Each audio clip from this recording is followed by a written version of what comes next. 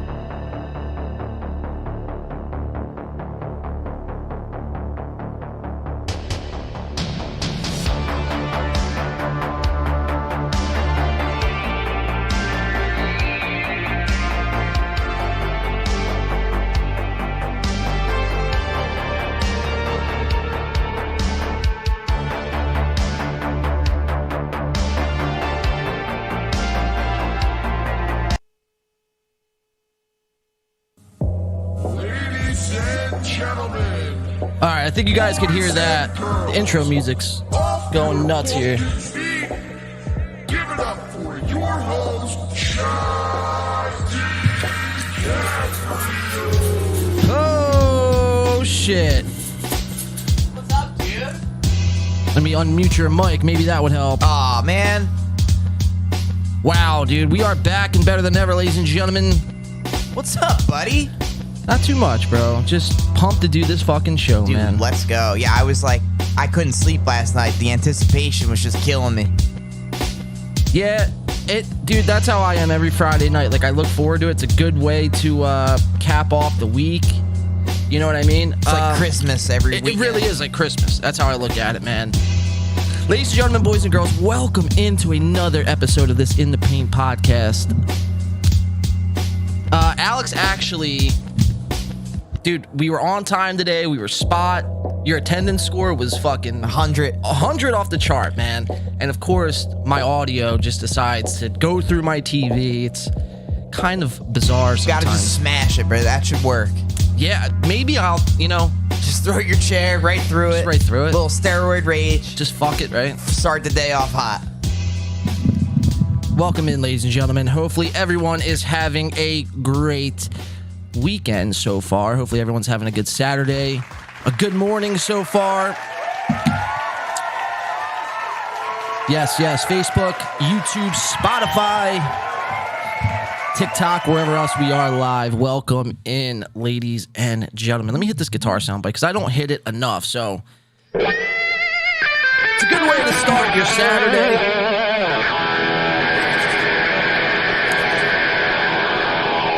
Play that axe, brother. See, when things happen like that, bro, when there's a technical difficulty, like an audio problem or a visual problem, like off the bat like that, it like throws me off, and it throws like how I'm going to do the intro and everything like that. It like, cause like, before the show, like as I'm prepping and everything like that, I'm getting in a state, a state of mind, man, and I'm focused and I'm ready to go. So when something like that happens, Oh, it throws your whole feng shui off. Everything, Yeah. dude. You're prepping like what you're gonna say to open the intro, and then smack, what do you know? Right. You got audio slippage just dripping out of the goddamn speaker. audio slippage. I like the term. That's a good bro. term, That's right? a great term. A little lag action on your OBS studio for those who may not know what the problem is. It'd be nice, though, I have to say, if you had some kind of like, most podcasts have like a producer that helped them with that shit. Right. And then the talent, if you will, just walk in and do their thing. So you're like a utility batter. You're like... Batman's like utility belt. Yeah, like you're not right. quite Robin, but you're Batman. You're Batman, motherfucker. I am And vengeance. Alfred, too, at the same time, just holding down the Batcave. I guess I'm Robin wearing my underwear. When it all comes down to it, I'm just in the background. Nah, dude, don't know, man. You like if there's not an Alex on this show, if there's not, your personality to bring to the show on a weekly basis, man, there wouldn't really be a show. Like, yeah, I mean, could I do the show by myself? Yes, I could. but it's not as fun, you know, and it's not, and people like the back and forth banter, Little you know? camaraderie. Yeah, so you know, I appreciate you saying that, sir. And just like with anything, dude, Batman needs Robin, Iron Man needs Jarvis. You know, it's like you need your sidekick, and I hate peanut butter and jelly. Peanut butter and jelly, exactly, dude, exactly. Welcome in, everyone. Hopefully, everyone is having a great weekend. Sorry for the Batman references right off the rip, but that was a good analogy, Clem, to start that. My references are spot on today. It's gonna be a great show. It is going to be a great show. We have a lot to get into today. Holy shit. Joe Rogan's dad and sister speaking out for, I think, the first time ever. Holy shit. Now, there is a little discrepancy over this. One, I don't know actually how old this clip is. Now, I seen it like 2 days ago for the first time, but I felt like I've seen this before. But then I go on Google and I'm searching and I'm looking up to try to verify, like, is this actually Joe Rogan's dad and sister, like, speaking out? And all the articles that I come across and everything really on Google was pointing towards yes, like this was Joe Rogan's dad and sister and family speaking out, man. They don't want money, dude, because that's where everyone's brain typically goes. I mean, they're just doing it for the money. They don't want money, dude. Joe Rogan's dad, Papa Rogan, just wants 25 minutes with his son, to sit down with his son on, you know, no lights, no cameras, just wants to have a nice conversation with his son. And can you blame him? A little heart to heart. A little heart to heart, man. You know, because we've watched Joe Rogan in the past claim how his dad was some crazy dude who would beat the shit out of his mom, beat the shit out of fucking women. And Joe Rogan's like really like threw him under the bus. So for Joe Rogan's dad to come out, and you look at this guy, dude, this old guy, whether he's Joe Rogan's dad or not, I mean, this dude's he's a sweetheart. You know what I mean? It's like, I believe it is. You think so? I think it is, dude. I think so as well. Although there is a little crackheadedness to the whole thing, but I believe coffee. I believe that it's him. I felt a little shot out as I watched it, but now I feel like, I mean, we said it before. We thought Rogan might have been a piece of shit, right? I mean, so nothing surprises me. That's why I believe that. And we got a lot of offshoots on this show. I guess Joe Rogan's dad didn't reach out to us directly, but Brendan Schaub's cousin did. He did. Yeah, Brendan Schaub's cousin did get back to us. This was a while ago. This is when we first started covering Schaub, but he, you know, whether it was his cousin or not, I mean, he claimed that he was his cousin. I just want to give a quick shout out to everyone in the chat. How's everyone doing? Anton, I see DB in the chat at the gym. Keep working out, man. I wish I was at the gym. Get that pump on, boy. Alex, you're in the chat. My dad. We have a lot of people in here today so far. So good morning to everyone. Hopefully everyone's having a good Saturday morning. I sure as hell am, man. I love it when we're back here in the saddle, as they call it. You know, time just flies by, dude, during the week. Now we did do a show on, what was that, Tuesday, Clem? Yes, we did an internet show. Yeah, an internet show. We did do a show on Tuesday just to kind of test the waters to see if we wanted to do another show, you know, do like, obviously this is our like longer, like more, you know, I guess drawn out show, I guess is the word I'm looking for.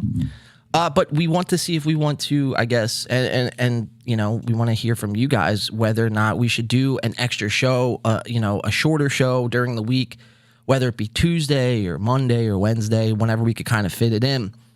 I think it's a good idea, but we'll see. We'll see how it goes. It was a fun little thing we did, though, on Tuesday. It was we covered a lot in a short amount of time. Yeah, and it was good. Like, I thought, I watched a little bit of it back, and I thought we were pretty good.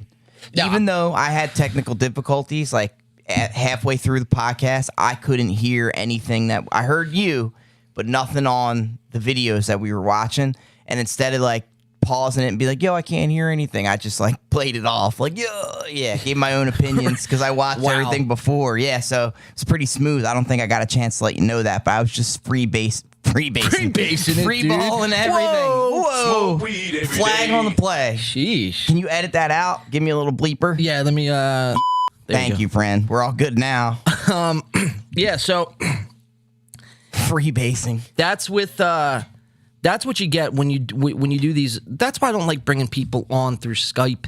I mean, I will, don't get me wrong, but I don't, it's not my go-to, man. I won't, you know, be like, yo, let's do a show, but call me on Skype. Now, granted, you know, just a lot of the times it's hard to get people in studio, and I understand, like, you have to kind of work with what you got. But if it were up to me, I'd just rather have an in-studio sort of show. You could connect with the person better, whoever it is, whether it's you, whether it's somebody we're bringing on, which I think we're having a guest on next week. Oh shit! And he's gonna be live from the Super Bowl. Oh, that's right. Are you spilling the beans right now? Or? Yeah, spill the beans. You can spill the beans. It's Sir Alex, I believe, Secchia. Yes. From Prime Media. And he's got a podcast over on YouTube. He was actually, fun fact about Alex, not this Alex. He inspired, I wouldn't say In the Paint, but our podcast. Yeah, I mean, well, yes, I guess, because right before the pandemic hit, this was like March or like February of 2020, I believe. We were getting the band back. I had just gotten back from California. I was out there for like 2 years. Living in Los Angeles, that fucking shithole of a place. That cesspool. Cesspool of a fucking dump. So I was living out there for 2 years. We get back, we start the band back up and all that good stuff. And one of the first podcasts we ever did, I think this was the first podcast we ever did, really, was, at Prime Media. We never got our real podcast. We only got like 3 minutes, though. Right, it was like it was so legit, dude. It was even more legit than here, I gotta say. I don't know about that. That's where they shoot the news, though. But I don't know about that. Yeah, I don't know if it's more legit. This is the best podcast. Oh, hands down, independent. On the but East he Coast. wasn't independent. He had like CBS Network fucking producing that shit. So that's why it was legit. Yeah, so I think we took it to a whole nother level, though. Well, you have to. To be fair. Dude, you watch some of these shows, bro. You watch some of these shows that people do online. They call them shows, but really they're just there to collect super chat money, which is like, it's all fine and good, but just say that's why you're there. Don't call it a fucking show, but you watch some of these things, dude. And it's like, they're calling people over Skype. It's like 4 people on a Skype call. Sitting in a stool. No, dude, they're like sitting in their living room. It's like they're just having a conversation. And With they got the microphone hanging. Not even, bro. Holding it. People don't even have microphones, bro. That's what I'm trying to get to. They don't go above and beyond. Like a lot of these quote unquote shows that you watch on YouTube, Facebook, wherever you watch podcasts, Twitch sometimes. You're just watching like what people are doing, I guess. Like you're not watching a podcast, you're not watching a show. You're watching the inner conversations of people's lives. That's the bare minimum they're giving you. But it works, I guess, because people just throw money at them. It blows my mind. Well, people like the simplicity, I guess, of the situation. Yeah. But I'm with you, man. I see through all that. Like, I either need something of substance that I'm not necessarily learning, but it's getting me, I'm having thought-provoking feelings, or just entertainment. Right. One of those two things. I got to see well-roundedness. Like, you actually give a shit, I'm not just going to watch you if it's you in a room. I could sit in a room by myself. Right. So I'm not going to dedicate my time to you, you know? Fuck that. Right. And then, not only you're dedicating your time, but now you're throwing money at this person, whoever it may be. That's wild. Yeah, it blows my mind, bro. It's like, because we go above and beyond, and I don't want any pat on the back. I don't want any whatever, recognition for that. But it's just, it's just mind blowing how some people, very few people, I will say, very few people put effort into doing a quote unquote show. So when we do a show, Clem, I want to provide an entertainment factor. I want to give people, just something that they're not used to getting. And little off the wall. And some razzle dazzle. Razzle dazzle. Oh, shit. You said it best, dude. I think you do a pretty good job of that. Well, thanks, dude. I certainly do try. But guys, we have a great show to get into today. Like I said, we have Joe Rogan's family coming out of the woodwork for the first time. Now it's getting some traction, so we're gonna dive into that. We have a lot of other things to get into. We have Tom Segura in Your Mom's House with Brian Redban. Now, Brian Redban, for those of you who may not know, Brian Redban was Joe Rogan's first producer.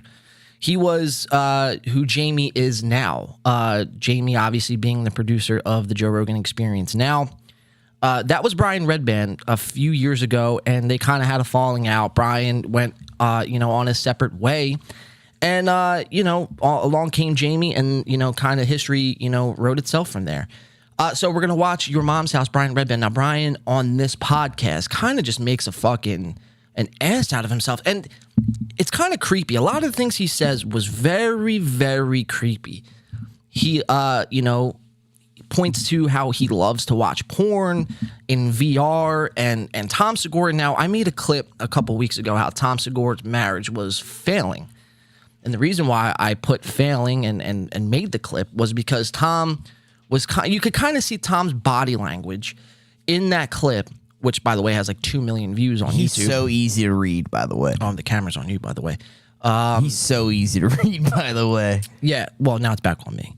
But hey, yo, Tom, Tom, he's very easy to read. He wears his emotions on his sleeve, and essentially, Tom in that clip was pretty much saying like how he's looks to porn, while he's married with Christina P, sitting next or across from her on a podcast. Yes, he's wow, dude. He's just reckless abandon. So we're gonna watch a little bit more of that today unfold, where Tom and Redban kind of are indulging in the fact how much they just want to watch porn. And it's kind of weird, and people are going to come out on the comments and watch the clip back or whatever. And they'll be like, oh, man, you just don't understand stand-up comedy, bro. Like, that's just the fucking bit.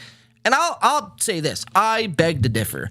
You don't joke while your wife's sitting in front of you about porn and how much you want to jerk your fucking meat. Like, you don't do that. You know what I mean? You kind of have to draw a line somewhere. I get it. Maybe 1 time is okay. 2 times, like Good Charlotte said, shake it once, that's fine. Ooh. Shake it twice, that's okay. Ooh. Shake it 3 times, you're playing with yourself again. Oh, dude, good reference. Thank you. I don't think either, too. Like, when you're talking on a podcast, there is a point of humor, like where you're trying to be entertaining and tell a joke. But most of the time, people are getting deep into their real feelings on topics. So it's like, it's not all fucking joke. Absolutely. Absolutely. And people are so quick. Well, they're just joking and you don't understand. Well, that's the thing. And I've said this numerous times over and over and over and over again, where, we take a closer look at what these people are saying and how they're reacting and, their emotions that they're wearing on their sleeve, where most people, when they watch a podcast, they're doing 10 million other different things. And it's just a one-off. It's a one-off sort of thing. It's kind of gets them through their workday, and they're not really listening or watching. So when I watch a show, dude, I mean, you're locked in. This is me when I watch a show. You're hanging on every word. Right. I'm going back. I'm like, did he just say that? You know what I mean? I'm taking notes. And it's hard to take the side of, oh, well, that's just a joke and you don't understand, when it's reoccurring themes with a lot of these guys. Absolutely. Like there's a reason they're on our roster of clips to break down. Right. And it's because they put themselves, we didn't ask for, let's go after Tom Segura this week.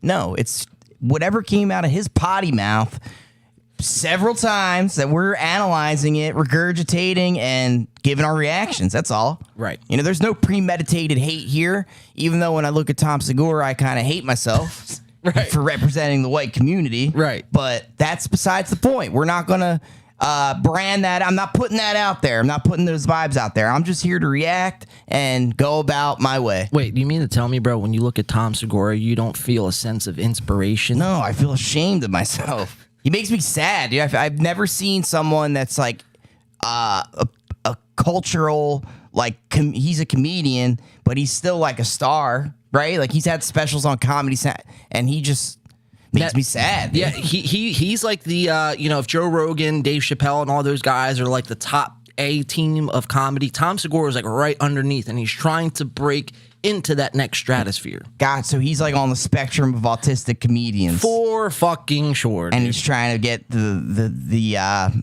remedy to be a top tier. Yes. Okay. So we have that to break down. We have a little update with our good friends over at TigerBelly, Bobby Lee. Bobby and Kalila had on Blake Anderson from Workaholics. And this podcast, another weird fucking show that I watched this week, because this podcast specifically, Bobby Lee, in the middle of the episode, goes up to his room and he's like so excited to do this. And it's not a bit, by the way. I just want to point this out. It's not a bit, but he goes up to his room and he brings down and shows Blake Anderson a sex doll. Oh my God. He's got Kalila sitting right there. Kalila's right there as producers, and he brings down a sex doll. The sex doll, mind you, that he uses frequently. That's so fucking weird. Not a bit. Yeah, it's weird. It's not a bit. It's weird. He's like, did you ever hear the allegations about him about the sexual predator stuff? No, but I could definitely see it. Yeah, dude. And like, that's another thing. I mean, not to harp into like Crystalia, for example, and Bobby Lee. Like, if you have these, and Crystalia's allegations are like hardcore. Bobby Lee had allegations too, though. But like, when you have allegations like that, I don't think you should joke about sexual shit. You know what I mean? And I get like people are trying to, like, they're just trying to be edgy and stuff, but you cross the line where it's just fucking weird. Absolutely, dude. You know? Yeah, you don't joke about, like you just said, dude, the allegations that, you have against you. That just makes it like, it makes You're it look, throwing it in their face. and you don't give a shit. Exactly. And It's that's like the point. Salt in the wounds. Exactly. So That just grinds my gears. I'm not going to lie. Mine too, bro. That's why we're here. That's why we are here, to call that fucking nonsense out. So we have that TigerBelly, Your Mom's House, from Joe Rogan. Obviously, it's not an In the Pain podcast without our good friend Brendan Schaub. So this week in Schaub is actually going to be pretty good because we only are going to do The Fighter and the Kid with Howie Mandel. And Howie Mandel, dude, he cracks me the fuck up on this podcast. He pretty much yells at Chin. Our good friend Chin, the producer. Dude, if there's one person we can hang out with that we cover, it would be Chin Chin. I would love to hang out with Chin. For real. Seems like a good guy. Solid.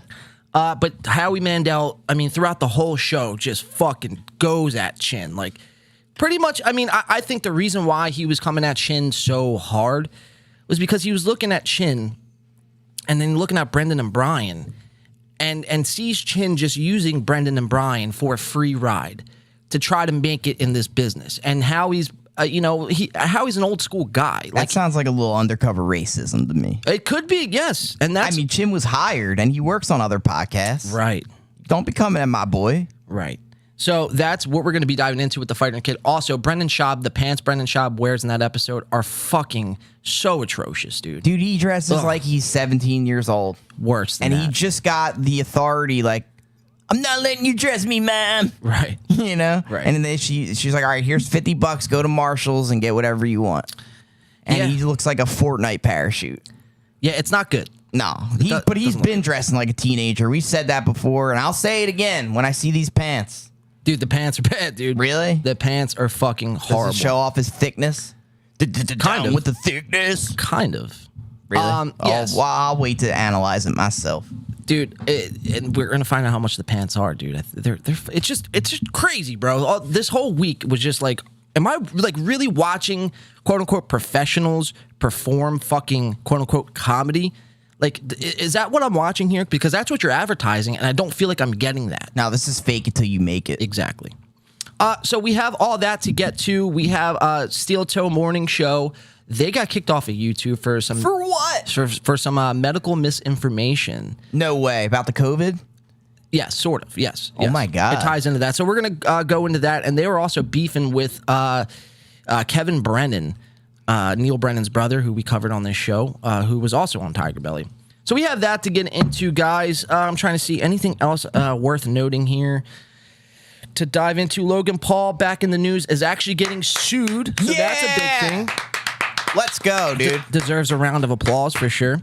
But he also just got the official drink sponsor of the UFC. Well, yes. Fuck him, dude. When there's yin, there has to be yang. I guess, You know, dude. it has to equal What a itself out. scumbag. Sorry. Don't be sorry, bro. It's true, though. That's how a lot of people feel. It's true. If you feel that way, I'm with you. I'm with it too, man. And hopefully these, I guess, plaintiffs take Logan Paul for everything he's worth. Bro, it shouldn't even have to get to this point. Like, if he fucks someone over, he has enough clout, money, fame, sponsors. He could fix it all himself, and he just refuses to, and then he plays the victim. Like, dude, I'm sorry. I'm going to literally give you a DDT through a chair because you're a wrestler now. DDT. Right? Where the people's elbow just... You got to act it out, bro, while you do it. Well, I was going to get up, but I got these wires attached to me. So this table, though, looks like it has some bounce. Yeah, oh yeah. I could jump through it, but it's only the first hour of the podcast, so we'll settle down. Let's have a few drinks and let's dive into it. A goose fraba. Very nice. Yeah, that's like a anger management technique. To relax. Yeah, exactly, dude. And then also, too, guys, before we get into our drinking song and our first drink here of the day, obviously, the weather outside is very frightful, dude. It's very fucking frightful, man. Reference. So, if for some of you who aren't caught up to speed, obviously, or maybe don't live in a cold weathered place, the Groundhog this past week, what's his name, bro? Gus? No, it's not. That's Is the it Gus? That's the gambling. The lottery. That's Of the course you would lottery. know that, dude. Shit, bro. Of course you would know that. That's the only groundhog I'm associating with. It's Phil. Phil. Yes. Punxsutawney Phil. Punxsutawney Phil. Yeah, there it is, dude. Yeah. Yo, how do you go from Gus to actually nailing the name, dude? You said Phil, and it all came jogging back to me because he disappoints me every time. Well, and this time was no different, man. Punxsutawney Phil saw his shadow, man, and we unfortunately have 6 more weeks of winter. Speaking of gambling, there was a wager on Barstool Sportsbook, like, if he doesn't see it, No fucking way. you win. No way. Yeah, so I guess it lost. That's great. Isn't that awesome? That's really I fucking- stayed off of it, though. I was like, this sounds like a major L. That's America, baby. Yeah, right? Fuck yeah, dude. Gotta love it. Thanks, Dave Portnoy. All right, so let's get in. I feel like I've been rambling for far too long, but I mean, obviously, you guys have seen him. He's in the building. You know him. You love him. He goes by Turd McGurkin over on Xbox. Clemmy Clem over on Twitch. Win by 2 official over on TikTok, and Alex Clemish everywhere else: Facebook, Instagram, Twitter, all the good stuff. You know him, you love him, Sir Alex Clemish. What's going on, dude? Yo, that was a lovely introduction, John. Thank you very much. I feel professional.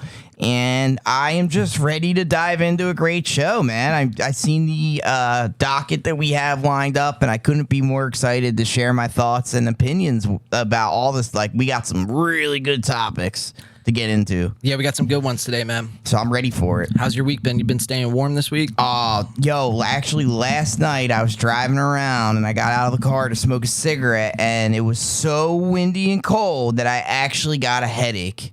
Really? Yeah, like from the wind whipping in my face. Yeah, it was like somebody hit me with a chair and I got a headache. I couldn't believe it. Yeah, it's nasty outside, It was man. offensively Bad. cold. Especially for us, dude. We're smokers, so we are forced to go outside. Half bogeys. Well, that's why I vape. Got that Nick stick. This is exactly why I vape, bro. For obviously the show, because I can't fucking smoke cigarettes while doing the show. I'll just throw my fucking voice out. But not only for the show, but for times like this, when it's snowing, when it's fucking 5 below zero, when it's sorry, I'm hearing like something. Rumbling. Yeah, did you hear that? Yeah. I thought it was you or me, but whatever. When the summertime, when it's like 110 degrees outside, you hit your vape and it's all good. So Al, yeah. So for us smokers, dude, we just have to adjust. What the fuck is that? Check. I don't know what Might be something in the other room. Oh, it's my. There we go. It was my my mic. You're hitting. looking at me like, yo. I'm like, stop moving your fucking leg, bro. Like, What? you fuck. No, ain't me. I'm still like goose rubber. Very nice. Way to Yeah, bring dude. that back, dude. Right, dude? That's from like 2006. Called a callback. Yeah, I just thought of it too. Haven't even been saying it all week. Just it had it in my brain, and sometimes I do be getting really pissed off. So I could use that. So Clem having a good week, dude. Obviously we were on Tuesday, but this past Sunday, the Eagles in the Super Bowl, man. What were your thoughts, man, on that game? Dude, the Eagles are the best team. I mean, it's pretty apparent. People fucking hate the Birds too, so they're getting a lot. You guys didn't play anybody good yet, but Dude, people hate the fucking Birds, bro. I mean, I beg to differ. Crazy. Like, they got the most wins against winning teams since like 1917. If you really look at the stats on everything, and they did beat good teams, dude. They beat the Cowboys, they beat the Giants, they beat the Vikings, they beat the 49ers. Like, I think they beat Jacksonville, they beat Detroit, they beat the Packers. A lot of good teams, A lot bro. of good teams. So, like, please tell me who the Chiefs beat. That they're fucking the Bengals, Right. which I don't even think they're a good team. It's just Joe Burrow, Right. You know what I mean? So it's a weird position because usually the Eagles, they barely straggle in. Like, we're fortunate enough that every year they at least place for the playoffs, and it's like exciting. But you know how it is as an Eagles fan. They hype you up, get you all built the fuck up, Just to let you down. and then they just Yeah. let you down. And that's like what we're used to. So this time it's different. They didn't just straggle in. This time we can confidently say the Eagles are the best team. For sure, dude. And without should a doubt. absolutely win. Dude, I'm very confident. Like, I'm almost overconfident. I'm kind of starting to get worried. Same. Yeah, like, don't count your chickens before they hatch. Exactly. You know? Exactly. But there's every reason that they should win. So, I'm not a proponent of they made the Super Bowl and, like, people were out partying on Broad Street. Like, I get a little celebration, but I ain't celebrating until they bring that fucking Lombardi trophy home. Fuck dude. yes, dude. I don't prematurely ejaculate ever when it comes to the Eagles. No, you can never, dude. You never want to prematurely ejaculate, bro. Ever. It's a bad place to be. You know, Ever, dude. Any situation. And could you imagine they got that bar, Charlie's in Philly? It's like a Kansas City Chiefs bar.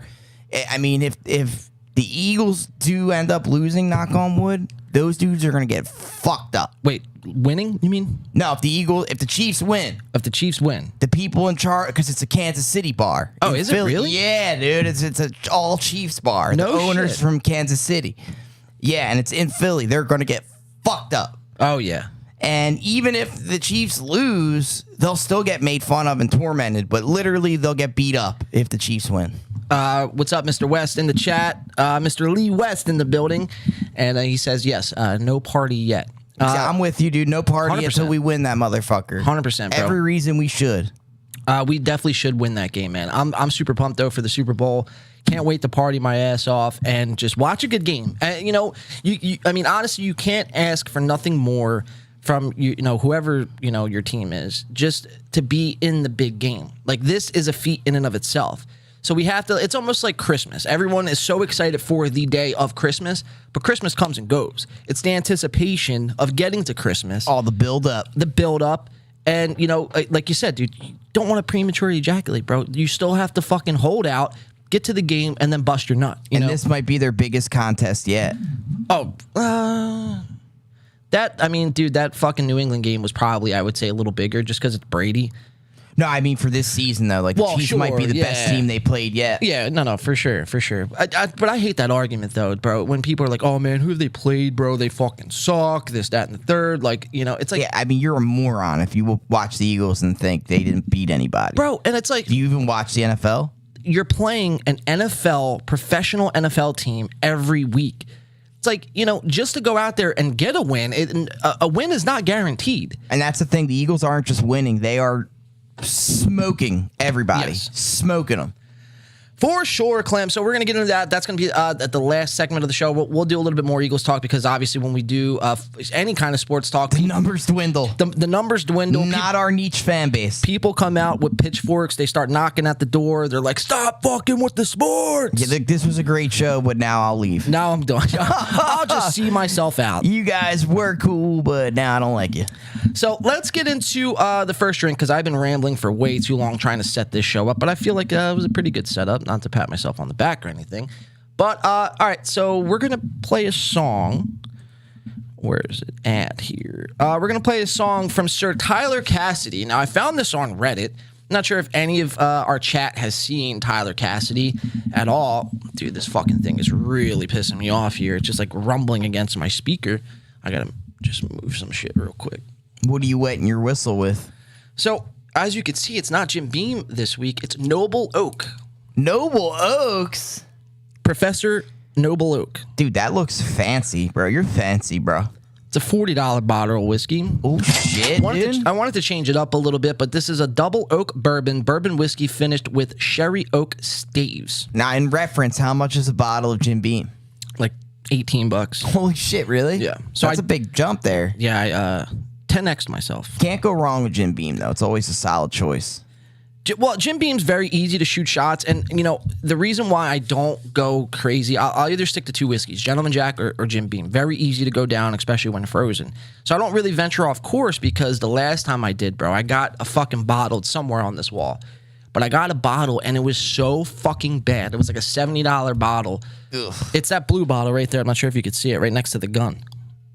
Oh, yeah. Oh, I remember. Yeah, that one sucked, bro. The I had St. that. Liberty. Yeah, ew. The St. Liberty. So I bought that, bro, and It was so ugh. pungently, like, strong. Dude, it was gross. Yeah, it sucked. I'm just looking around here, but I don't actually have a whiskey glass. That kind of sucks. I forgot to bring my whiskey glass You down. just got to drink it out straight from the bottle. I'll drink from the bottle, bro. I got the skull cup. You want that? I'll bring it. You want to bring it to you? Yeah, I got you. You could just come up to the camera and just toss it. You want your life force too? Yes, you could bring that over got as you, well. bro. So while I'm doing that, you can come up to this first camera. Just don't come in front of this camera there. You want me to come for the camera? I knew you were gonna fucking do that, you fucking son of a bitch. Thank you, sir. All right, so I have a glass. Have my brain force. Cool. All right, so Tyler Cassidy, guys. This is a song, and the song is called "God Hates Austin."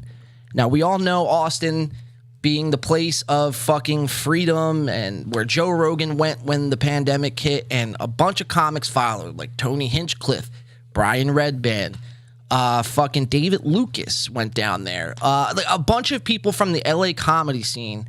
I think Tom Segura, Christina Pajitsky's fucking new studio is in Austin, Texas.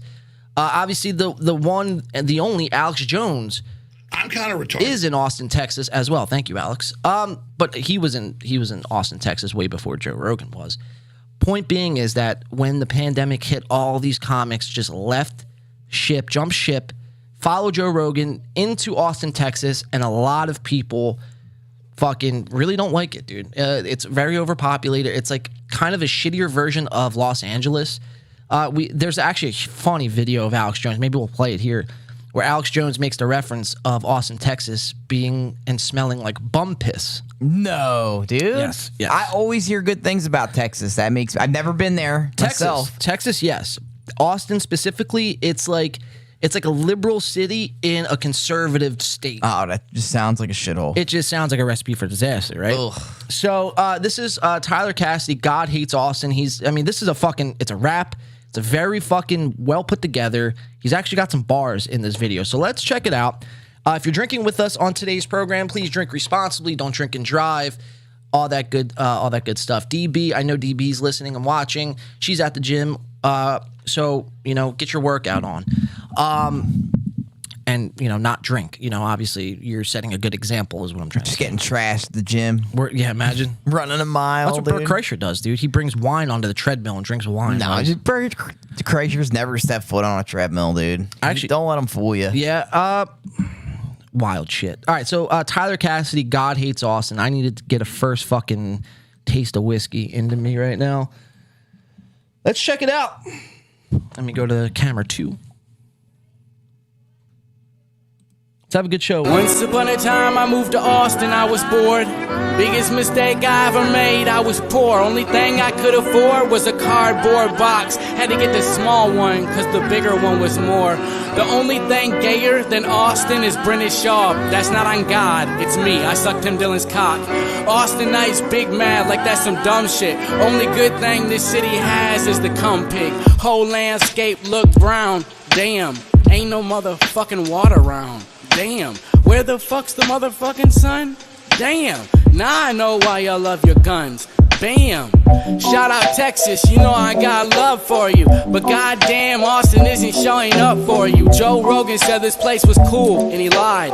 Austin, where fun goes to fucking die. Oh, shit. A homeless guy outside last night, no lie, looked me right in my eyes, told me I hate Austin. And then when I asked the man why, he just cried, tears poured from his eyes. He said, I hate Austin. And then Joe Rogan drove by with Brendan Shaw's big face on his sign and said, God hates Austin. The only thing to do here is to get high, a shot in the drive-by. Why? God hates Austin. Fuck. Why does this place suck more than Jason Sudeikis' wife out being this slut? Oh, shit. I'd rather be alone in a room with Harry Styles than to drive down these fucking highways for 5 miles. What the fuck is this shit? I'd rather suck Drake's dick.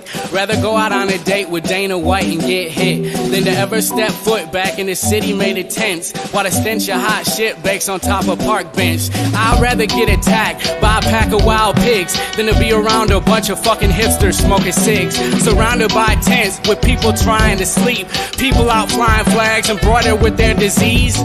Shout out Texas, you know I got love for you, but goddamn, Austin isn't showing up for you. Joe Rogan said this place was cool and he lied. Austin, where fun goes to Fucking fucking die. die. Cheers, A homeless guys. guy outside last night, no lie, looked me right in my eyes, told me I hate Austin. And then when I asked the man why, he just cried, tears poured from his eyes. He said, I hate Austin. And then Joe Rogan drove by with Brendan Shaw's big face on his sign and said, God hates Austin. The only thing to do here is to get high, a shot in the drive-by. Why? God hates Austin. Holy shit, Damn, Tyler dude. Cassidy coming with the fucking bars. God That was hates lit, Austin. dude. That was like our podcast in a musical version. We should team up with him and make a Broadway. I'm definitely down for that, bro. Holy shit. That was good, right? Yeah, I'm blown away. That was awesome. That was a good find, man. Every week, I try to find a new song, as our drinking song that's not going to get us copyrighted. So it's very hard to do. But I was on Reddit, searching through Reddit, and Tyler Cassidy came up on my feed with God Hates Austin. Basically nailed the theme of our podcast, too. He said everything that we say. This should be the theme song of The fucking show, dude. Yeah. The only thing is, I don't know if you've ever been to Austin, but I haven't. But I'll take his word for it. I've never been to Austin. We should go there. We should check it out and then call Tyler Cassidy and let him know how we feel. Like, yo, bro, you crushed it. You were totally right. We could definitely plan a trip, dude. And then, Joe Rogan's building a comedy club out there. Right? No fucking way. He's building a comedy club. So maybe that would be something we can go check We'll out. fly his dad out there and he could yell at him. Yo, that would be Let's fucking do it, dude. intense, bro. You know what would be crazy if we could set up the podcast on Broad Street when the Birds win the Super Bowl? That would be very hard to do. It would be hectic as shit, though. Well, the only reason People would just be coming up, yeah, grease the poles. right. It would be kind of hard to do only because you need electricity and Wi-Fi. Right. So that in and of itself would be hard. Now we could do it off our phones, but that kind of is just Yeah, like it's going to be a mess. it's a mess. We'll get footage, though, and then we could put it on the podcast. Do it like that. Start interviewing people, Yeah, that would be sweet. asking football questions. Name 3 players on the Buffalo Bills other than Damar Hamlin. Speaking of which, we have a Damar Hamlin update. No way, dude. Put out another video, but it's still in speculation with Damar Hamlin, dude, and everything that's going on with Sir Damar. He only posts highly edited videos. Yes. You know, Yes. why is that, dude? Just take a regular interview. Just do something off your phone, bro. Something. And then he's still feeding into the cryptic messages, which Yep. I can't tolerate. Yep. He's another one, bro. Kick rocks. Yeah, all right, so we have a Damar Hamlin update coming up here in just a moment's time. For now, though, let's jump into Clem. I was mentioning Groundhog Day in that long, elaborate intro. And this was the video from Groundhog's Day 2023 from Punctuani Phil. And he's going to see his shadow. Now, the reason why I bring up this video is not because he saw a shadow or anything like that. The reason why I brought up this video, I didn't realize how big of an event this was. Bro, the atmosphere here was, I guess, on the same level as if, the Eagles were in the Super Bowl. You know what I mean? Or the Phillies were in the World Series. I mean, it's the atmosphere here, bro. You would think, like, your team's in. You know what I mean? And you're witnessing a sporting event. The hype is real on this one, is what you're saying. Exactly. Have you ever seen, Punctuani Phil No. videos? I think I've seen, like, when the news goes out there and they report it, but I've never seen the actual The crowd. video of, yeah. So that's what we're going to be watching here. And we're just going to watch a little bit of it. And it's very fascinating, man, that a bunch of grown adults go to this. There has to be a reason why. Like, they got to just be going there to get fucked up, maybe take some mushrooms or fucking smoke some ganj, drink some out. Like, you don't go here sober. It looks freezing cold. The amount of people is mind-blowing, bro. I mean, I'm looking at it now here on my screen, and it's just like, I don't understand the hype around it. But I guess, maybe I'm the outcast, right? No, I think it's just a pastime. You know what I mean? It's something that happens every year. Holy shit. That's what I'm saying, Oh bro. my God, dude. It looks like a 311 concert. That's what I'm saying, bro. So let's check this out. This was Punctuani Phil.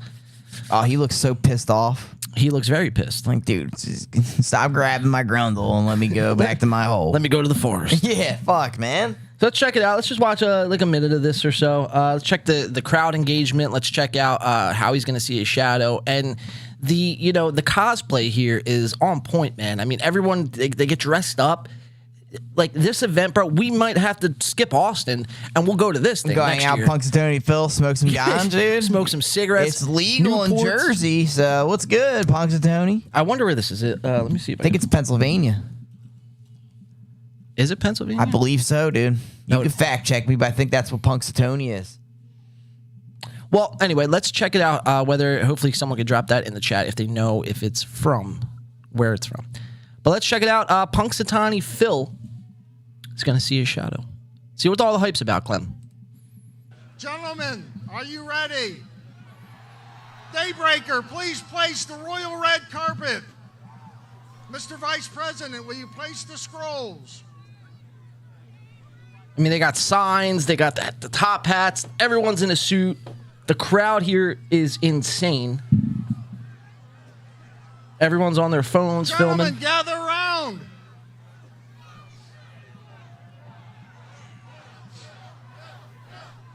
Now, So, it's a tradition all right, let's just hear this. that we will shout, Phil, Phil, Phil, Phil, Phil, Phil, Phil, Phil, Phil, Phil, Phil, Phil. Looks like the Monopoly guy. It kind of does, right?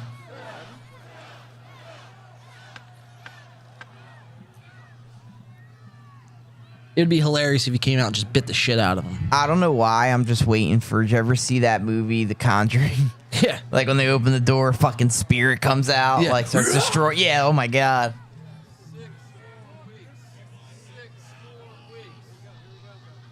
Like this is a like crazy fucking sort of event that they're fucking at right here. This is why black people think white people are crazy. Crazy. Yeah, dude. Right. Look at this ritual, motherfucker. You gotta it's a gopher. Like what the fuck, bro? A beaver. Yeah, they're holding a gopher and looking for a shadow. That's definitely some Pennsylvania shit right there. I'll tell you what though, the Yeah, amount of Mr. West says it's PA. PA? Yeah. So Explains a lot. it does. Punxsutawney Phil, ladies and gentlemen. Punxsutawney Phil.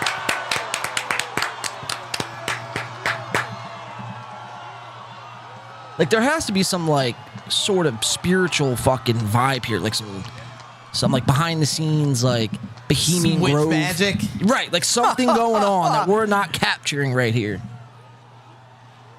Like they sacrifice the fucking beaver when they go backstage. Something, dude. They're all dressed. So this is probably an Illuminati meeting. That's Look what- at them, dude. that's what I'm saying, bro. Oh my god.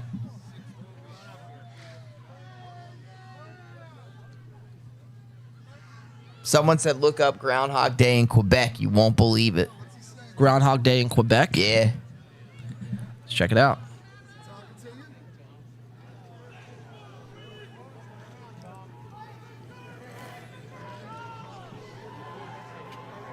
Is it bigger than this?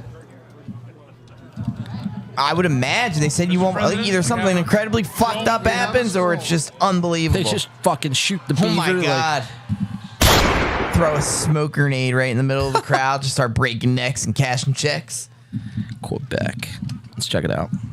Imagine if this was your job. That would be lit, dude. Right? I would Like- love to work, you know?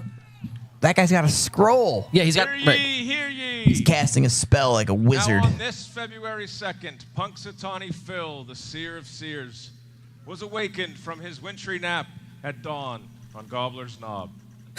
Phil looked to the skies and then, Gobbler's Knob. speaking in groundhogese, directed this, President Uncle, to the proper scroll, which reads,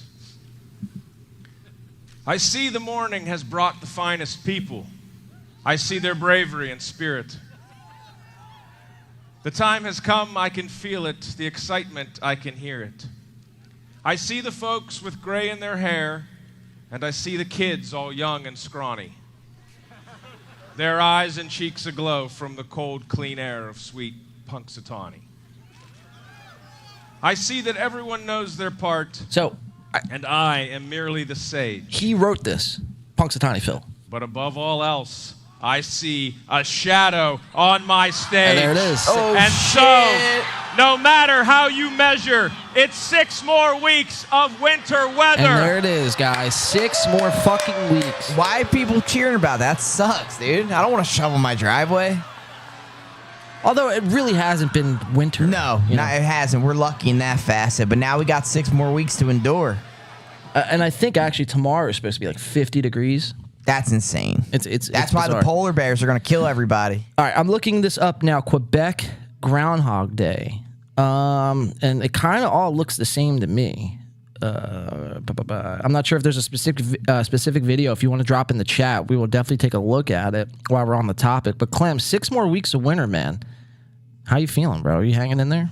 I guess, dude. We don't really have any options, right?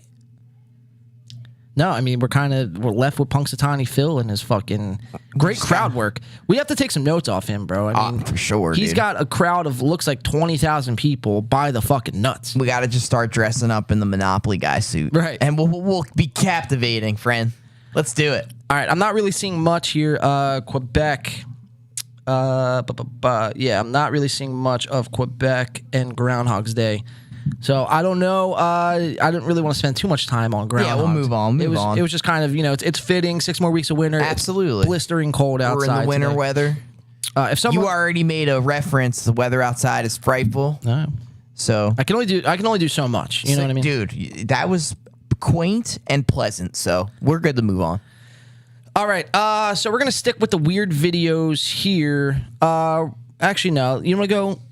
All right. We're gonna switch gears and go to our favorite segment of our Fight Week segment. Oh this week, Clem. shit, dude! This is probably one of my top favorite segments. So we made a clip this past week of Power Slap with Dana White. It's doing pretty well, almost at 1,000 views over on YouTube. Finger in the eyeball. Finger in the eyeball, Clem. Now, have you watched? Because you said last week on last week's show that you watched the previous week's Power Slap on TV. Did you watch any Power Slap this past week? Not this week. No. As I said last episode, this is trailer trash. This is white trash shit. So I don't think I'll be watching again.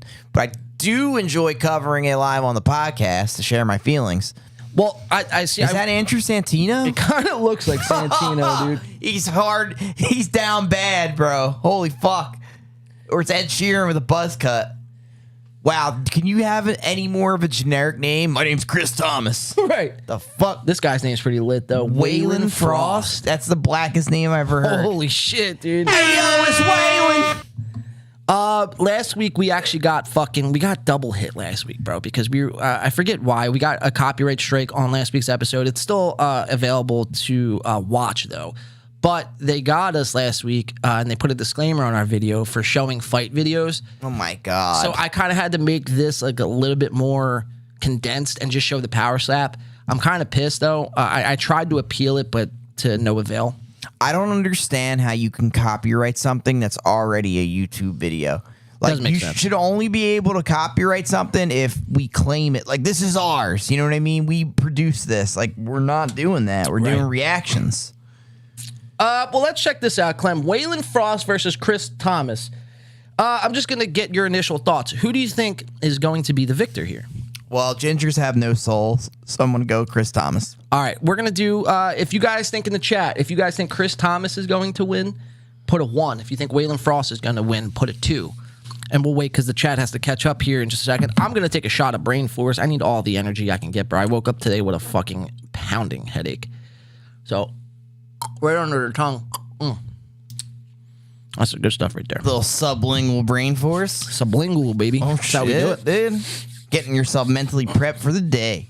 I don't know how Dana White gets away with this kind of shit, though. I mean, it is kind of mind-blowing, right? When you sit back and watch it, I was showing some family the Power Slap League, and they're like, why not just fight? Like, Just fight. Just fight, dude. I mean, you're already running the UFC. Like, I just can't comprehend this, bro. I don't get it. Yeah, I really don't get it. It's dude. fun to watch, though.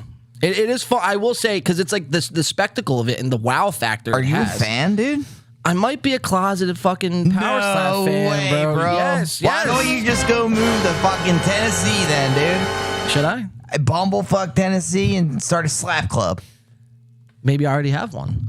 Oh, Wait. getting your There's the soundbite. Maybe I already have one, Clem. oh shit, you're maniacal.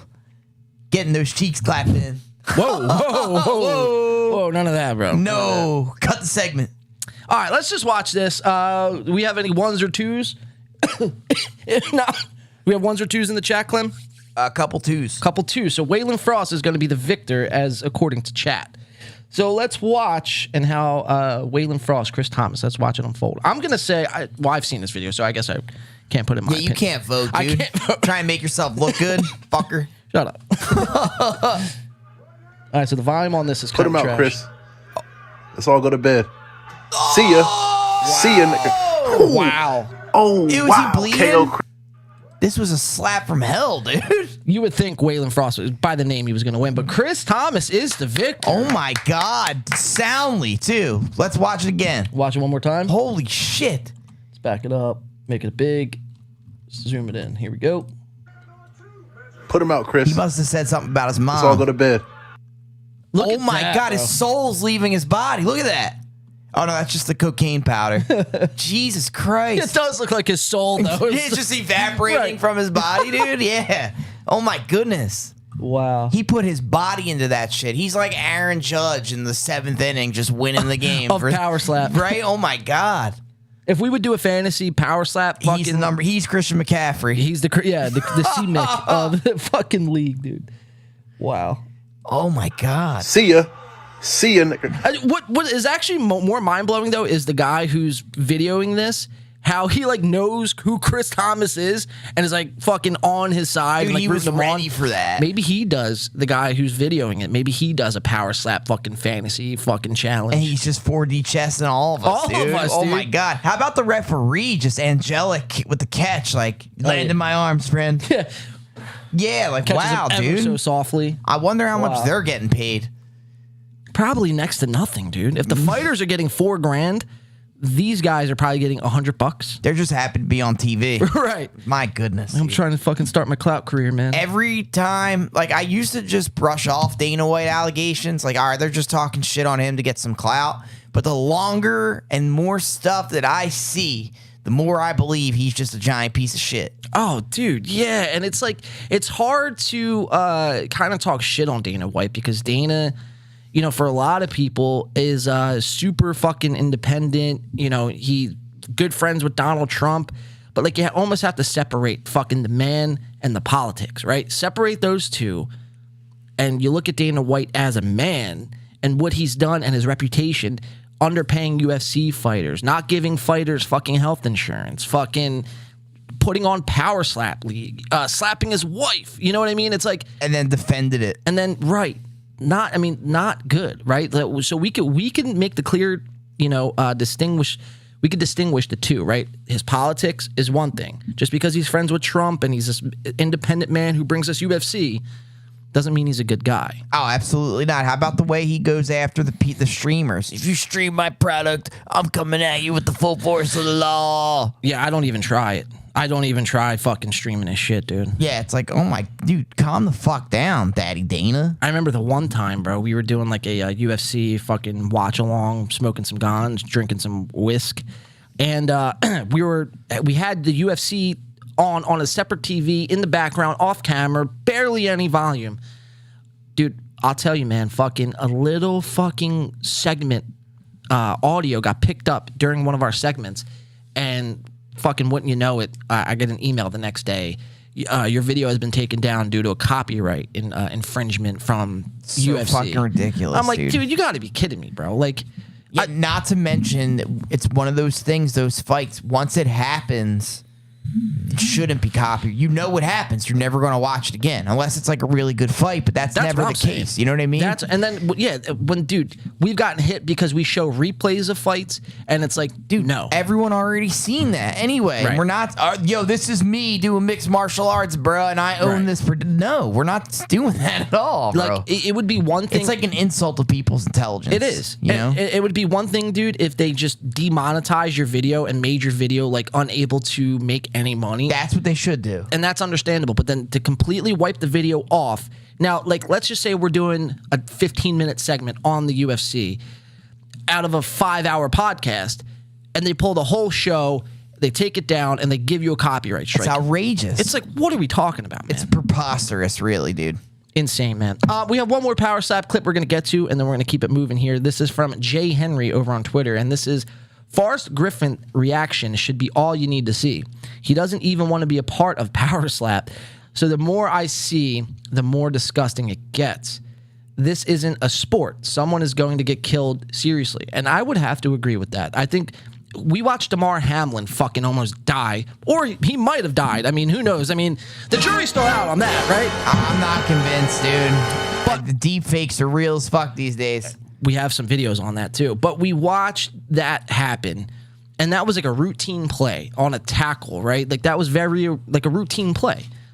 These guys are willingly just standing there, giving their fucking face and brain to be fucking, you know what I mean? And it's like, dude, it's just a matter of time before something bad really happens. Oh, absolutely. Somebody's going to take it the wrong way. You would think they would have to sign like a waiver. Oh, I'm sure they do. You know, like they can't, if anything bad happens to them, you can't sue Dana White. This shit makes the UFC look bad. It really does, bro. Oh, yeah. So let's watch this video, guys, and then we're going to move on here from Power Slap. But this is the fight segment of the show. Is that guy wearing a COVID mask? Oh, no, it's his fucking hand. Never mind. From afar, it looked like he had a COVID, like the N95 mask.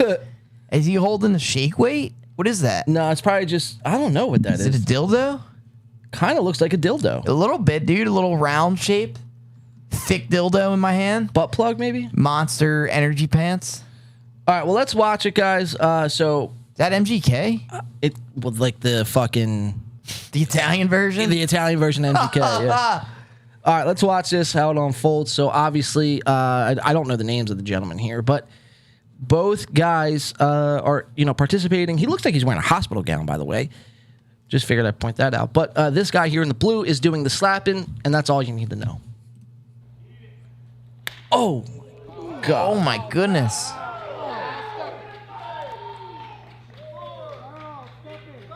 Drop them, son. Let's watch it again. Oh, my God. Let me see if I can pause that. Like, see if I can't pause this right on fucking cue here. That's pretty trippy when you do it in reverse like that. Yeah, look at that. Look at the way it's like, he's folded. He's folded, bro. Like a lawn chair. Yeah, you could see that he's really out because he doesn't use his arms to brace his fall. He just goes right the fuck down. Look at all the powder. Look at this powder. Why do they do for gripping? No, so your hand doesn't slip off the face. It's like it makes it, more fucking. You're breathing powerful. That shit in, dude. It probably gets in your fucking eye. I don't like it. Look at this guy. Look at this guy's eyes, bro. Spin kick from hell. Dude, he knows. Oh, look at him, dude. That's some thug life shit How many prison years do you think he did?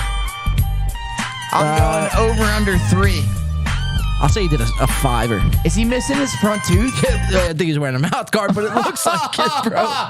Bucktooth Billy over here just slapping cheeks. Bucktooth Bill slapping cheeks. That's a fucking slogan for the fucking ages right there. This is a clip of the century, bro. And that. Oh my God, bro. Look at that cloud of just powdered buttholes, dude. Oh, the ref didn't catch him there. He did stop his head from hitting the ground. I don't get paid enough, bro. I get paid fucking $100. Fuck you, Dana. Pay me, bitch. All right, so that is the slap fighting segment on the show, guys. Pretty fucking interesting. Billy. Bucktooth Billy. Holy shit. Every Wednesday night, you guys can check that out. I tune in from time to time. I'm a closeted Power Slap fan, so I'm saying it now, guys. I'm saying it now. Let me do another shot here. We have an interesting article, though, from Netflix. Al, we're going to switch a little gears. We're going to switch some gears on this. We have an interesting article from Netflix, so you guys know how Netflix, if somebody has an account, I'm not sure if you probably do this, Al. I know I know people that have done it. Someone buys a Netflix account, right? Like, say I buy a Netflix account. I give you the email and password. You take it to your house. Now you could watch my Netflix at your house. Oh, hell yeah. Up to like 6 people can do it, right? I think, something like that. Like something crazy. Up to 6, 10 maybe. It's something wild. So essentially, all you have to do is get one person in your neighborhood to sign up for Netflix, and then everyone on your block has Netflix. Has the whole thing. So Netflix really didn't have a plan or any strategy to kind of combat this whole thing. Well, up until this past week. Now, Netflix just came out, guys, this past week. Oh, they're cutting it down? And they're cutting it down, and we're going to show you why. I'm going to pour up another shot here. So it says Netflix list rules and exemptions to prevent account sharing outside household. So they're finally cracking down. If you guys, right? If you guys are not Netflix account holders and you've been streaming off your girlfriends or your friends' Netflix accounts, well, all that fun is now coming to a complete halt. That's because everyone made a joke out of it, bro. It was like a household joke. You just share your Netflix account, right? Fuck you, Netflix. Yeah, now they're getting us back, dude. So it says Netflix is now detailing how it aims to maintain password sharing within a household while cracking down on outside usage. The company aims to curtail account sharing this year by asking people to pay extra money to use the streaming service outside the household for extended periods of time. The streaming giant has shared terms detailing how it plans to control the experience within a household. It has updated its frequently asked questions pages for countries where it is already testing extra membership fees for account sharing: Chile, Costa Rica, and Peru. These new terms ask people to define a primary location through their TV. All the accounts and devices should be connected to the same Wi-Fi as the TV. A primary location is set by a TV that is signed into your account and is connected to your Wi-Fi network. So once your account gets recognized through the Wi-Fi, essentially you can't take it anywhere else. It's only because it's not going to work. It's only going to be recognized through your Wi-Fi. Shit! So they're really cracking down on it. Yes. Wow, bro. All other devices signed into your account on that Wi-Fi network will be associated with your primary location and will be able to use Netflix, it says. If a user doesn't set a primary location or doesn't have a TV, Netflix automatically sets a primary location. I don't like that, by the way. Yeah, me neither. They just set it for you? Yeah, fuck that. That's kind of fucked. Or you set it. Well, if you can't set it or don't have a TV, they do it automatically. They just do it for you. With geolocation validators. Yes. TV Netflix will automatically set a primary location based on the IP address, device IDs, and activity. After that, people living in this home who want to use Netflix on their own devices have to launch the app at home at least once every 31 days. So if you go more than 31 days without your Netflix, they can make you do the whole process over and over again until you do show signs of you using your account. I think that's going to stop people from a lot of Netflix subscriptions will be canceled. Well, let's continue reading and then we'll get thoughts here. Let me see how much more. Oh, that's a fucking lengthy paragraph there. All right, let's just read this last little bit. To ensure that your devices are associated with your primary location, connect to the Wi-Fi using your primary location, blah, blah, blah. Open the Netflix app or website and watch something at least once every 31 days. So now they're forcing you to watch something. The company says on its support page. Let me just kind of skim through this real quick. So this is just giving an example of what happened. Wait. But what if you grabbed an iPad before leaving the house for a long train ride, but you rarely use the iPad at home? Chances are the device won't be associated with your household when you try to watch something on the go. In that case, you can ask the main account holder to verify the device for you. The account holder will receive a code. So essentially, guys, they're just making it extremely difficult for people to share Netflix accounts. Netflix is kind of a dying breed, I would say, anyway, given that there's so many streaming services like Hulu, Kodi, Paramount Plus, HBO Max, Disney Plus, all these things. And Netflix is now making it so you have to jump through fucking hula hoops, right? Exactly. Netflix also, man, you have to keep in mind, Netflix went extremely woke. And you know the saying, if you go woke, you go broke. You go broke. You're a broke bitch. You're a brokey, as it's crazy because would say. Netflix started it all. Did you know how Netflix got their start? You're going to tell me. I'll tell you. I'll fill you in. Yeah, so if you remember back in the day, Netflix, they would send like movies to your house in your mailbox. Netflix would? Yeah, like it started out, it was like a Blockbuster. Except I was going to say, Blockbuster I know did. Instead of you go into the store, you go on the website, Netflix.com, you would pick the movie and then they would mail it to you. Really? You would get a disc in the mail. Okay, Yeah, I never knew that. That's how they started, yeah. And it was like that for a long time, and they were really successful. And then once the PlayStation 2 came out, or was it PS3? Whatever one could play movies. I think the PS3 was for the Blu-rays. So whenever you were able to watch movies, though, on the PlayStation, you could download movies right to your PlayStation, if you remember. Well, that's when the business started to dip a little bit for Netflix. And Xbox was coming out with the new Xbox. I think it was the Xbox 360. And they called Netflix and they were like, yo, we're trying to one-up the PlayStation 3 or 2. I forget which one. But when they play movies on their shit, what we want to do is take Netflix, put it into an app, and have it on every Xbox, every new console. Someone will have a Netflix account. And they were like, oh, that sounds like a good idea.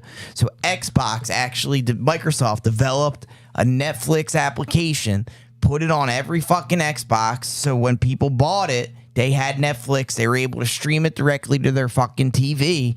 And then Netflix was like, yo, we got to get rid of the discs that we're sending to people and just sell the subscriptions. Right. So Xbox actually developed the app, the original streaming service app, and Netflix just capitalized on it. Wow. Is that fucking insane? That's, you know what's more insane though, What's dude? that? How much you actually know about this subject, bro. Isn't that wild? That is wild, bro. I just watched a documentary the other day about it. Okay, that makes sense. So I came prepped with some knowledge.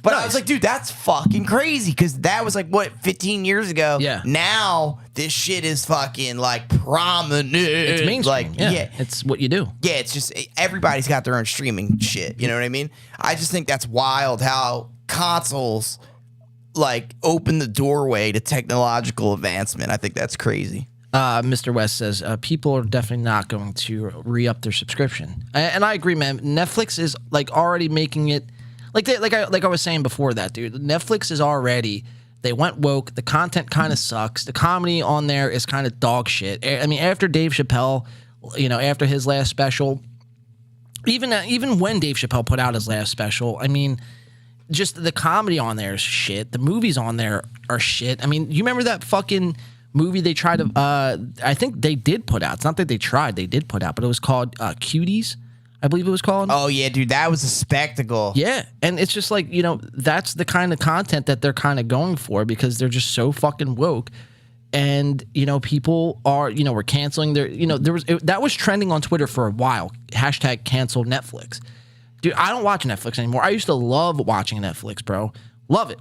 I don't watch it. I canceled my shit. And if there's a show that I really want to watch, I'll find a way to watch it. You know what I mean? So, I don't know if it's Netflix, dude, or if it's just like, I don't think they are going. I mean, clearly the shit that's on there is going woke, but I don't know if it's necessarily that's their agenda, or if they're just kind of following in line with who's the hottest like directors that they want to work with, this, that, and third, and then that's on the director, like what kind of shit that they want to portray. Yeah, I mean, I'm not sure. I'm not saying it is or isn't, but I look at it this way, bro. Look at all the major corporations right now, like the main major corporations, Disney, especially in Hollywood. Disney, corrupt. Not even just corrupt, but they're woke, and they push woke as fuck. They push this fucking woke agenda at you as if fucking everyone's just supposed to like bow down, watch it, and ask no questions. And then when you ask questions, you get called a racist, bigoted, this, that, and the third. You know what I mean? Yeah, that's fucked up. Homophobe, all this shit. It's like, no, I'm not trying to watch 6-year-old girls twerk on Netflix. You know what I mean? Absolutely. And you shouldn't be guilt tripped into having to agree that it's right or wrong. Like, that's fucked up, bro. Exactly. No one wants to watch that shit. Even, I don't care how liberal or woke you are. Like, that's fucked up. Yeah, so Netflix making it a lot harder now for you to. So ultimately, like, you know, the synopsis of this whole thing is that if you're a person who doesn't actually have a Netflix account and you've been streaming it from, you know, your best friend or your girlfriend or your mom or your dad or whatever the case may be, you're no longer going to be able to do that unless they come to your. I guess the only workaround from this is if they came to your fucking house and, you know, somehow like logged into their account with your no, because that wouldn't work. A Netflix box or something. Yeah, but that wouldn't work because they're then saying you can't here, take it anywhere. Well, they're saying here that it needs to be recognized through your IP address and Wi-Fi. I don't want them looking at my fucking IP address, bro. Right. You know, and I had known my location. Fuck that, bro. Yeah, but it's like, what are they going to do with it, bro? They're not going to do anything They with can it. share it to the Chinese government. Speaking about the Chinese, bro. You've been following this fucking balloon that's been crossing over fucking The spy balloon? the airspace here? Dude, it's a TikTok balloon. TikTok's the real Chinese spy balloon. Right. It's like that's my biggest thing, dude, right? Everyone's making a big fuss out of this Chinese balloon. And it's like, guys, China has already infiltrated everyone in America through TikTok. Like, you know, and I get Why are you worried about this weather balloon? Right. And I get, well, see, they're worried about it, I guess, would be because it's in Billings, Montana, where there's like fucking, we like store our nuclear fucking weapons in our arsenal. So they're spying on that.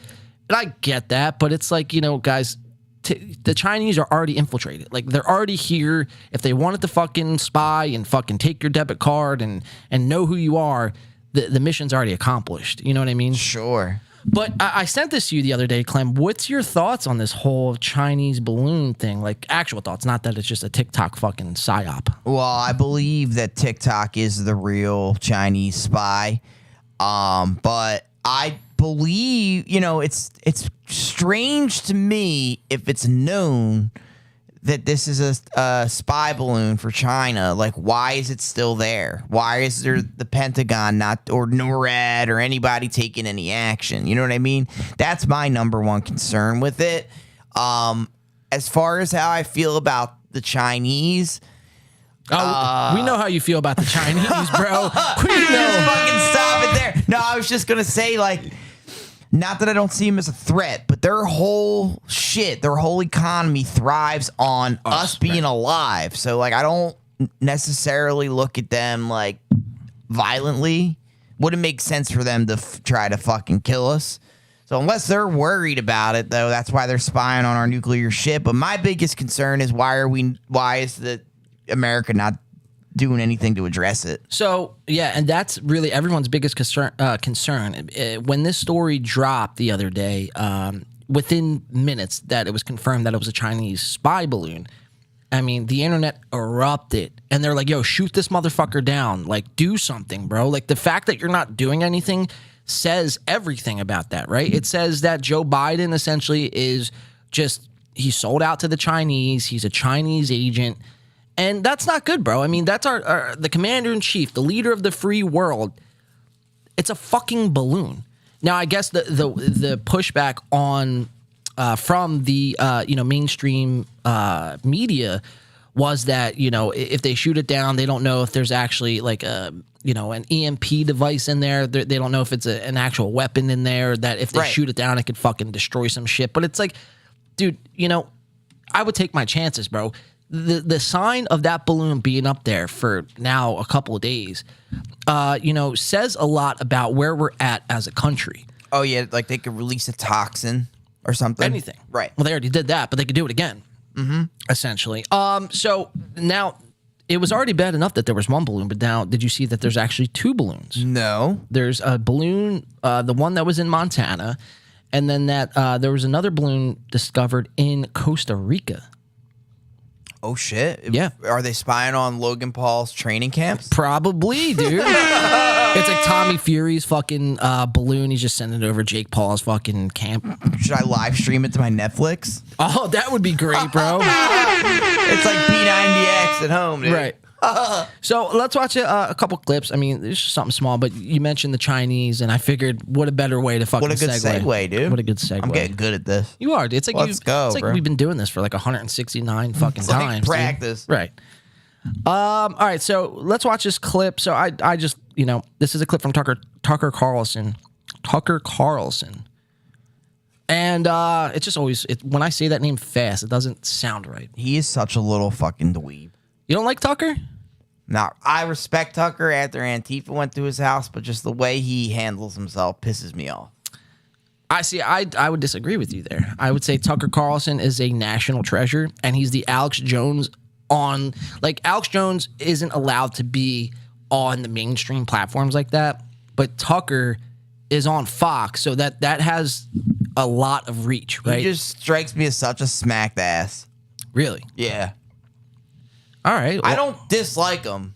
But No, that's what you're saying here, I dude. don't like him either. You're saying you don't like him, bro. No, Just admit it, bro. no. You don't like Tucker, bro. His approach to things, like, I don't appreciate. I like the certain characteristics about him, though. I'm just fucking with you, dude. I see. But I actually do. I really do like his banter. I like his approach to things. Just because he's definitely got no filter. There's no one else doing it, bro, on a mainstream level like this. Facts. That's true. Yeah. What are you eating over there, bro? PB&J. Just fucking busted out right in the middle of the show. Dude, I gotta eat something. Yeah. But well, keep it quiet. Yeah, I'm just gonna mute you. So have some chips. If you want to talk, just like touch your glasses or something. I got like you. that. I'm done. You don't have to mute it. I'm done. All right. Let's watch this clip here. Tucker Carlson, a Chinese spy balloon, is flying over the United States, and the Pentagon won't shoot it down. This is Clem's most hated man right here on screen, Sir Tucker. And it's just a small clip. It's nothing really that groundbreaking, but I just, enjoyed Tucker's banter. This is a Fox News alert and a very strange story. The Pentagon, as you may have heard, is now tracking a very high-altitude Chinese spy balloon over the northern United States. Apparently it's over Montana right now. You're seeing photographs of that balloon on your screen. The Pentagon has decided for some reason not to shoot down the balloon, even though they say it's flying over some, quote, sensitive sites. So there are intercontinental ballistic missile silos in that area. What is this? This is a Fox News alert and a very... What is this? What is this? So Tucker, confused just like the rest of us are. Now, this isn't a clip here, but this is the tracker of this Chinese balloon. Now, this was as of yesterday. I don't know if this has changed because we have some conflicting reports that in Montana, there was actually reports of explosions in the sky. Good band. Explosions in the sky. Mm-hmm. Yeah, it's a great band. Great band. You didn't even know that was a segue. No, that's great. They're dude. lit. Is that really a fucking band name? Yeah, dude. Explosions in the sky. And they're fucking good. I think it's two guys, too. Sounds like a fun Friday night. Explosions in the sky. Absolutely, bro. Mad fun. Sounds like I'm tripping on acid, dude. Whoa. The wheel in the sky keeps on turning. Hey, dude, is that a harmony brought you, Clem? Little harm Holy action, dude. shit, bro. Yeah, dude. I was on that one. Usually with the headphones, it fucks me up. Clem eats one peanut butter and jelly sandwich and then fucking just does all the harmonies in the world. Dude, give me those harms, bro. Harms. All right, let's watch it. This is the tracker. This is from Rawls Alerts. Breaking Chinese surveillance balloon forecasted travel map track. Officials are currently tracking a Chinese surveillance balloon that is currently flying through the U.S. and moving southeast and is expected to be over somewhere southeast Missouri tomorrow, meaning today. So, again, there's conflicting reports. There's a video, actually, of explosions in the sky. So I don't actually know if we destroyed the fucking balloon or not. I'm curious to see if anyone in the chat knows what's going on, though. But let's watch. Let's just see this tracker. Let's see where it's going to be ending up.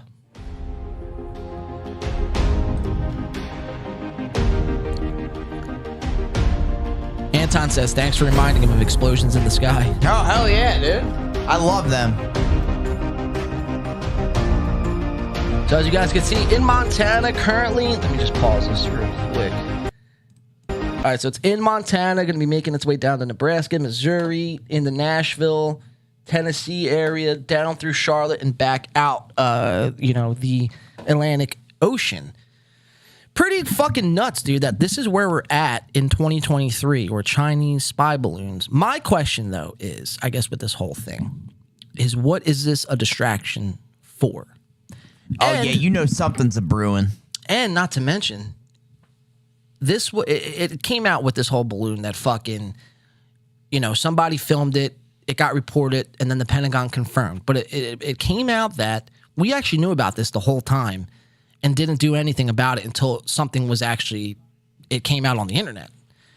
It all smells fishy. Absolutely. When has America been known to act feral with anything? Especially in recent years. Never. So you're right, dude. What is this distraction or cover up to? Now, a lot of people would point to the Project Veritas video that just dropped, exposing, well, I need a drink of water. That sounds about right. Exposing Pfizer. Pfizer?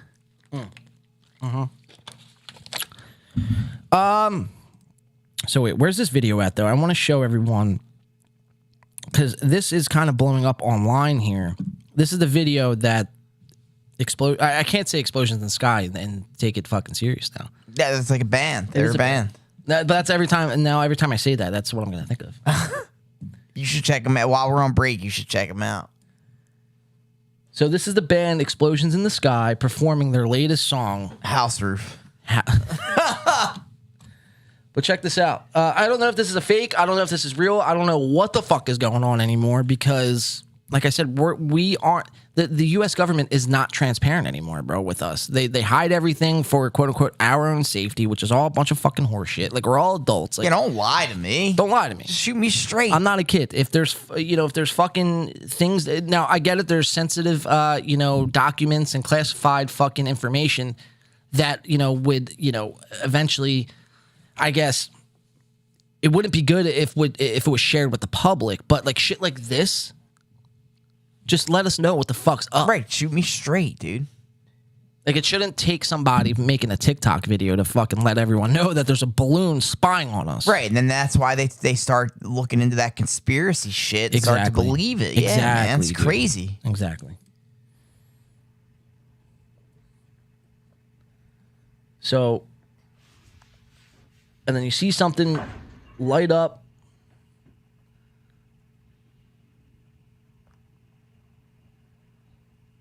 And it goes boom. It goes boom, like John Madden. Boom! Boom! That is Raiden, the Thunder God. Could be. It's not really a crazy video. It doesn't even look like anything's moving. It looks like it's a fucking just standing still. So I don't know if this is an actual video, if this is a deep fake. I don't know. This was the latest from this. And Nick Sorter on Twitter, Breaking Fox News, is reporting an explosion in Montana. There's also separate reports of possible fighter jets in the area. So guys, I don't know. This is nuts, man. This is crazy. And this is a story that they were willing to give us. Imagine what is the actual story. That would really happen. Right. Could you imagine if you were a fighter pilot and you got the mission to go fight a fucking random explosion? In the sky? In the sky. You don't know what it could be, dude. It's like the last time you could ever see your friends and family. You don't know what you're up against, but you're going out there to serve a proprietary agenda that you want to just go fuck that explosion up in the sky, and you don't even know what you're getting into. I would be a little scared. I'd be too, man. A lot scared. I would do it, though. If I knew how to fly a fighter jet, bro, I'd do it. Should we just go to the Air Force, dude, and learn it? Do a podcast from the Air Force. Could you imagine, dude, if we got inspired enough to join the Air Force and became fucking jet pilot fighters? Like Top Gun, dude. That would be lit. Are you Goose? Yeah, I'm Goose. Or Maverick?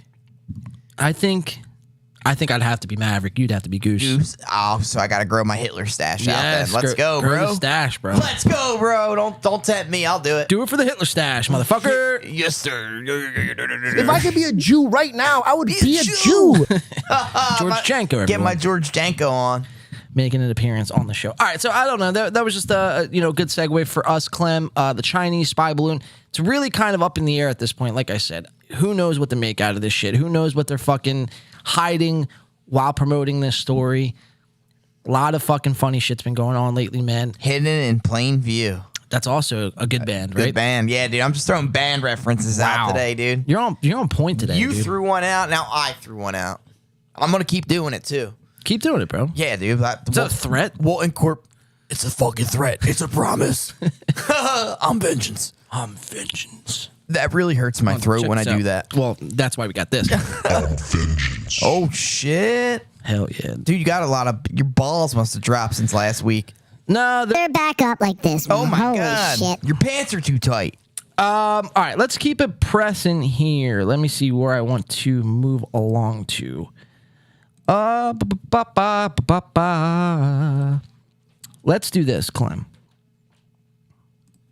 Let's go into some steel toe coverage. All right, dude. Our good friends, Steel Toe Morning Show, Aaron M. Holt and April M. Holt on the Steel Toe Morning Show. It's how some of you might have found us here streaming today. So shout out to those guys. But currently right now, this is just a little light coverage from these guys. So this past week, Steel Toe was actually last Friday. Last Friday, Steel Toe Morning Show, they were covering the Project Veritas James O'Keefe video on YouTube. James O'Keefe got a strike on that video for medical misinformation. Now, Aaron and April, they were covering this story from Project Veritas on their YouTube channel, and YouTube gives them a strike for medical misinformation and suspends them for 7 days, bro. What are they going to do? Well, so good. Thank you. I'm glad you asked, Clem. Steel Toe Morning Show has now jumped over to Rumble. Oh, no. The alt-right fucking streaming platform. No, dude, bro. where dreams go to die. No, bro. So they should just call it Trumble because it's a platform for politics. Right. Political Trumpness. Yeah, so they went to Rumble, man. Now, Rumble is a very... It could be a good fucking site. That's the thing. It could compete with YouTube, but a lot of their features just fucking suck, dude. No way, really? Have you dabbled in the arts of the Rumble? I did make us a Rumble a couple months ago, only because, and after seeing this, I'm glad I did, but only because the reason, actually it was like a year ago I made this Rumble channel. Oh, you were ready for it, dude. Look at you. It's just because if anything were ever to happen to us on YouTube or Facebook, you're ready for it. You're ready for it. Sure. And that's, I guess, really the only good thing. And where April and Aaron were smart about it, and they had the wherewithal to, as soon as they were banned, they had fucking another platform to jump onto and convert it to, and they ran a show, and they actually did a lot better on Rumble than they do YouTube. Go fucking figure. YouTube, bro, they average like 500, 600, 700 live viewers on a show. On Rumble, yesterday on their Friday morning show, they got over 1,000 fucking views, man. Wow, let's go, dude. On Rumble, too. On Rumble. They got the front page of Rumble. They were, like, featured on that front page. That'll man. help you. So, yeah, but it's not ideal, man. Like, you don't want to end up on Rumble. Like, you know, there's... but I guess you do. I mean, if they're getting 1,000 live viewers, I mean, that's fucking good, right? Yeah, but not if the people on the platform watching are, like... alt-right Nazis. Yeah, like, that's not cool. No. Yeah. Fuck, man. So we're going to watch a clip from the Steel Toe Morning Show, and this is just Aaron kind of explaining. You guys might have already seen this, though, since you guys are fans of Steel Toe. But this is just pretty much Aaron explaining, like, what the fuck happened, and he's in utter shock. This was from Thursday, their Thursday show, because they do a show every day, 4 hours a day, and then they do a night show for 2 hours. So they do, what do? Is that a daily dose of Steel Toe? They do 10 shows a week. Wow. That's a lot. That's a lot, brother. I don't know if, like, we do one show and then we're thinking about adding a second. That's a lot. I mean, they are married, though, right? Yeah, but what's that have to do with anything? No, it's still a lot, but I could see them doing it more because they're always together. That's all. Well, yeah, but my point is, it's like, after a while, doesn't things kind of get stale? Like, what else? Oh, yeah. How much can you talk about? Right. And, well, that's a lot of people's fucking, I guess, discrepancy with the show. It's like, you know, you're the same thing over and over and over. Kind of, and it gets stale. Oh, I'm sure. I'll leave that up to you guys to decide, though. I'm just throwing a alternative angle at this whole thing. Curious to see what you guys have to think in the chat. Speaking of which, how are we doing in the chat? Jesus. It's looking pretty good. Mr. West wants to know how long we're running until. What time are we going to? So it's 12:44 now on the like east. That? Yeah, like 4, maybe 5. Right. Last week we went 7 hours. Fuck yeah, dude. You never know when we could dribble a 7-hour on there. We still have a lot to get to on today's program. So let me check something real quick. Yeah, I mean, today's been pretty successful so far, man. I mean, I'm fucking. It's pretty fucking cool to watch, man. The numbers grow. Now, granted, we don't get 1,000 live viewers, and I'm totally aware of that. But we're growing, dude. We don't have. We're growing, baby. You know what I mean? Like we've been podcasting for 3 years, but we've only been doing the live thing for the better part of a year.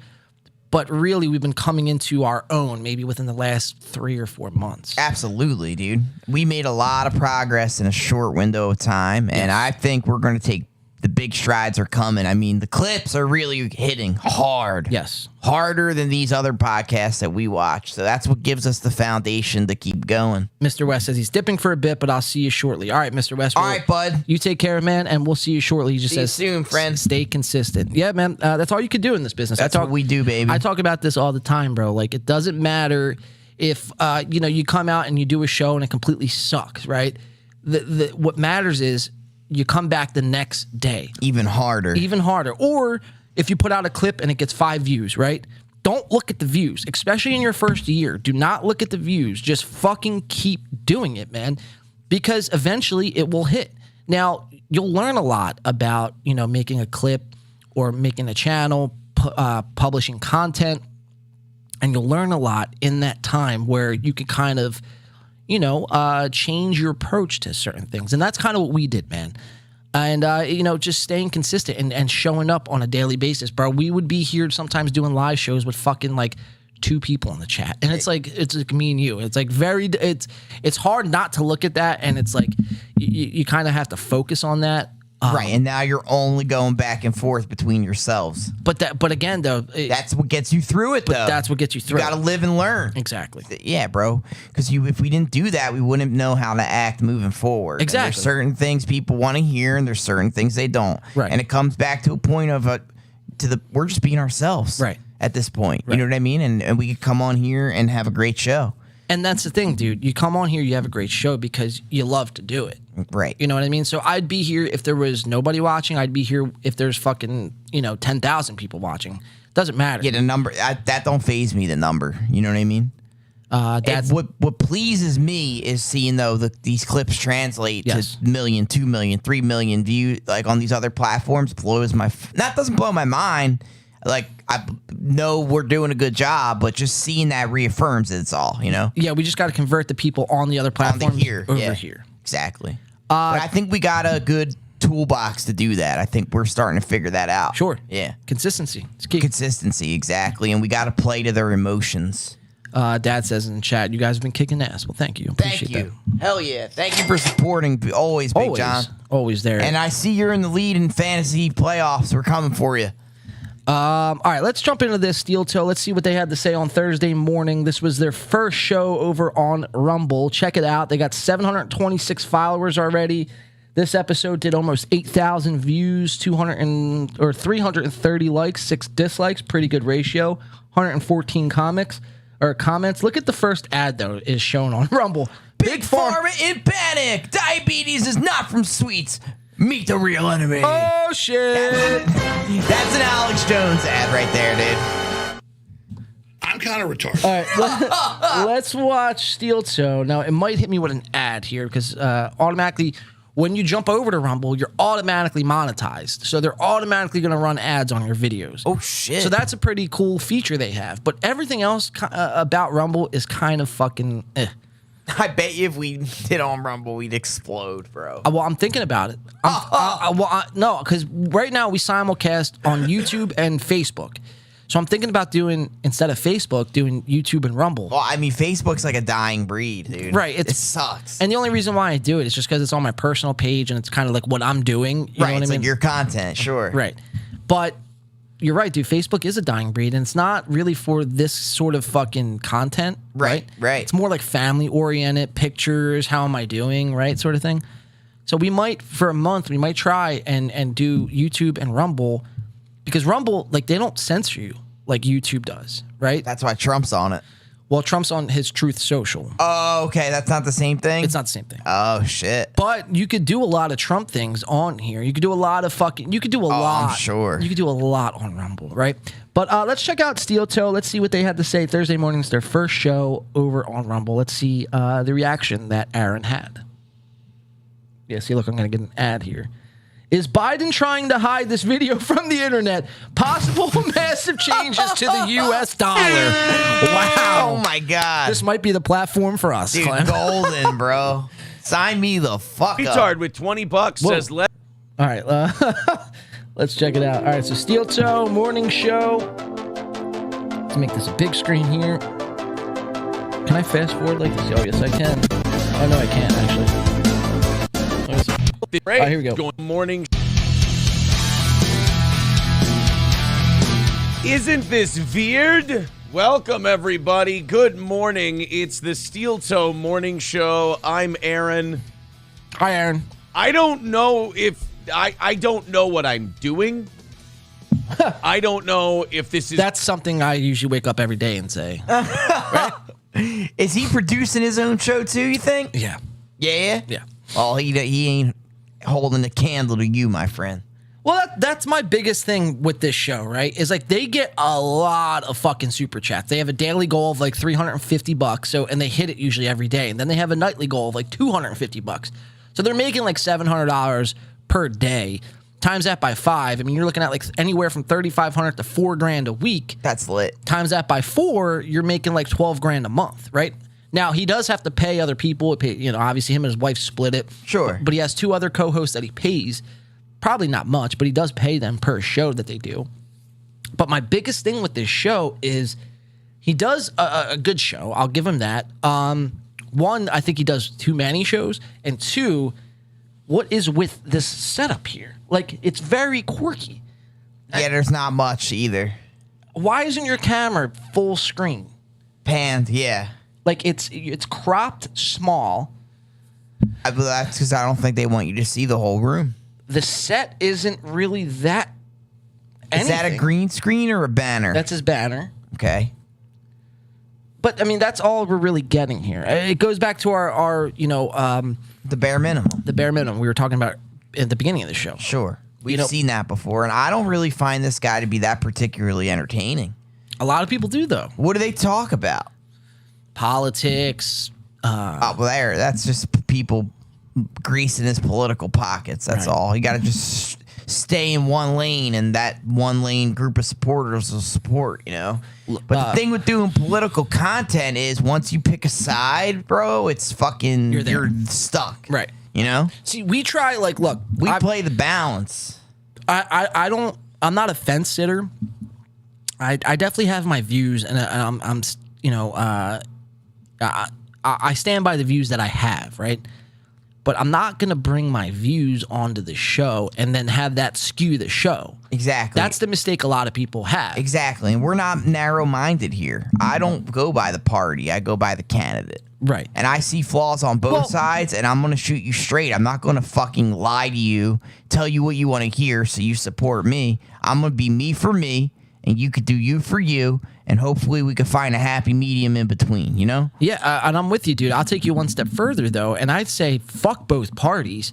And I don't like the two-party system, bro, to be quite honest. Honestly, me neither. I talk a lot of good things about Trump. That's only because I found Trump to be fucking entertaining. That's where we're at, though. Right. And the longer we go, the better he's looking. You know what I mean? Sure. I didn't like Trump. I would never vote for Trump. But now, if I had to, lesser of two evils, I think it's pretty clear. Yeah. Yeah, let's not dive into a political segment boxing here. match. Yeah, we'll end up on steel toe. Right. This is sort of the the topics that he brings on a daily basis is political content. He covers influencers and kind of like I guess it would be in the same category as what we kind of do. Now, just because they have more live viewers and shit like that, I would say to a lesser extent, just because we bring the production value to the show. You know what I mean? Like, 100%. At any given time, you might get a smoke machine going. Like you'll have bits. There's a lot more that we have to offer. Now, I'm not trying to be ticky-tack here, but it's just it's facts. It's a complaint of mine while watching this show. It's the topics. That's literally it. Let's keep watching. And his hot It's wife. going to work. I can see we're live right there.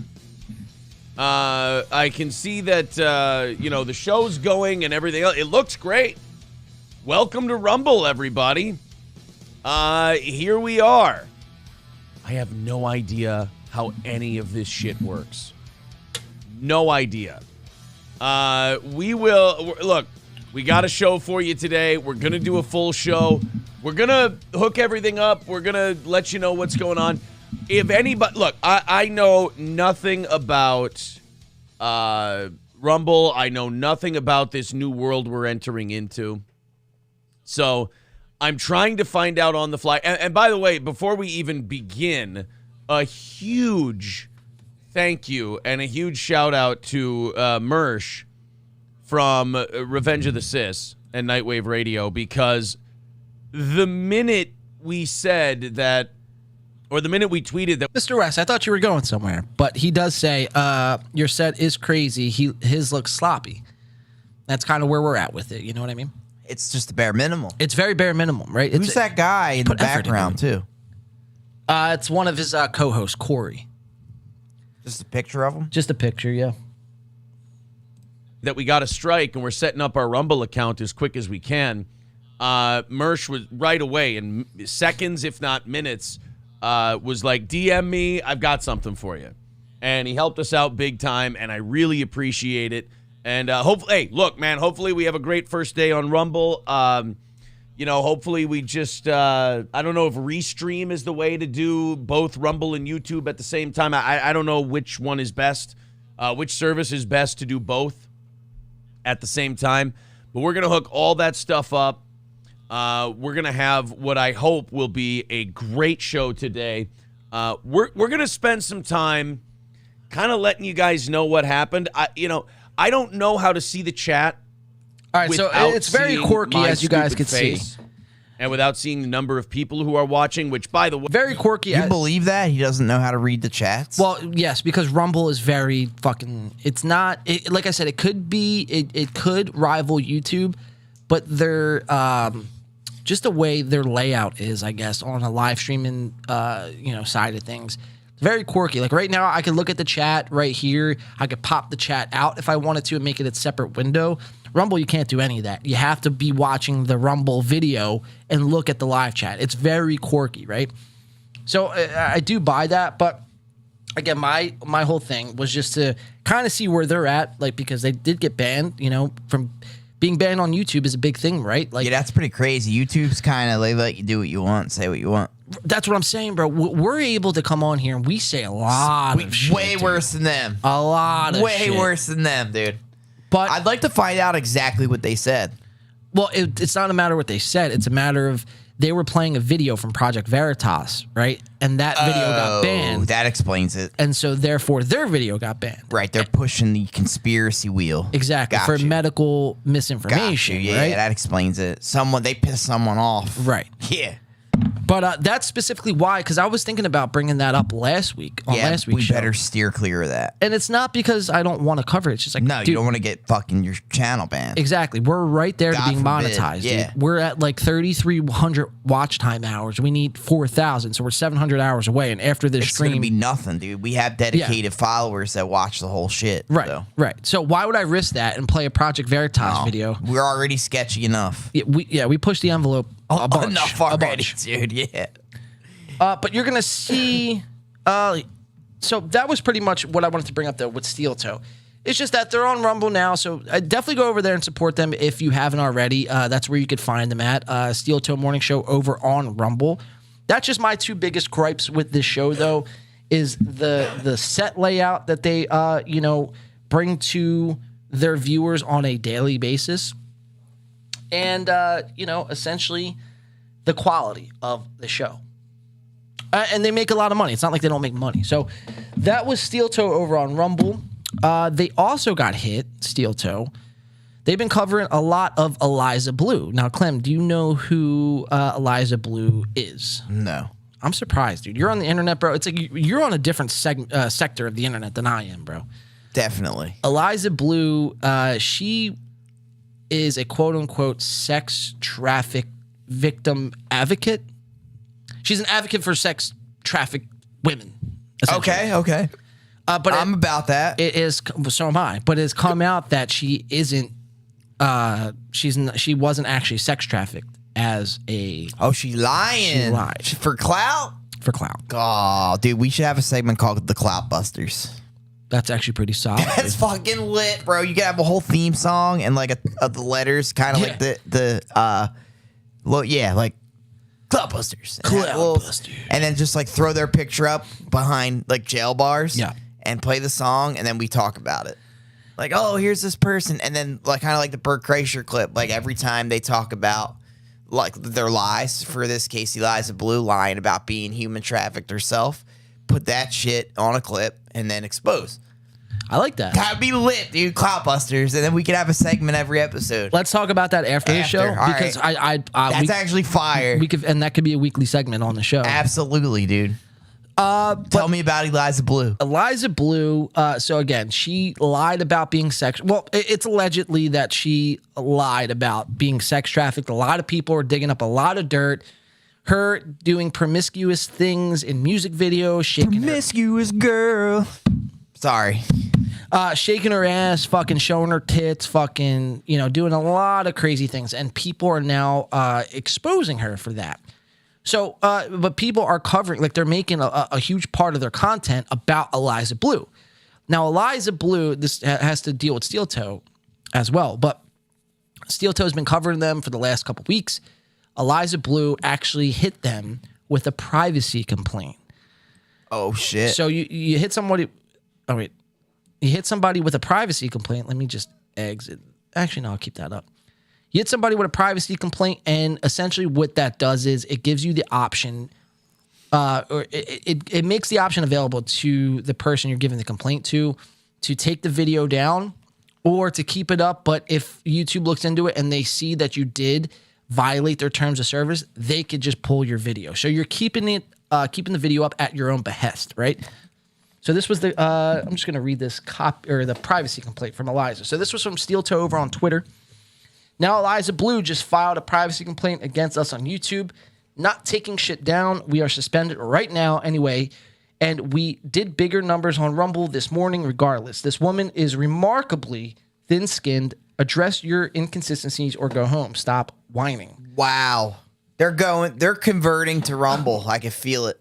Yeah, it's like, that's where they're ultimately just gonna have to go, right? Because they're in a bad spot right now, dude. Conspiracy theorist podcasters. And that's what they're gonna be labeled as. Oh, that's tough, dude. They're nice too. They gave us a shout out. That was cool. That was cool, dude. They said you're a nice guy. You're always fun in the chat. What can I say, dude? You are a nice guy, though. I like to bust balls, but Yeah, he really stroked your ego there. My virtual ego. I was gonna say you're Willie, but I didn't. Don't that's say not that, true. Not in IRL. So yeah, this is just pretty much the YouTube privacy complaint from Eliza Blue, man. And what a fucking how pathetic you have to be to make a privacy complaint about somebody, dude. It's like, and this is the problem that we face here today is like, you put yourself out there on the internet, your privacy at that point in time, it's done. You're giving up your privacy because you're showing yourself to the world. Exactly. So to make a privacy complaint about somebody, bro, is very, very low. Yeah, that's petty. Tom Petty. Please note that the violation may also occur in the title. It explains what the privacy complaint is about. This I don't stand for, though. This there's a lot of shit I could talk about both parties, but this is just kind of fucking stupid.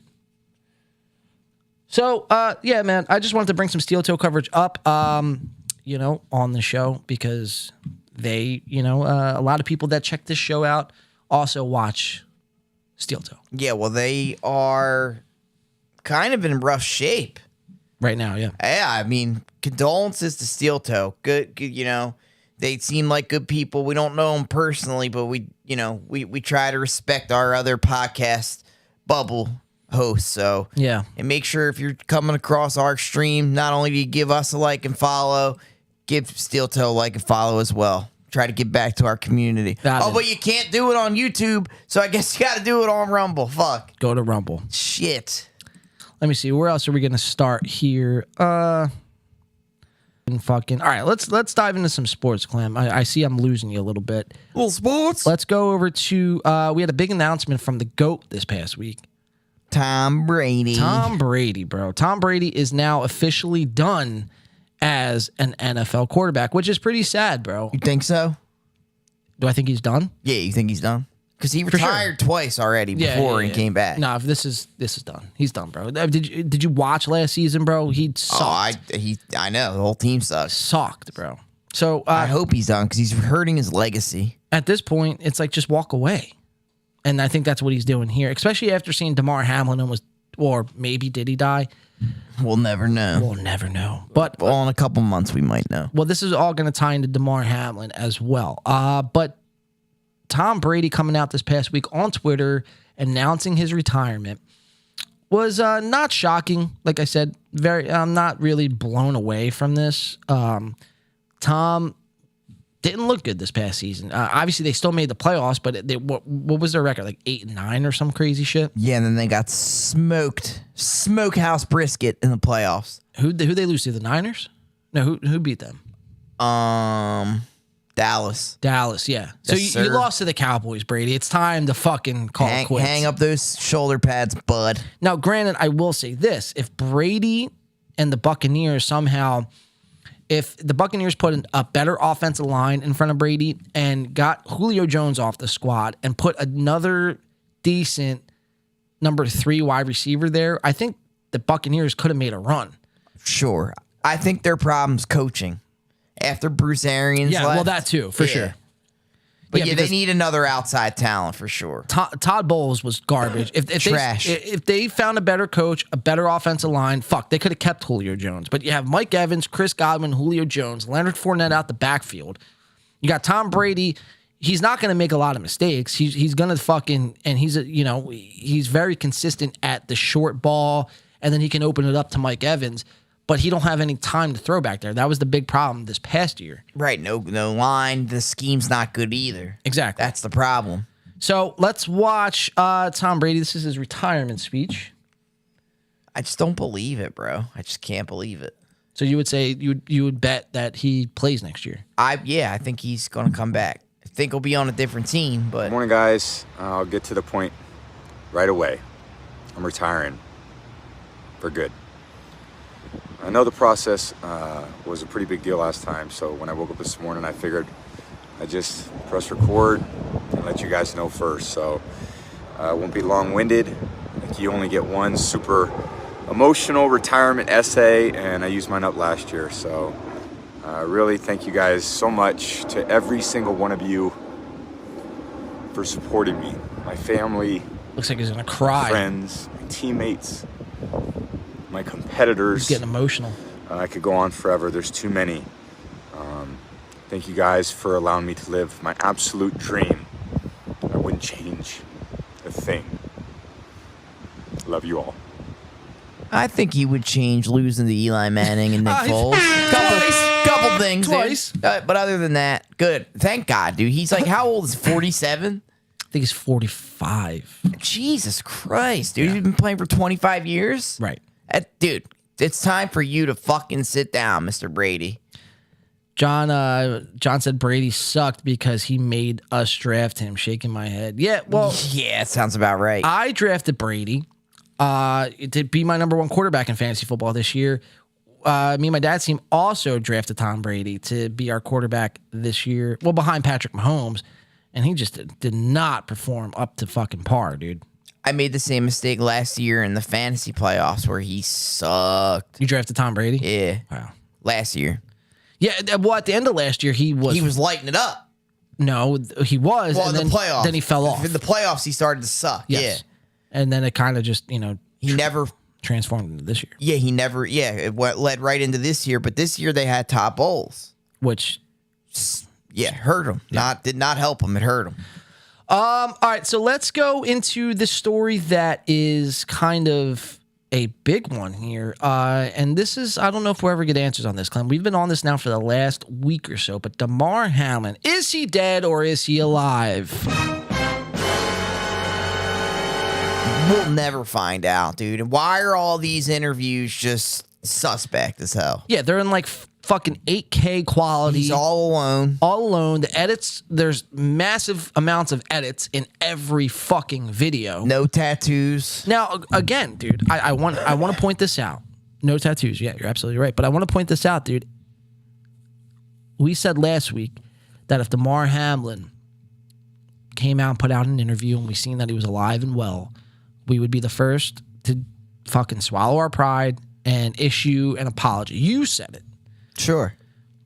So now, is this us coping with him coming out with the interview and us just not wanting to swallow our pride and just doubling down on the conspiracy? Or is this us looking into it a little further? And, we said this earlier on in the show. It's like, why can't he do an interview simply from his phone? Yeah, there's still so much unexplainable shit going on here. I mean, why can't he just take a standard regular interview with the reporters live? He's at the podium, with the Bills shit behind him, podium, reporters, questions.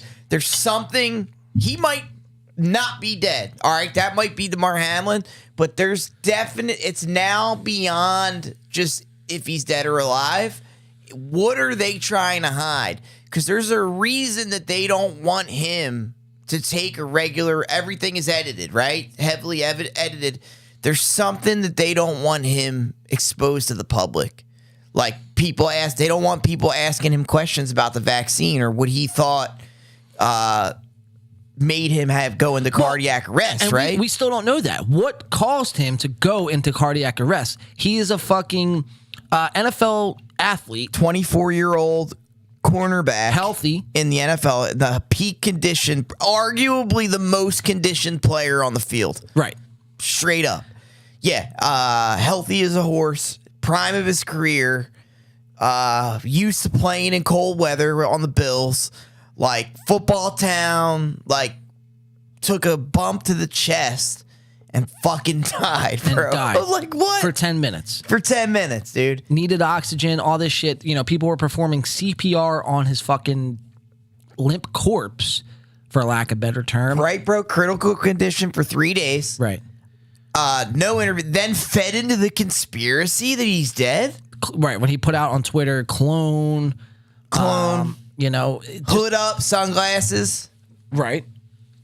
I mean, there's so much to unwrap here.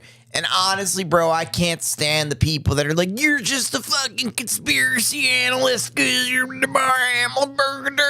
Because it's like, these are the questions that we need answered. Right. I mean, I'll straight up, I was on, because it seemed to me that they were covering it up. And he fucking died. And I believe that. Now we got these 2 interviews, okay, that they're heavily edited and they're definitely sus. I now have to believe that he's not dead, right? All right, I believe that that's him.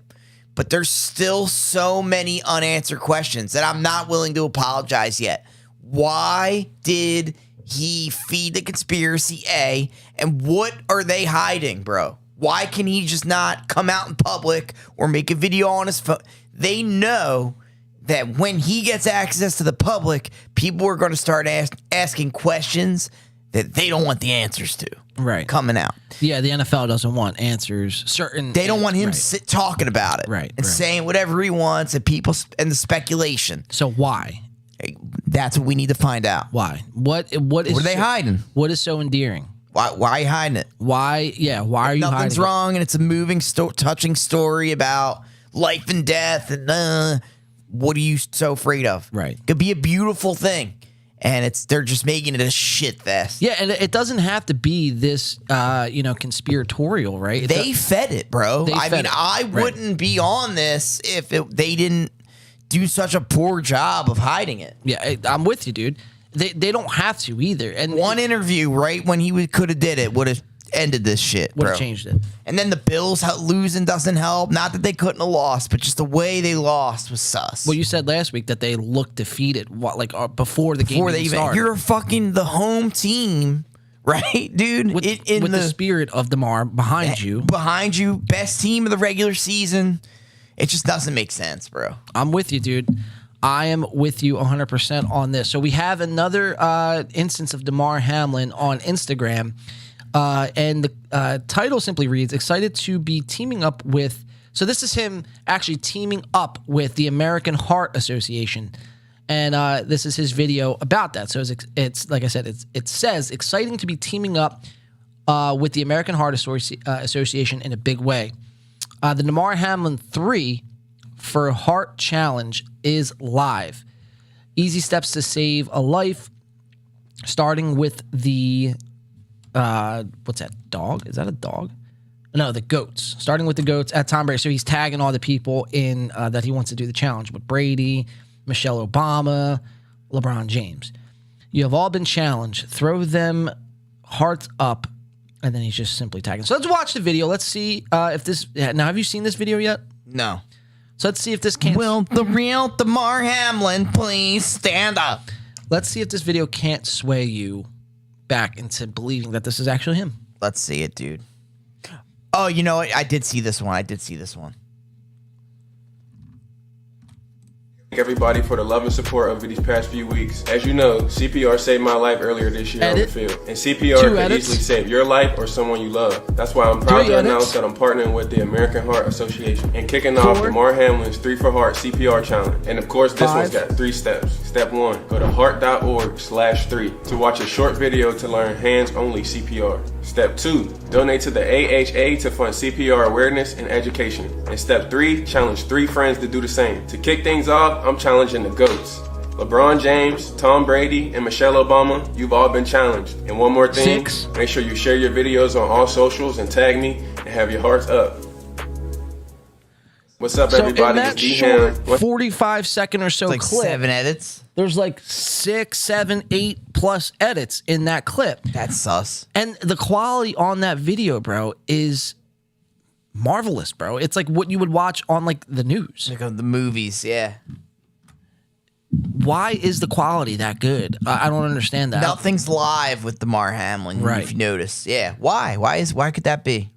So, Clem, let me ask you this: what would suffice for you to come to, I guess, a realization that okay, this is him. This has been taken in real time, and we can kind of put the conspiracy to bed. What would it take for you? Just a live interview. A live interview. That's it.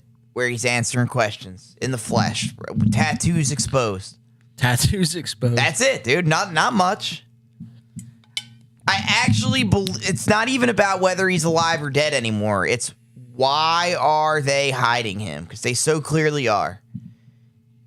And I still don't believe that was him at the Bills game either. Well, you don't think that possibly that could be edited in any sort of way? Oh, no, I believe it is edited. But like a deep fake. Oh, it could be, for sure.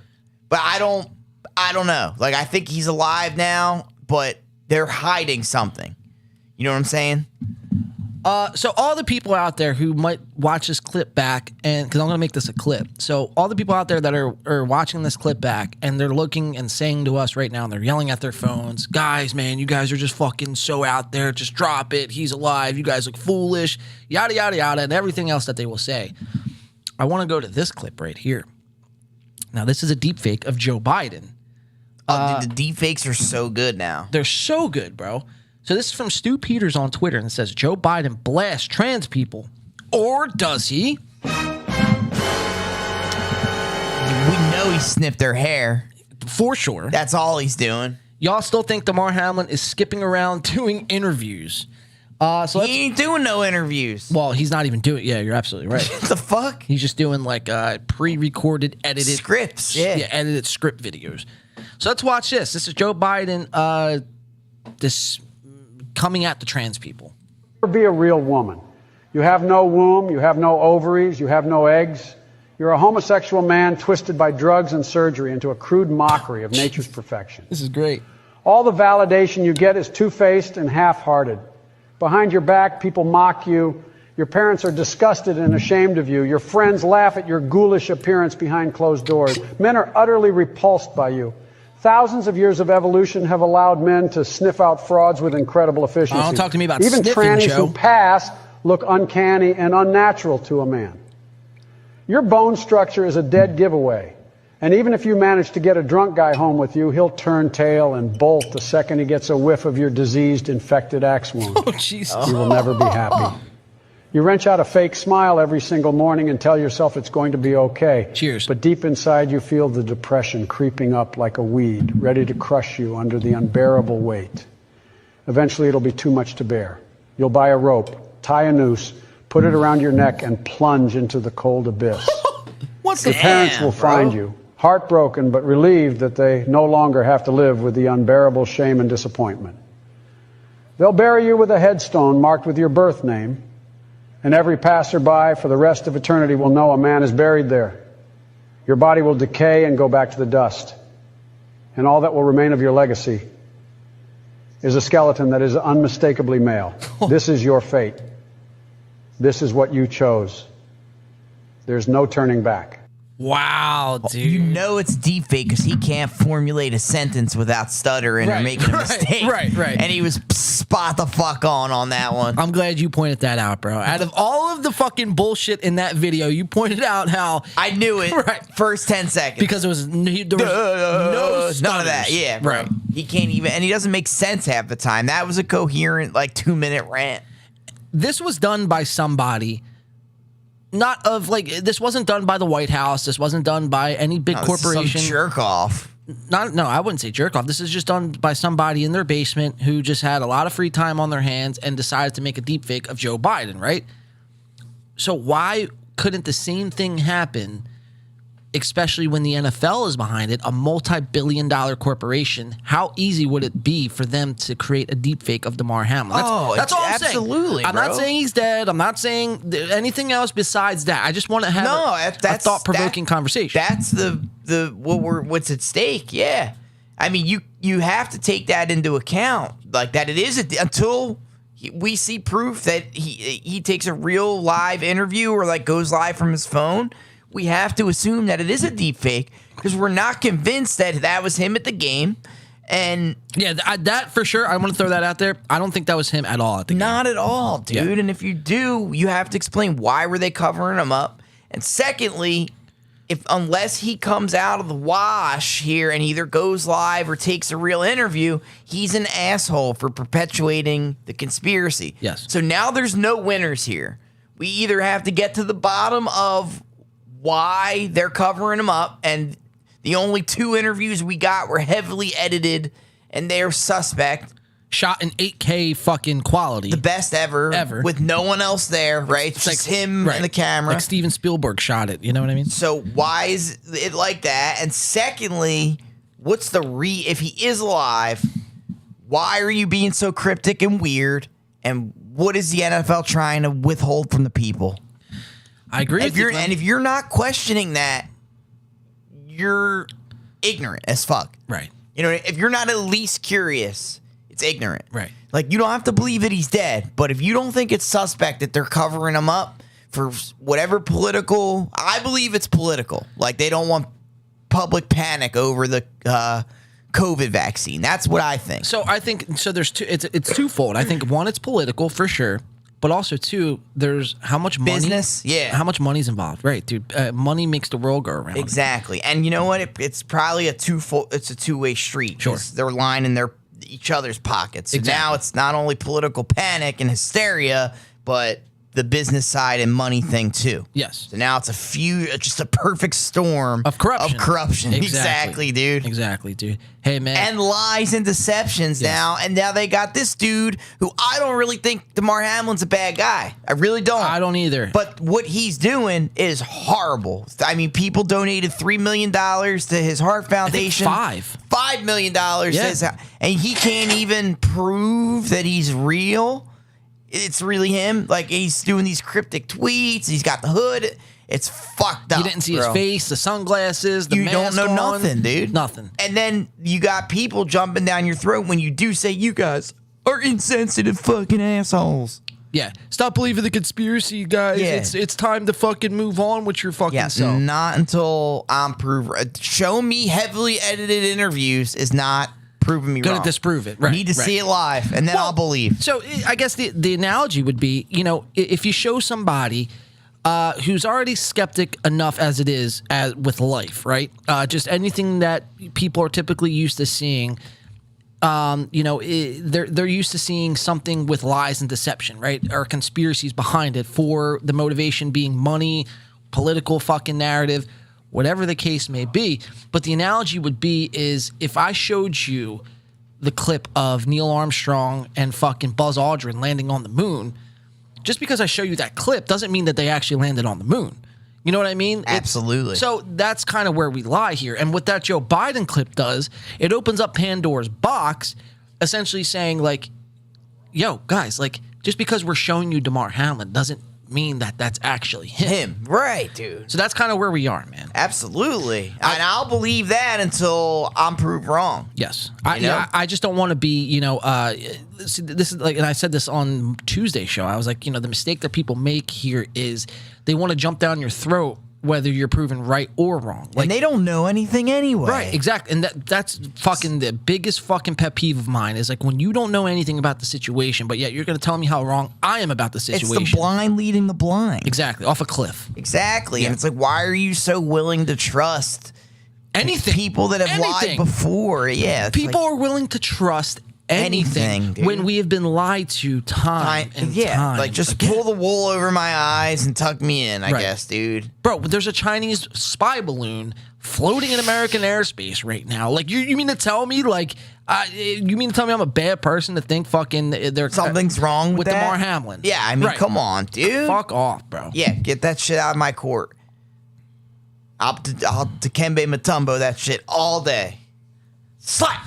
Anton says in the chat, suddenly I like Biden. I think I'll forgive him for everything now. I was going to say, dude, if that was really him, he'd probably have more supporters. I was going to say that, yeah. Honestly, yeah, that's actually spot the fuck on. But you know it wasn't him because he doesn't stutter. Yeah, no, that was... He's not shitting his pants on camera, sniffing someone's hair. Right. So that can't be the real president. Isn't that sad? That's where we are in It is awful, dude. That's what happens when you let the agenda take control, not reality. Pretty fucking much, Clembo. All right, let's put a pin in the Damar Hamlin thing. Let's switch gears to something that's kind of been blowing up on Twitter this past week. Still in the football space here. But Arian Foster, have you seen this clip? Oh, yeah, dude. I've seen this one. Arian Foster, a former Houston Texans running back, which... He was a beast. He was a monster, dude. And me and my dad actually discovered him on our fantasy squad back in like 2000, whatever it was, 13 or whenever he was like... Before he was Arian Foster, the running back, we jumped on him, bro, and then he exploded. I think it was that year we had... Arian Foster, Jimmy Graham before he was Jimmy Graham. Oh, shit. And Tom Brady that year. We actually went to Fantasy Football Championship. I think we actually won. So I think it was 2011. Damn, dude. I think it was 2011 with this. But Arian Foster's been out of the league for a few years now, former Houston Texans running back.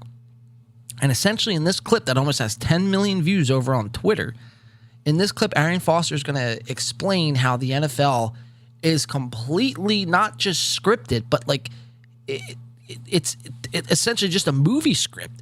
Like you're reading, like if you were to go read lines, if you were an actor, you're reading lines, right? You're reading what your next part is what Arian Foster is saying about the NFL. So it's pretty alarming for all the conspiracy theorists out there that think sports are fixed, and whether they are or they aren't, I think there's definitely some sort of fix in sports.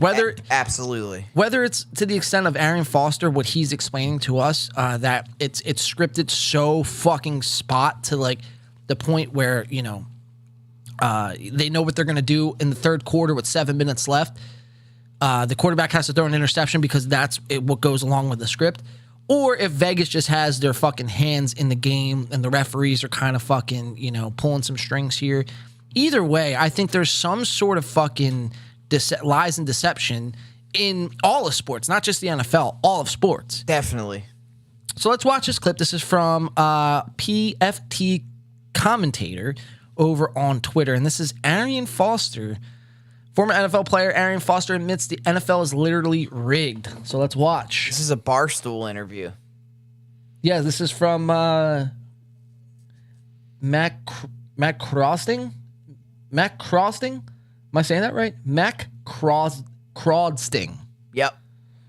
All right. Let's watch this. So Arian Foster over here on the right. I believe this is Mac Crosting over here on the left. Oh, that's macro dosing. Oh. That's the name of the show. I'm a fucking moron. Nah, you're good. I couldn't see it. I don't know the dude's name. Macro dosing. Yeah, instead of micro dosing. Right. I'm like, I thought this was his name, like Mac Radosing. You know what I mean? I'm a fucking idiot. But macro dosing, that makes a lot of sense. Macro dosing instead of micro dosing. Well, they're perpetuating drugs. I'm just thinking about how much of an idiot I am. Let's watch this clip. I got you, bro. That's why I'm here. I got you, dude. Bro. That's why Batman needs his Robin. You got to put it on the screen so I can see that shit. All right, so this is macrodosing. The NFL is rigged by Arian Foster. Let's watch. Before we started taping, Arian was telling me about how the NFL is rigged and how every year he used to get a script. Yeah. Day one of training camp that would get dropped off at his locker.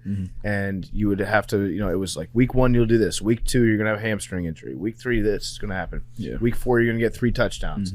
And so then you just have to, did you memorize those before the season started? Or would you go and rehearse the script before every game? We were really dedicated to it. So it was more so like, that's what practice was about. It was about practicing the script. Like, this is what goes on and this is what we have to do in order to, And this referee is going to miss this call. So every practice, they would get, according to Arian Foster, every practice, he would receive a script on how the game would actually have to unfold.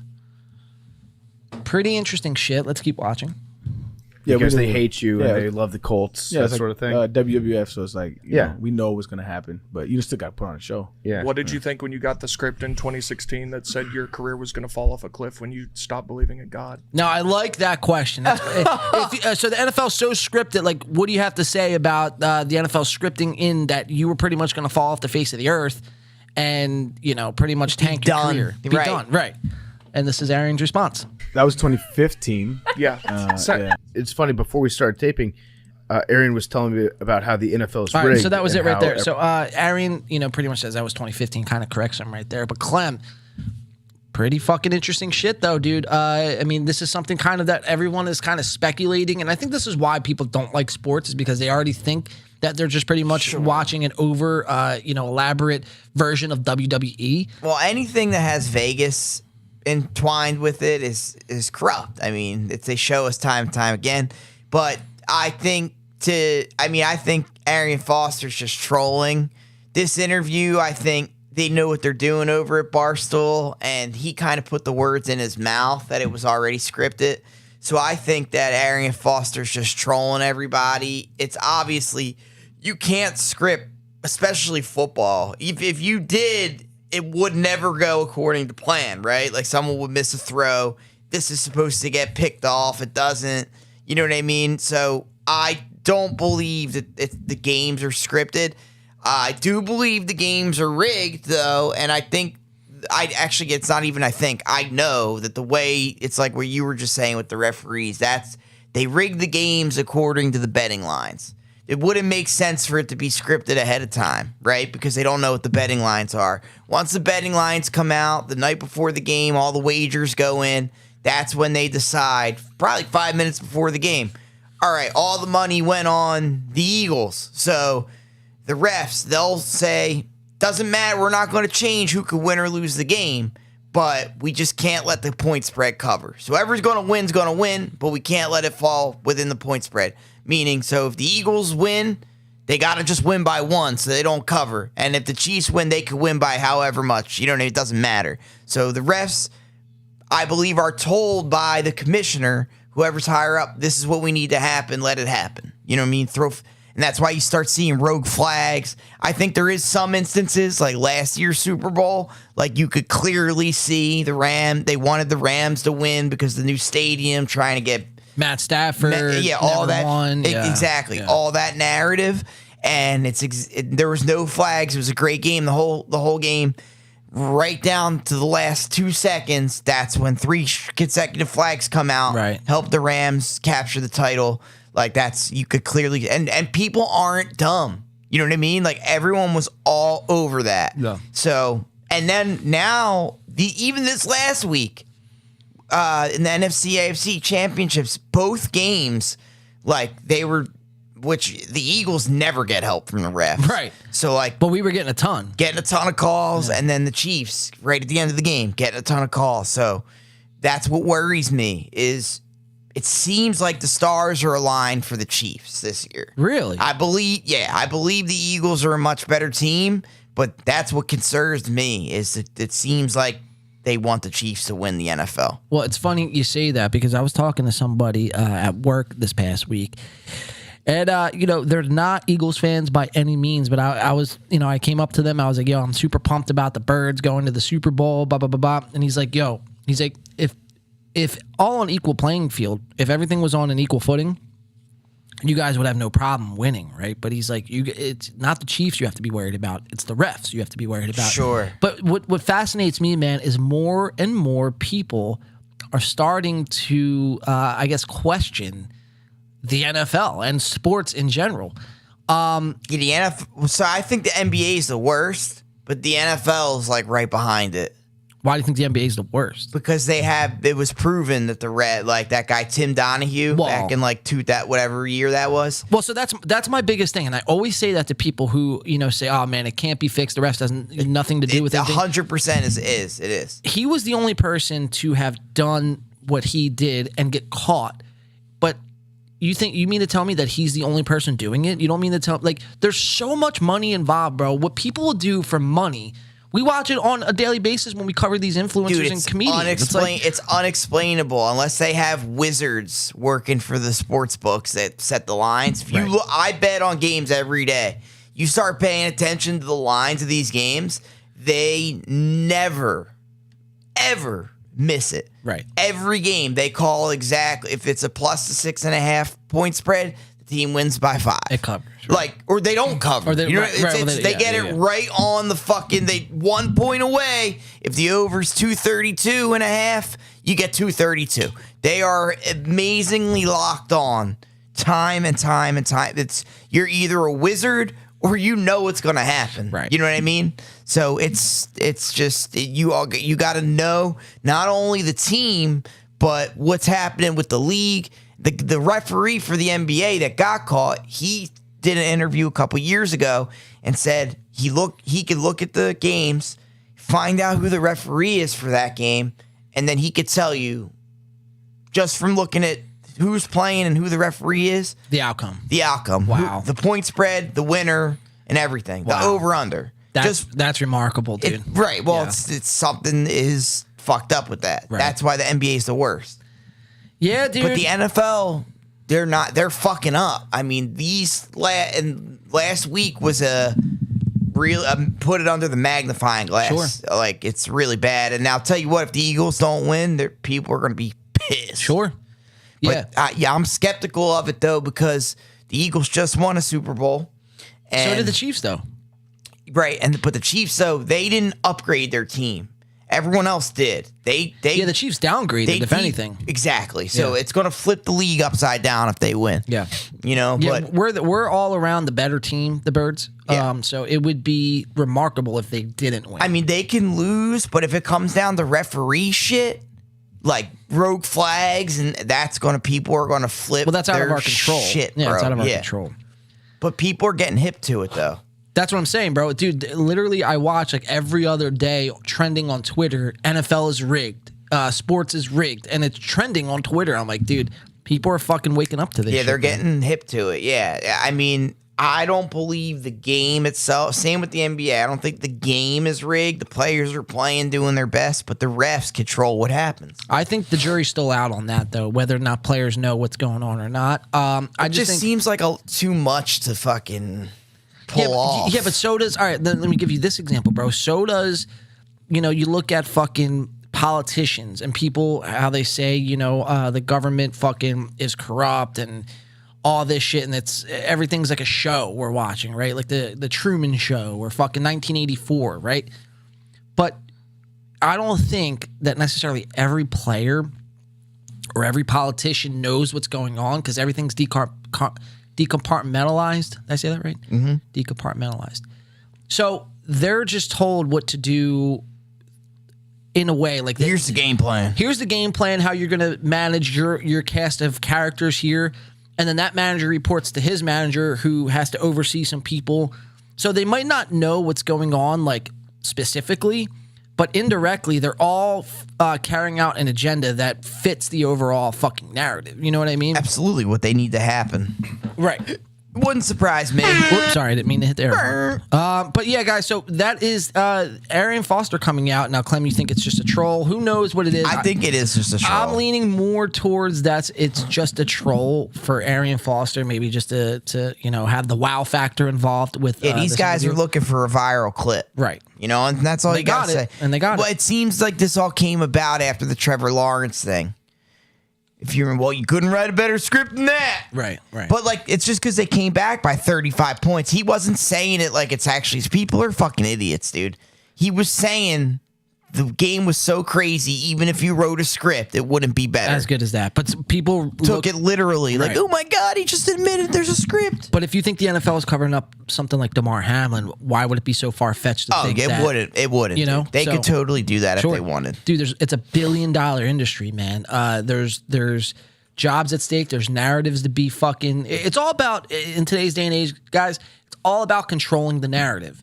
So to think the NFL is any different, or NBA or the NHL or MLB is any different, and they're doing things legit, I would say it's foolish. Question everything. That's kind of where I'm at with things nowadays. Same. Now, you got to be careful the way you do it. You don't want to go black pill and think everything is fucking fake, and then you wind up fucking just being like, oh, what the fuck is this life for? And just wind up one day with a shotgun in your mouth and you blow your fucking head off. You know what I mean? You don't want to end up there. So you have to find a healthy balance for sure. But, you have to be able to question everything and look at things, on a different, I guess, you have to have a different perspective and just, be willing to realize that everything that you watch and see may not be the truth, because for so long we have been fucking lied to. So absolutely, that's kind of where I'm at with everything. Yeah, you got to look at everything with, a glass half empty approach. Yes. All right. Speaking about glass half empty, man. We're gonna start covering our comedians. Oh, that camera just fucking flickered. Blipped on you. It blipped on me, but it is back on. Is it? Yeah, now it's on. Yeah. It does that every 29 minutes and 59 seconds. It'll fucking, the shutter will fucking restart itself. Click clack. That's why I like going to this camera, because it doesn't. But crazy, bro, because this camera, the Canon Rebel T7, the image quality on it is fucking stunning. It's lit. So is this camera, the Canon SL3. But the difference, like I said, is the T7 will restart every 30 minutes, where the SL3 it'll give you continuous feed. Keeps going. Yeah. But nonetheless, guys, let me not get you all fucking bored with tech gear here. Let's go into Clem. Let's cover our comedians. We're going to start that. We're going to do Your Mom's House. We're going to do TigerBelly. Your Mom's House. Let me see. We got Your Mom's House. Actually, first, before we jump into that, let's do some Logan Paul coverage. Because Logan Paul is now being reported by CoffeeZilla that Logan Paul is being sued. And then after that, we're going to do a little bit of Club Random. We're going to show you how Walter White, a.k.a. Bryan Cranston, has gone woke. We're going to also come up and play some Your Mom's House. We're going to play some TigerBelly. We're going to go to break, come back with The Fighter and the Kid. And then we have our Joe Rogan saga at the back half of this show. That's going to be the highlight, I think. The highlight of the day. Absolutely. And then if we have time, we're going to do some Joe Rogan, Lex Friedman. And then we're going to do a little bit of Eagles talk at the very end. Like it'll get really Eagles heavy. And then we'll be at the end of the show, man. What do you say? Let's lock and load. All right, so let's start off with this Logan Paul segment, guys. Let me find the clip here. So as reported by CoffeeZilla, Logan Paul was just sued in a class action lawsuit for his role in CryptoZoo, along with Jeff Levin, Crypto King, Eddie Ibanez, and more. And to that I say, justice is now being served. Finally. I'll actually take a shot to that. Hell yeah, bro. You gotta celebrate that. He's a piece of shit and should be treated accordingly.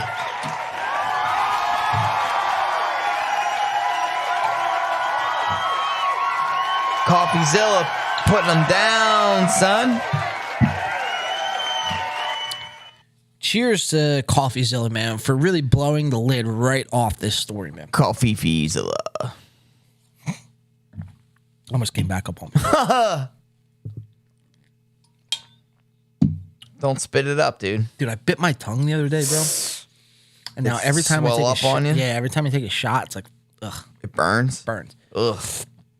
So this was the lawsuit. It's an official lawsuit in the United States District Court for the Western District of Texas.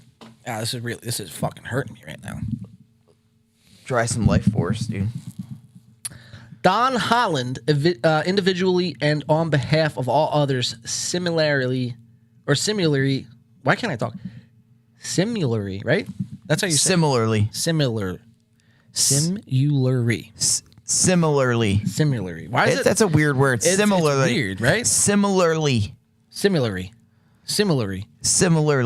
You ever say a word so many times it stops sounding like the word? Similar. Similarly. Similarly.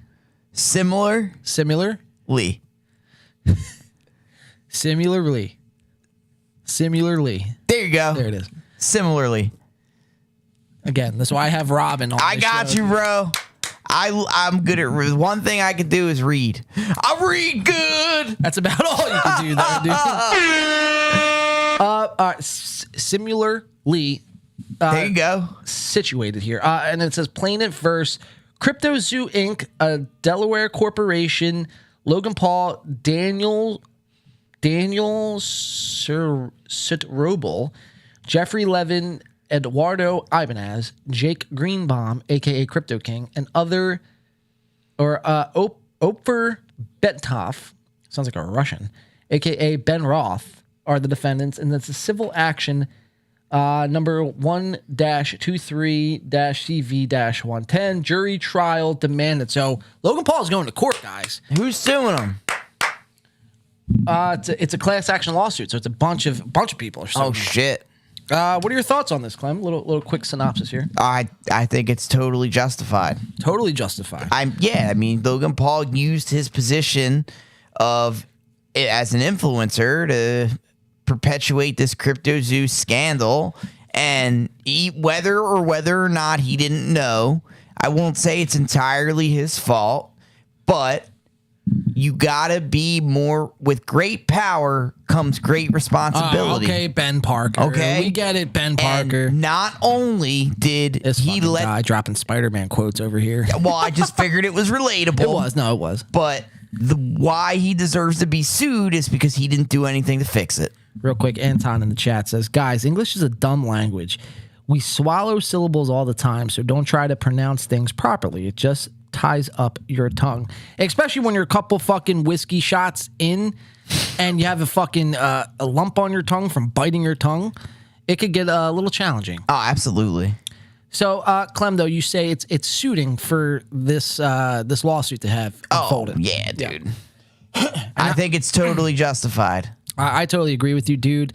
Now, I'm actually praying for this. I actually hit my knees on a nightly basis, guys. When I go to bed, before I go to bed, I take a shower, I get all fucking freshened up, brush my teeth.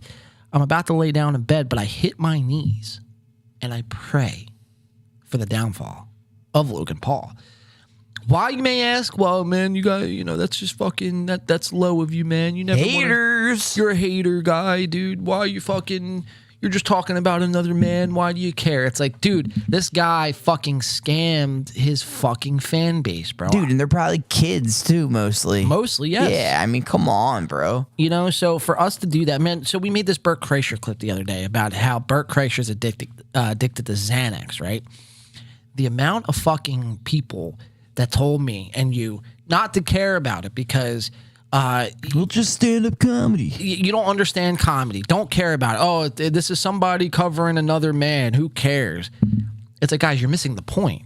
You're missing the whole point. Yeah, I mean, he was saying it, not us. Well, I took a Xanax. Well, yes, he said it, but then if you remember the clip we watched last week with him and Louis C.K. I never take Xanax. He never takes Xanax, but then there's fucking 27 examples of him advocate, not only saying that he takes it, but trying to push it on other people. Right. I mean, that's horrible, dude. That's not a drug you fuck around with. Like, the withdrawal from Xanax can kill you. Right. You know? I mean, fuck. Well, Xanax and alcohol are the two withdrawals that can kill you. Yes. Right, exactly. So it's not something to be trifled with. He'll never know because he's always eating it, so he never had to worry about withdrawals. Right. He just passes out. Yeah, dude. So, but that's a lot what we're watching here is that, Logan Paul and people who come to Logan Paul's defense are going to tell us how we don't understand, how we don't fucking, it's just low-hanging fruit. But to that, I'll say this. I think more and more people are starting to wake up and smell the coffee when it comes to people like Logan Paul and Jake Paul. They're starting to understand, I guess, the bullshit and the fuckery and the lies that come along with these guys, and they're pulling their support away. And we're watching that with this class action lawsuit. I'm glad people have the balls to wake up and actually push back against this shit, man. Because if not, dude, influencers, it'll just keep happening. It'll just keep happening. You're Especially absolutely right, with dude. crypto. It's not regulated. Like, you know what I mean? Anything could happen. It's a wild, wild west mentality. And these people with clout, they could get away with murder, it seems. So somebody's got to be held accountable. I'm sorry.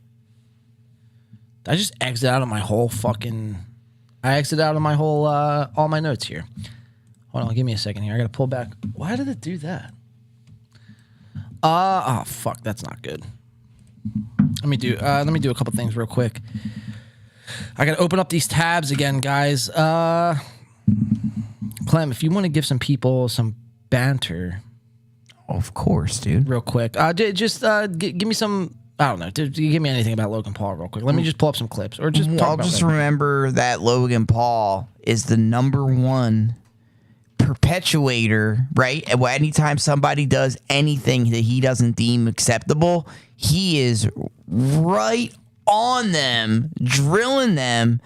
And for what? I mean, he turns around. The first thing he does is CryptoZoo. Now, I'm not sure if I 100% believe that CryptoZoo was a design scam, meaning, well, I think it was a design scam, but I don't think Logan Paul actually knew that it was a design scam. I think he might have actually had good intentions, but like we said 100 times before, where we draw the line here is he recognized this was a scam. He acknowledged that this was a scam.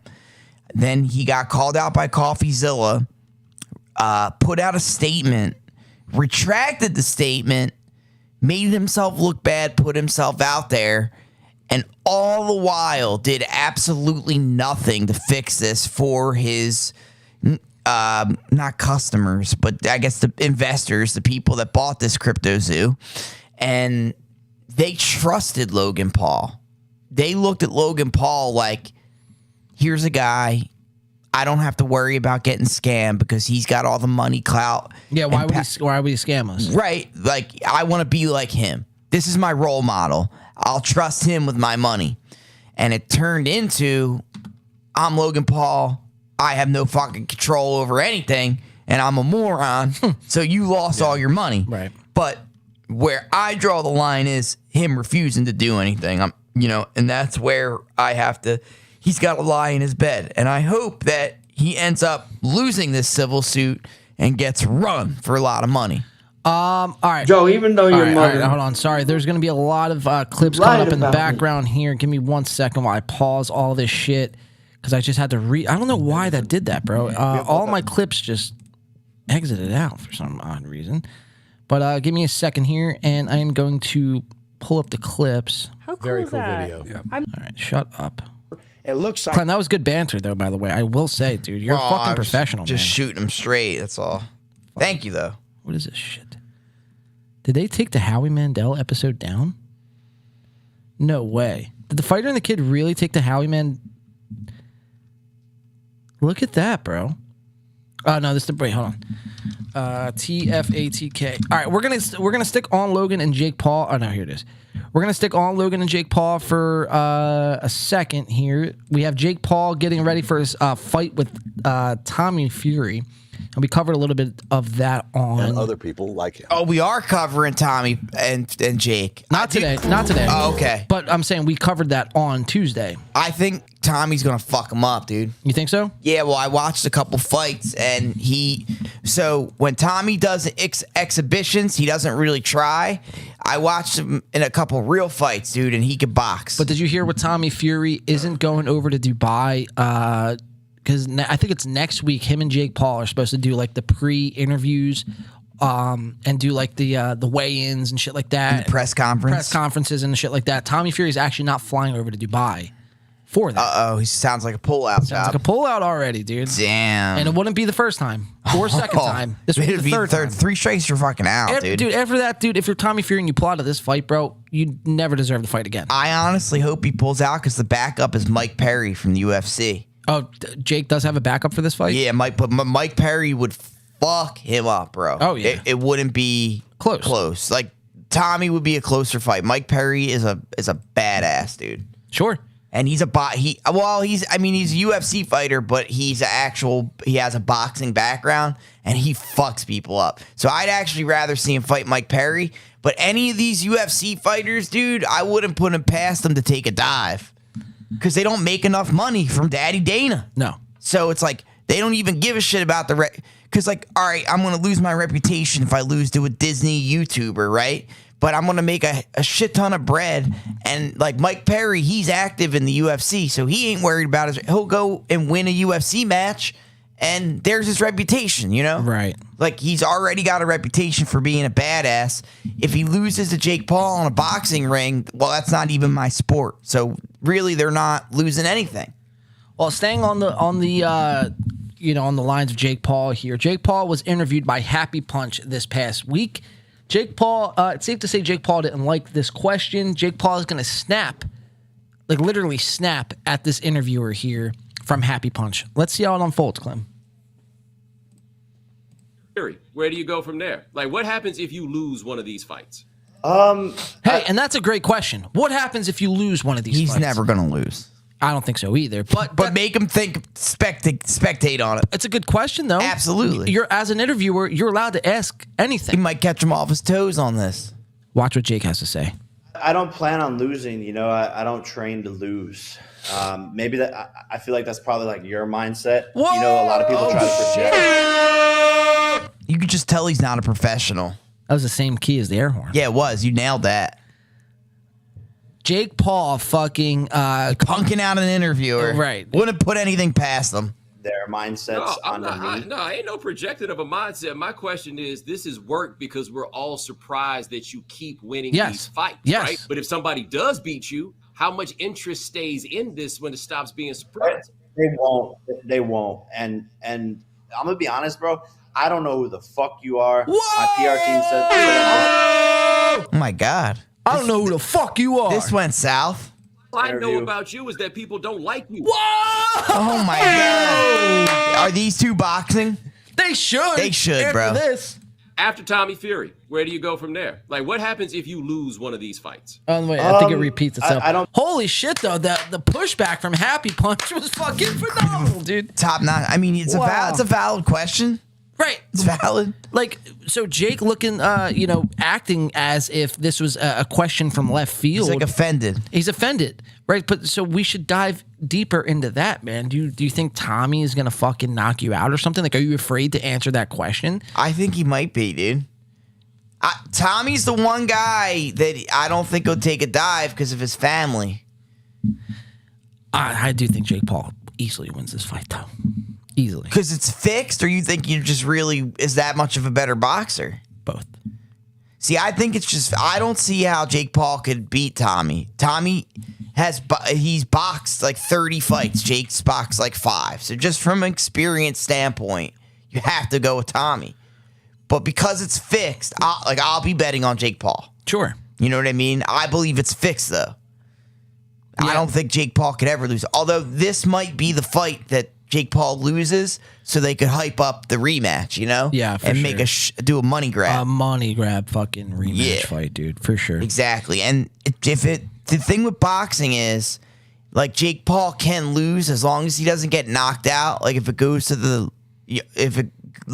distance, and then say whoever wins, say it goes the distance and Jake Paul wins by points, Tommy's going to be like, he didn't knock me out. He didn't really win. Right. Like, this is bullshit. We got to fight again. Right. And it's the same thing with Jake Paul. So as long as no one gets knocked out, you can't really. That's like what Logan Paul did.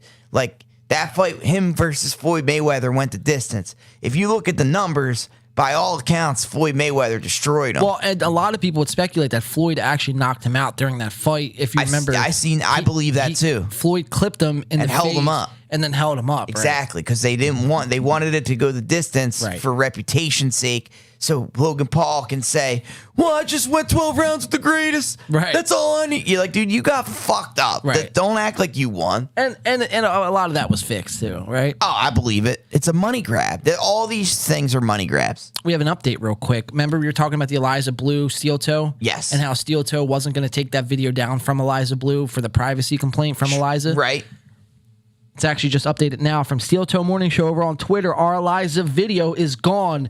No explanation, no notification. I can't find it. This is strange. Holy shit. So did YouTube pull the fucking Steel Toe video? No notification, dude. Eliza Blue must have a great PR team. Well, she's in with Elon Musk over on Twitter. She has connections with his team. Well, that's all you need to know Twitter. then. But that's Twitter though. Still, that's they probably got some strings they could pull. Sure, yeah. Once you're in the circle, you're in the circle, bro. So, Clem, we were saying this earlier. Steel Toe is not in a good way right now. No, they're falling apart. The wheels are falling off of the wagon, baby. The wheels in the sky keep on turning. I'm going to share, because I see you tweeted out that we were live, so I'm going to retweet that. Retweet. Tweeter. Come hang. All right, let's stay in the fighting world, Clem. Now, CoffeeZilla is a fucking gem, dude. This guy should be fucking... he should win an award. He should win an award. You're absolutely right. He should be protected at all costs. He should be, people should just, they should respect him and his work, right? I mean, he is doing the work of the good ones. But CoffeeZilla does a lot what we do. We call out the nonsense and the bullshit. Now, he does it, he takes it one step further because he documents it. Yes, he does it. He puts it in documentary form. He does an extensive amount of research, and he won't put out a video until all the research is done and verified. Where the difference is, where we come on, we take a look at a video, and we kind of give an opinion, and a breakdown and a reaction. But most times we say the same exact shit. It's the same thing, right? It's the same thing. So people don't call. My point is on that rant is people don't call CoffeeZilla a hater. You know what I mean? Well, he's just looking at the facts. Right, exactly. Yeah. So I think there's a lot of similarities. See, I said it right. There you go. Right? Yeah, dude. It was easy. Nailed it that time. But it's easier when I just say it it's flowing. As opposed to reading it. Well, also, a lot of that shit, bro, is like macro dosing is a made up term. It's not a real word. You know what I'm saying? Right. And micro dosing would have the dash in the middle. So it's can't even blame you. And you're drinking, so I'm Red Bull, fucking whiskey, and you're podcasting while producing a podcast. Yeah, bro, you got a lot going on. Just pull the shit up on the screen, and I'll read it. All right, it sounds good. It's just a little far away, so you got to blow it up. All right, but this was CoffeeZilla again on Twitter coming out. You don't have to read that. I got this. I got this, boy. But coming out against, we all know Dylan Danis, YouTuber turned boxer. He's a fucking scuzz. And dude, exactly, bro. And it's nothing less here because Dylan Danis is caught up in a scam, guys. Oh my God. Why am I not surprised? So, CoffeeZilla on Twitter. This was yesterday. We just tricked Dylan Danis into promoting a fake NFT project. We paid him $1,000 to post. He didn't disclose it was an #ad and posted copy that literally spells out scam. And this was the post from Dylan Danis. And it says, from Dylan Danis, official account, check this out. Soar's NFT candies are moonbound. So if you guys aren't familiar with how NFTs and crypto and stocks, when people say moonbound, it means it's gonna fucking go to the moon, gonna launch, right? So Dylan Danis promoting this project here as if he is invested. Now we have some breakdown from CoffeeZilla here. Now it says the entire project is fake, and if you quote unquote mint it, it takes you to a website devoted to all the scams he's done in the past. So let's check this out real quick. Oh, so he's a habitual NFT scammer, and there's a website dedicated to Dylan Danis scams. Oh, shit. It simply reads at the top, title, Clem, you read that one out. Have you been scammed by Dylan Danis? Holy shit, bro. We're getting into it now, guys. Oh, my goodness. Dylan Danis promoted our fake NFT scam with zero due diligence, but it gets so much worse. We found over 20 crypto projects. Dylan Danis promoted online for money, then tried deleting the evidence from the internet. Here are some of them. And it's just pictures of other fucking projects, NFT projects Dylan was promoting. Let's see. Can I zoom in? Yeah. So Dylan Danis just got this crazy gambling apes NFT. Excited about this one. Fire. Another one. Fuego flames. Hey world, Moon Rabbit, money sign AAA will mint that special NFT. Rad Rabbit MMA fighters are new bored apes. Another one. I feel bullish on Grow Moon BSC is giving me mega alpha vibes. Grown Moon, crypto, Bitcoin, Ethereum, BNB, non-financial advice. Sounds like financial advice to me, Dylan. Here's another one. I feel so bullish on Rock Smart Chain, 0% tax token, BSC, BNB, crypto, non-financial advice. Here's another one. AAA all the way. Finn Balor's riding the train. Moon Rabbit, totally. So there's just example after example. Here's another tweet from Dylan. What's up, guys? So I'm going to give away 1,000 to one lucky person that follows and retweets. By the way, if you ever see an influencer or anybody promoting, I'm going to give away money if you just follow and retweet me, chances are it's fucking a lie. It's a lie and a scam.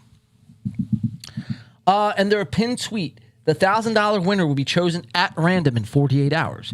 Winner will be paid out in Charix token. Isn't that a quitting smoking medication? That's Chantix. Oh, 2 letters off. Right. Fuck.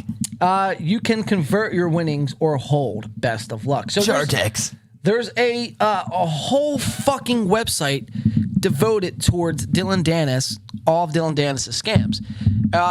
The thread continues from CoffeeZilla. It says video is coming soon. Fire. And it's insane. So we're going to be breaking that down when it drops. And then it says, yes, this is real, but the tweet was deleted. So Coffee had put out a tweet about something here. What's this? I'll click on this. Fire and flames. Yeah, so whatever this tweet was deleted.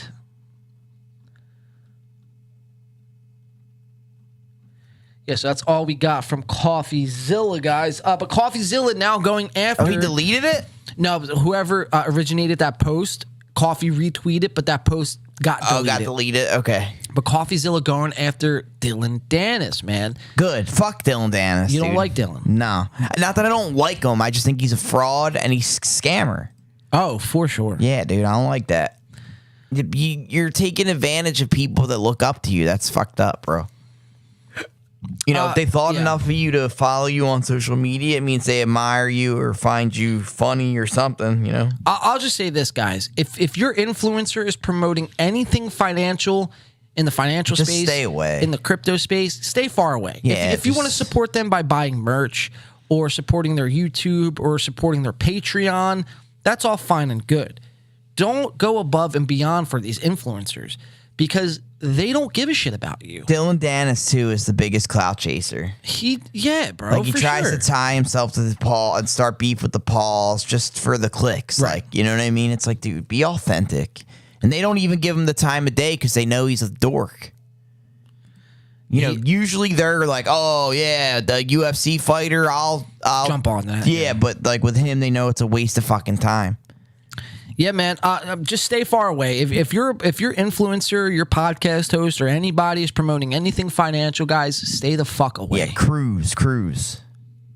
Far away, bro. Don't fucking, like, why? Why would you want to give them money anyway?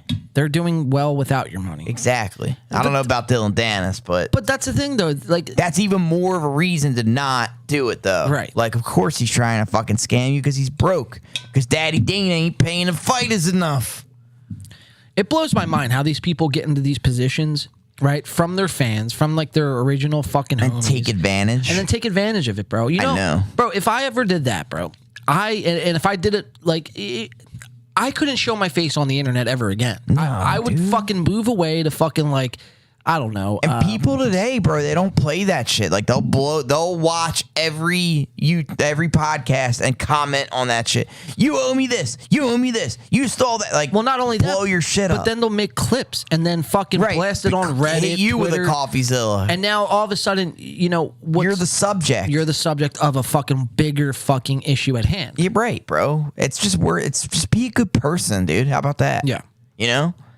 Yeah, instead of scamming from the people who got you to the place that you're at today, and now why don't you hook them up? Hook them up, exactly, bro. It's a Nobody ever foreign talks idea. about that, bro. I know. Nobody ever talks about that. It's like Comcast. Pisses me off. Once they get you in, you're done. You get nothing. But at least Comcast provides a good service. At least, like what does Dylan Dennis provide you? Nothing. He's a dork. And then he just tries to take from you.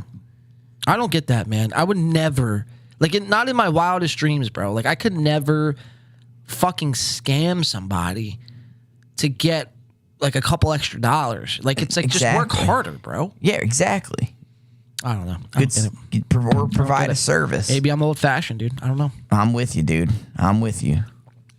Maybe we're just brought up in a different age. Maybe that is the way to make it big, is just scam everybody. I don't think so, dude. I don't think so either. I'm just saying, that's what all these guys are doing. And I know. There's no repercussions, but it's because that crypto shit's not regulated, dude. That's why it's a big problem.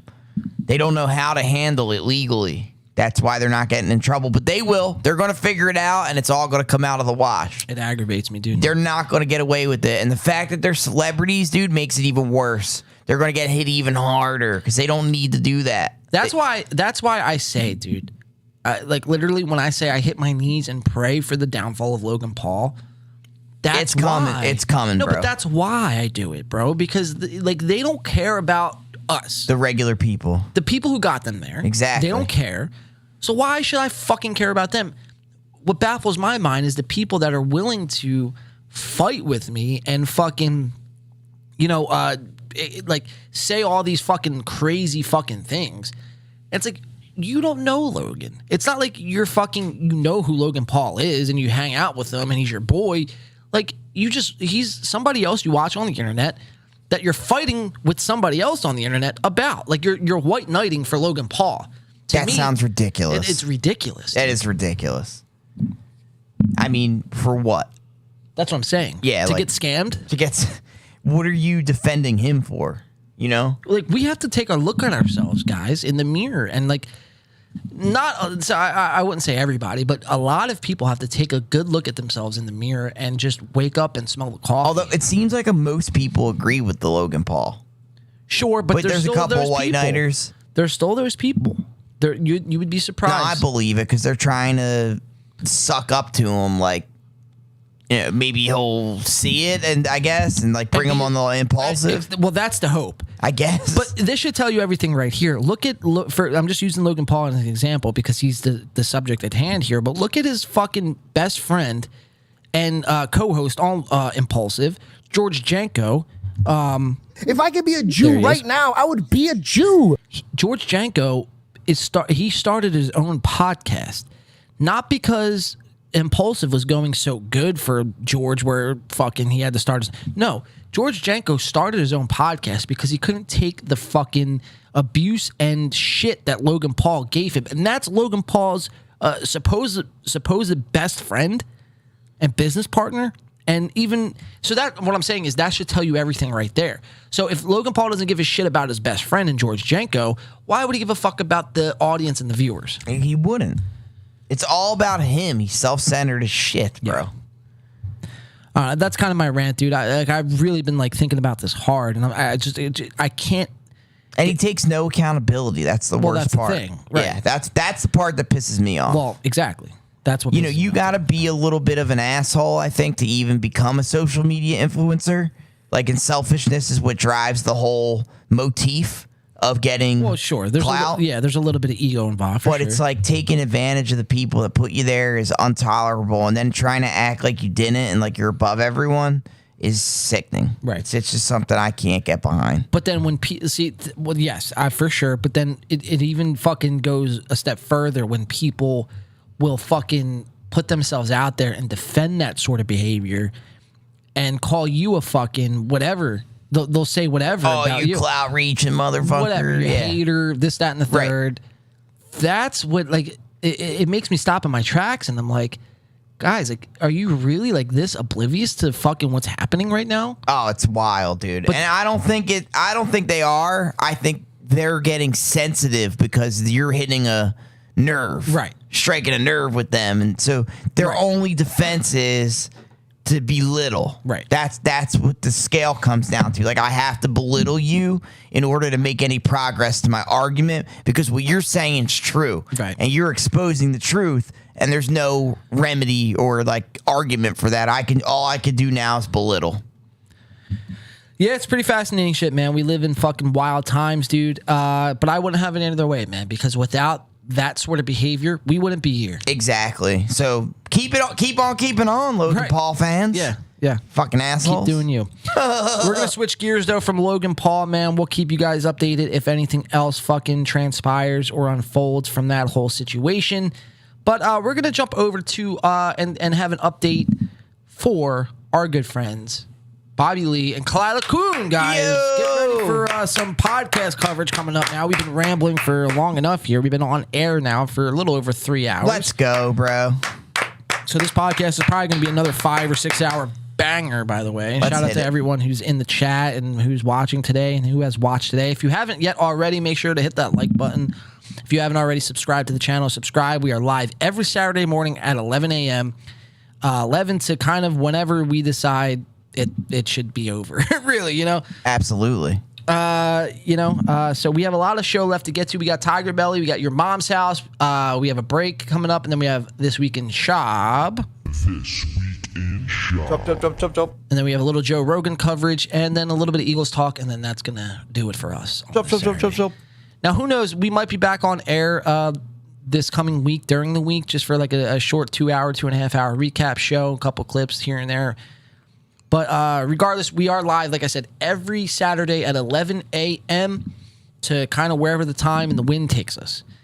But that's going to bring us to our podcast coverage of the week, guys. We have, first up on this week's podcast coverage, we have TigerBelly, Bobby Lee, Kalila Kuhn, and Workaholics' own Blake Anderson. Blake! This podcast was definitely weird, to say the least. Bobby... We find out a lot about Bobby. We found out Bobby before Blake hit the Workaholics big time and was on the big screen, he wasn't really anyone in Hollywood. And Blake and Bobby were at this party, we're going to find out. And Bobby was kind of an asshole to Blake for no other reason besides that Blake wasn't known and recognized in Hollywood. So Bobby didn't want anything to do with him.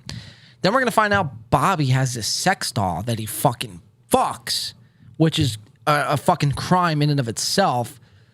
Not that he fucks it, but that he fucks it and then brings it and shows everyone on the podcast. That's something you don't. Yeah, that's dirty. You don't do that on a podcast. Keep it to yourself. Do you think he's just trying to be funny, or like that's really what? No, because he talks about this shit. He talks about sex and fucking Tinder and all this shit. Right, but you think he's playing that part up about himself, or to be entertaining, or you think some of it's... There's a little of that involved, but that's Bobby's personality. Is like he's just a weirdo. And well, it goes back to what we were saying earlier. When you have corrupt, sick allegations like that against you, you shouldn't joke around about that stuff. Right, makes it worse, you know. And this is a podcast. You're live on air. Act as if. Exactly. Right? Imagine if you went on air, right, to, let's just say... Oh, here's my sex doll. Right. You wouldn't, like, if you're on fucking, like... it's ridiculous. If you're on Tucker Carlson tonight, you wouldn't be like, yo, Tucker, here's my sex doll I fuck. Check it out. Put your finger in it. Right. You want to put me in a glory hole? Right. You wouldn't do that. Hey, Tucker. Antifa come in your house? So we're gonna watch a lot of that unfold here. Let's check it out. TigerBelly, Blake Anderson, Kalila Kuhn, guys, take it away. The same amount of followers, I think, and you and I have never really hung out, no? Ever? No, there was one time. When? We went to some diner after a comedy show. It was like you, me, Adam.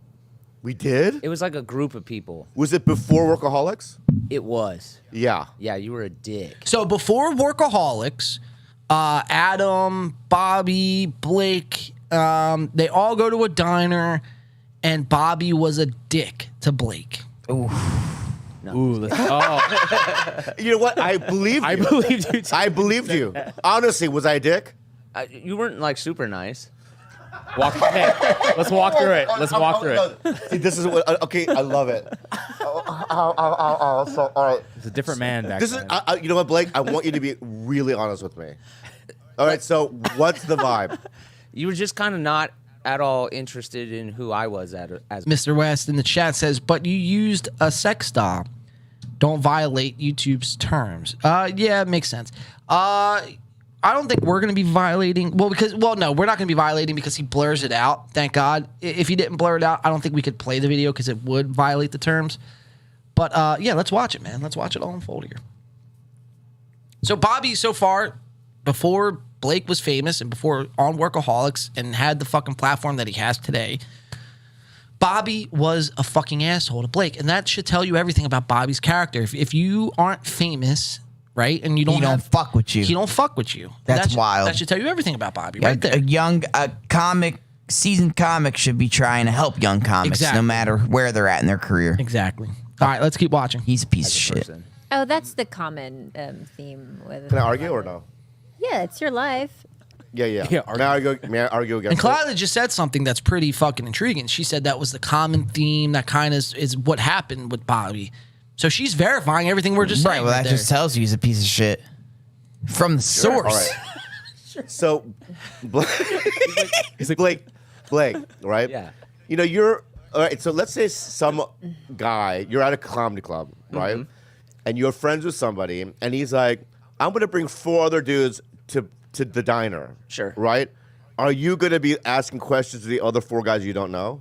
I guess it eventually. Hold on. Ew, that dude. was so cute. Sound like you cracked your nut. So Bobby, for our audio He's gonna listeners, get pink eye, yeah, pink eye himself, right?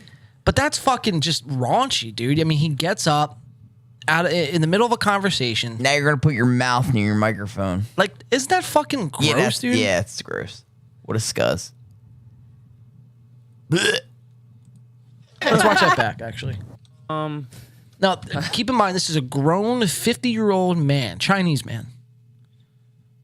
I guess it eventually. Hold on. Stops the conversation, gets up, puts the microphone to his butt, and he basically queefed. Yeah. Like, I think he got fucking caught up in the moment, and like the moment got to him, essentially. Because I bet you he was like, damn, I'm going to fart and rip one out, right? And he queefed. And just a little queef out of his man vagina. Kind of. Look at Kalila. She looks like a proud mom. Like, oh, did you just take a potty? Yeah, Good job. Look at her. Oh, my God. How fucking gross is that? Ugh. Imagine if you're on like the Today Show, right, or the Tonight Show. I'm sorry, did I say that? And I just made my microphone a porta potty. And Jimmy. Well, no. Imagine Jimmy Fallon was interviewing you, right, and you're just like, and Jimmy Fallon just stopped the conversation, was like, wait, and just ripped ass And just queefed on me. You'd be like, if you're Blake Anderson, you'd be like, what am I doing here? Did you just crack your knuckles? Like, I don't need to be here, man. Like, I'm in Workaholics, bro. Everybody knows that show. Right. Like, I don't need to do this. No, he's taking a step. Well, I'd say Workaholics is bigger than Bobby Lee and Mad Hands TV. Down. Yeah. Hands down. Let's keep watching. Ooh, that was so cute. Sound like you cracked your nut. I didn't fart. I stretched my butthole muscle. Ah, there you go. Hey, he queefed it. So would you do that? Would I talk to? Yeah, I mean, I would engage with people at the table. Oh, fuck. Yeah. That's the wrong angle. Let me try a different angle, right? How about this? Mm-hmm. All right. You look the way you look now, back then? Yeah, I haven't changed it. All right, so check this out. What about this? What if, I'm a sober guy, right? Mm-hmm. Yeah. Yeah, I've always been a sober guy, right? Were you then? Yeah. Oh, cool. Yeah, so check it out. Like, here's my argument, all right? Okay. What about this? Did it What not if- seem like it? I just assumed you partied, but I don't. No. Oh, that's cool. I just look like I do. Yeah. Which is cool. You have But okay, party I'm a sober guy, right? You look like a partier. Okay. Right? Right. So I'm out there like, if I get to know this guy, right, he might draw me back into engaging in the partying ways. Oh, in the dark lifestyle. In the dark lifestyle, right? Wow. So I put a barrier up for the guys like you because I don't want to get, the pussy that you get and the cocaine and all that stuff. What do you think? Cocaine. Yeah, well, I think you had a wrong assumption about me because I'm a really good boy. Oh! Yeah. God damn it, this is hard. This is rough. Okay, how about this? So Bobby's trying to justify why he was a dickhead to Blake, and Blake is like just being a nice guy. Like, you didn't need to be an asshole to me, Bobby. Like, because now that we are friends, you see that we connect. So back then, we could have connected way earlier and kind of, teamed up and collabed on a whole bunch of different things. But instead, you shut that door because you wanted to be a Chinese fuck. Stop putting your balloons in the sky, Bobby Lee. We don't want your fucking balloons. Right, and he was trying to be a clout chaser before it was even a thing, too. You just don't want to help the common man because you don't elevate his own career. What's you know he what I gonna mean? get out of it? Nothing. Exactly. So I ain't got the time for you. Fuck you. Mr. West says, farts are funny. Great one, Bobby. Walk off. That was a queef, but it was funny. It was, yeah, well, farts can be funny. Just not in your mouth. Well, just not on a not while you're live on air. Like, if you're doing like a comedy bit, I get it. And I get it's a comedy podcast, but it's like, there's just a time and a place. Like, you don't just stop the conversation. You have someone like Blake Anderson on, which, by the way, doesn't talk about anything about Blake, right? This whole conversation is about dicks, about pussies, about farts. It's like, you have somebody on like the caliber of Blake Anderson, and you don't really, you just do surface level shit. It wasn't really a funny podcast. And keep in mind, this podcast is promoted as such, as a comedy podcast. There was no comedy in this podcast whatsoever. Other than the self-deprecation stuff. Which is like every other fucking show. Every fucking show, right. All right, so we find out Bobby was a dickhead back in the day to Blake. So hard to believe. Well, is it really, though? No, I'm being sarcastic. I know. We're going to jump ahead. There's only 2 more clips from this show. This is just a little light one we got here. We're going to go to 43:15, and Bobby's going to call Kalila baby, and she doesn't like it. So we all know after, there's a couple months, it was a couple months ago where Bobby and Kalila had broken up. They're not dating anymore. They're done. But Bobby's doing this weird thing. Bobby has since, first of all, Bobby has been on Tinder. He's been open about being on Tinder, being on Raya, being on all these different dating platforms, right? So Bobby is actively pursuing getting pussy, which is all fine and good, right? You're a single man, do your thing. What I have an issue with is Bobby is going to mark his territory every chance he gets. So when Kalila's on the phone, we're going to find this out here. When Kalila's on the phone with another guy, Bobby's going to make it known and yell out to Kalila, hey, babe. And the other guy on the phone with Kalila is going to hear that and it's going to question, like, hey, are you and Bobby even still broken up? You know what I mean? So Bobby's just fucking his flow up. Her flow up. Her flow. Yeah. Bobby's like a dog marking his territory, right? Right, just trying to sabotage anything she's got going on. But they're broken up. Let her go, dude. Yeah, let it go. You've been fucking... Go on Tinder. He is. That's what I mean. But like, go on Tinder. Yeah, go back on Tinder. And he's getting bitches. It's not like he's, not getting pussy. Right. So, he's still obsessed, though. He's, yeah. That's why I knew when they broke up and they're still living together, like, that's not going to work. If you remember, I said that, like, this ain't going to work, dude. I think she mentions here in this show that she has since moved out, but still. But she's over there a lot. They do a podcast. Right, they're on together. the podcast. Yeah, that's weird. It's still, the point still remains. It's a weird situation. The point still remains. Even though I think she moved out, you do a podcast with your ex, it's just not going to work. No. And even if it did, it's wildly successful. There's going to be mixed feelings getting in the way. Sure. Yeah, and I think you're seeing it. Yeah, we're watching it in real time. Mr. West says sarcasm. Okay, so that makes sense. Farts are unacceptable, and that's kind of where toilet humor is funny, but just there's a time and place for it. Imagine if you seen me just get up, stop the conversation, put my ass on a microphone, and fart. Clem, if we had a guest on, someone like Blake Anderson, or just someone of any sort of relevance, right? And we had them on, and I just was like, yo, let's stop the conversation. I'm going to rip ass. Yeah, I'd be like, dude, we're in a closed enclosure here. Like, you're going to stink it out. Right. If it was relevant to what we were doing, it might be funny. But other than that, just randomly, no. The first 2 minutes of a show? Yeah, no. There's nothing. The setting is not placed for that. Right. Definitely not. Let's watch this 43:15, and we're going to watch Bobby call. And if it was a little bitch fart like that, I would be like, dude, I'm leaving. Yeah. Cancel the show. You can't even fart like a man. Yeah, like if you're going to rip one dude, saw some wood. Right. Cut those logs and get it out there. Bobby acts like a woman in the relationship. Bobby's like a woman. I mean, really. Well, he's queefing on his microphone, so I wouldn't put it past him to have a little clitoris. 43-15. Bobby's going to call Kalila baby. She's very uncomfortable with this. Let's watch how it all unfolds. Baby. Sup, baby. Because I've had gaps of like not working it out for years. Yeah. And then all of a sudden you get something, you're like, oh, can I even do this? Yeah. Yeah. Am I boring you? No, not at all. I'm listening. I don't want to bore you, baby. Don't call me baby anymore. Yeah. Don't call me baby anymore. Stop calling her baby. Damn. You're not together. Don't call her baby. You don't need to, bro. He should know better. He's being like an abusive pimp in this situation. Exactly, dude. bro. You know, like that's like the fucking, what do they call that, It's like bro? psychological. Yeah, but what do they call reading? What do they call it, bro? When Stockholm syndrome. That's like what Bobby's doing to Kalila, bro. He hasn't moved on. No, I think he has moved on, but she's trying to move on, and he sees that, so he's trying to keep her fucking emotionally fucked. So she always runs back to Bobby, so they never fucking separate, essentially. Right. But he could go out and have all the fun he wants, but when she tries it, it's a big fucking thing. Some pushback. Right. Sure. Well, look, at least she's standing up for herself. Yeah, but she kind of caves. Let's see. Let's let it unfold. Let's watch it unfold. Oh, that's true. We're not going to do that anymore? Every time I am on the phone with, I know you know it's probably a guy.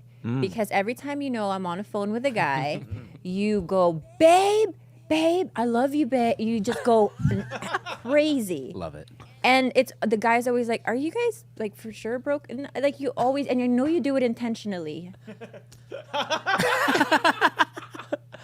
You do it on purpose. You know, that's not Jane cool. Goodall. Uh-huh. You know Jane Goodall? I think. Well, no. Guess who Jane Goodall is? Newscaster. Nope. Second guess. Mr. West says grooming. No. Grooming, yeah. Forget for it. sure. Animals. Animals. Oh, okay. So Jane Goodall was the white lady that lived in Africa and hung out with the monk chimpanzees. Yes, Gorillas in the Mist. Gorillas in the Mist. Yes. And when the head chimpanzee, the male, the alpha male, he does this. That's my hey babe. Yeah, I could see Okay, that. so what are you trying to accomplish in that moment? To let them know that we're done, but I'm still king. And there it is right there. He pretty much says it all right there. Just asserting his Korean dominance. His Korean dominance. We don't want that shit, Bobby. Take your fucking ching chong flu and your fucking Chinese balloon and go back to Korea if you're gonna fucking Take your do this queefs, shit, bro. take your clit, and get off the fucking screen. Get dude. off my stage. Go back to hang out with fucking King Jong-un. Which fucker? He is in the background here somewhere. Is he? Wow. Right there. Oh, there he is. Kim Jong-un in the flesh, everybody. Jesus Christ. I called it. Remember what Donald Trump called Kim Jong-un when they met? Rocket Man. Yeah. Rocket Man.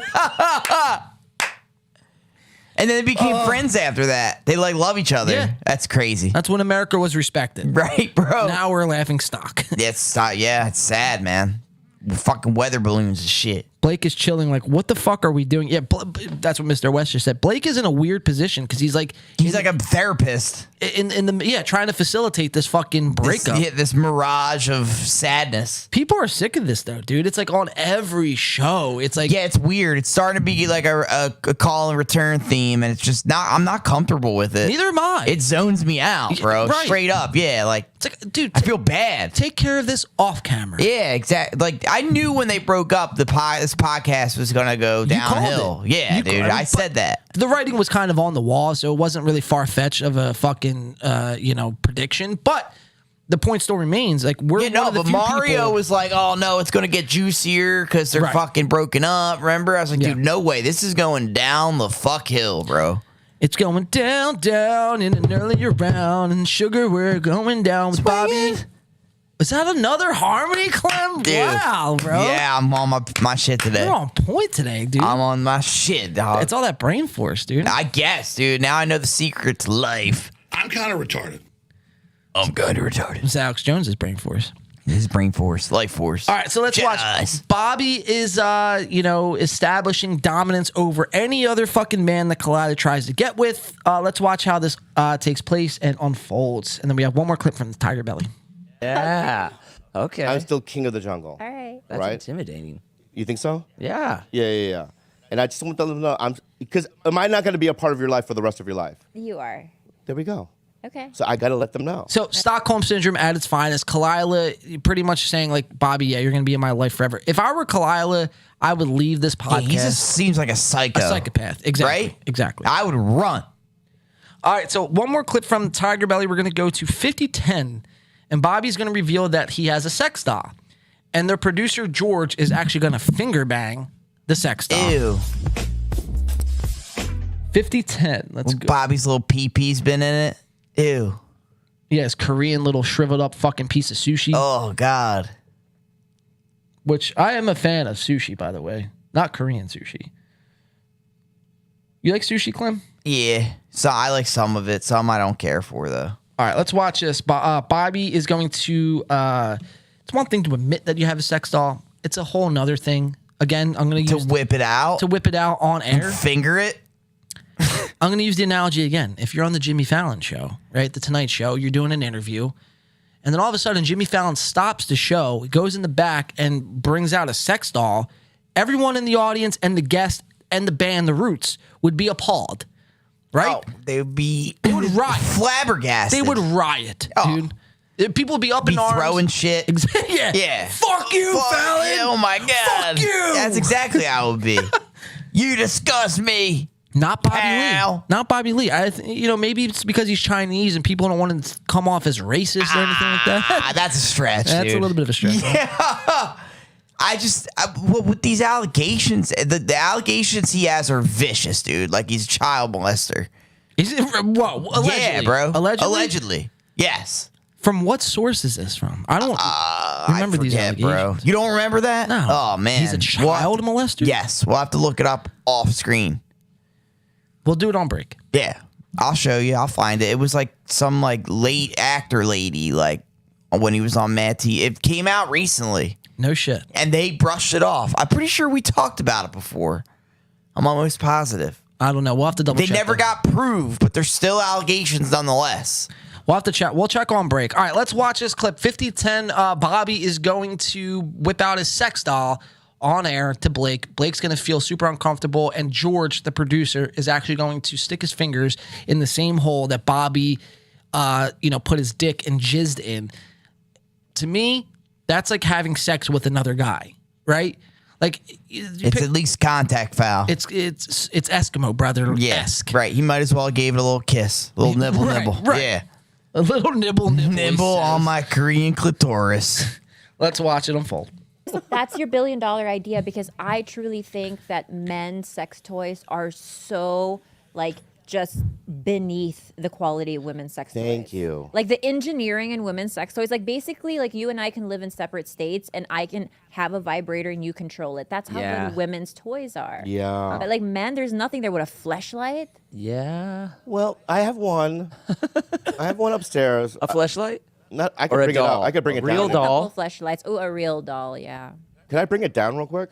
Yeah. All right, I'll be right back. Wait, we should ask. Here it is. Does it have jizz on it? There's no jizz on it. Okay. Let's not bring out. Are you sure? Should not bring it down. Should not bring it down. You can bring it down. I want to see what it looks like. Do you mind? I don't mind. Okay, good. I mean, I've seen plenty. No, but this one I want to show you.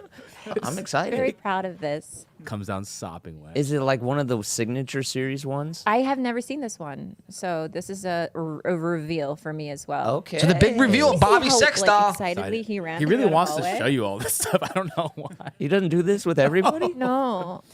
So this is the first time the audience will be seeing his fleshlight? Yeah. First time. So. Blur the shit out of it though, so we don't get demonetized. Yeah. Jesus. Got Christ. you. All right, they're gonna come back. Mr. West says she's a very creep too. compact. Oh, it looks like a speaker. Yeah, like a. So here's the sex doll. It's blurred out, so you can't see it. Looks like a Beats I pill. think my mom was. Why is it that so wet? around. Why is it so wet, Wet, dude? Dude, It's oil. What? wait. Look, he's freaked out, Blake. Yo, man, I didn't sign up for this shit, brother. Why are you bringing out sex dolls on the podcast? He was comfortable. He's like, I've seen a bunch of these. Yeah, but if it was just like out of the box, oiled like, up. Bobby yeah. just went in the back, fucked it real quick, and then brought it out. Pulled it out, And yeah. now this just kind of got weird, you know? It's oil, not My cum. mom was carrying that around all day last week. Really? Her Yeah, like, mom was. What is the speaker? She was like, where do I put this dirty thing? She thought it was your thermos. Yeah, so I get thirsty. So so basically you open it like this. Oh, What is don't like a shake it thermos? out. Right? Jesus. So, Demonstrating. I mean, this is the opening. Oh, the smell. No. Right, so this is the opening. Don't. Oh, look, ridges. Yeah, that's the Yeah, the Ruga. Ruge. There's ridges. Ruge, There's Ruge yeah. ridges, right? So look Damn, at you right. fucked the shit out of that thing. Right, so, let's see if I can turn it on. Oh, just don't let it shoot anything out. No, it doesn't squirt. Bro, I'm like so nervous. Now, keep in mind, guys, when I'm watching this back, right? I'm driving, doing what I'm doing throughout my week, watching this podcast back, and I have to rewind this multiple times. I have to like verify in my own head, like, is this actually happening? Now, do you think this was a skit they talked about having? No, this is just spur of the moment. Bobby sickhead. Because you look at Blake's face, bro. I'm not sure how well you could see it and how well you guys could see it on screen, but you see Now Blake's he's like face. biting his teeth. Yeah, He's very uncomfortable in this whole Absolutely. situation. Keep watching. There's no energy in it. Okay? You ran the battery out. But basically, what it has is it has an air release, right? So there's a suction. So when you press, so when you press this button right here, it does a suction. Oh. So it goes ooh, right? Oh, there it is. It's on. Right. So this is right. So this is a suction part. Yeah. And it's suction. Look, it's It's sucking just my. like the clit suckers. Stick your finger. Oh, So he's saying I thought it stick was your gonna- finger in it. I'm not That was sticking too my hard, finger in dude. there, Bobby. Producer's asking me questions. Yeah. dude. Hey, Georgia, will you stick your finger in it? No, Just don't. wash your hands when you're done. You're gonna get don't wipe your eyes. You're gonna get ocular herpes. Yeah. You don't want Oh, yeah, So all this right, is the forget it. All fucking right. appalling part coming up, and Mr. West says the producer's asking mad questions. Yeah, you shouldn't be interested in this. You should be like, all right, we seen it. Put it away now. yeah. This is a This was a podcast. bad idea. Slippery slope to even pull it out. This is a podcast with Blake Anderson from Workaholics, one of the biggest shows fucking ever, right? You haven't asked one question about Blake. What he's up to, And what right, he's up to, right. what he's getting into. Fuck him. Fuck Let's talk Blake. about my sexual capades. How can I make this all about me, Clem? Ugh. And we're watching another example of a fucking narcissist unfold. At work. Yeah, just he's like the Leonardo da Vinci of weird sex crimes. Right. You know? That's a great fucking spot analogy from And you. you got Kalila right next to you. It's classic. Yeah. Thank you. So his producer's going to get up. Oh, George. Yeah, so just stick your And he's sticking his fucking finger in the sex doll. Oh my God. Dude. Hey, you, he's like bitch. He was, what the fuck? he was hyped up, like ready for that, He dude. popped right up. With Yeah, he's like Daniel Jones running for the end zone. Like, This is, I mean, you could just tell really by his disgusting. body language, he's into it. He's probably like sniffing his finger after, like, yeah. Guys, this is where Bobby's little Korean chode, this is the hole he sticks it in. Ugh. And fucking comes in. Ugh. And now your producer has his fingers He's in. fingering it, dude. You know he loves it. He probably worships Bobby. Probably a little homosexual love triangle going on.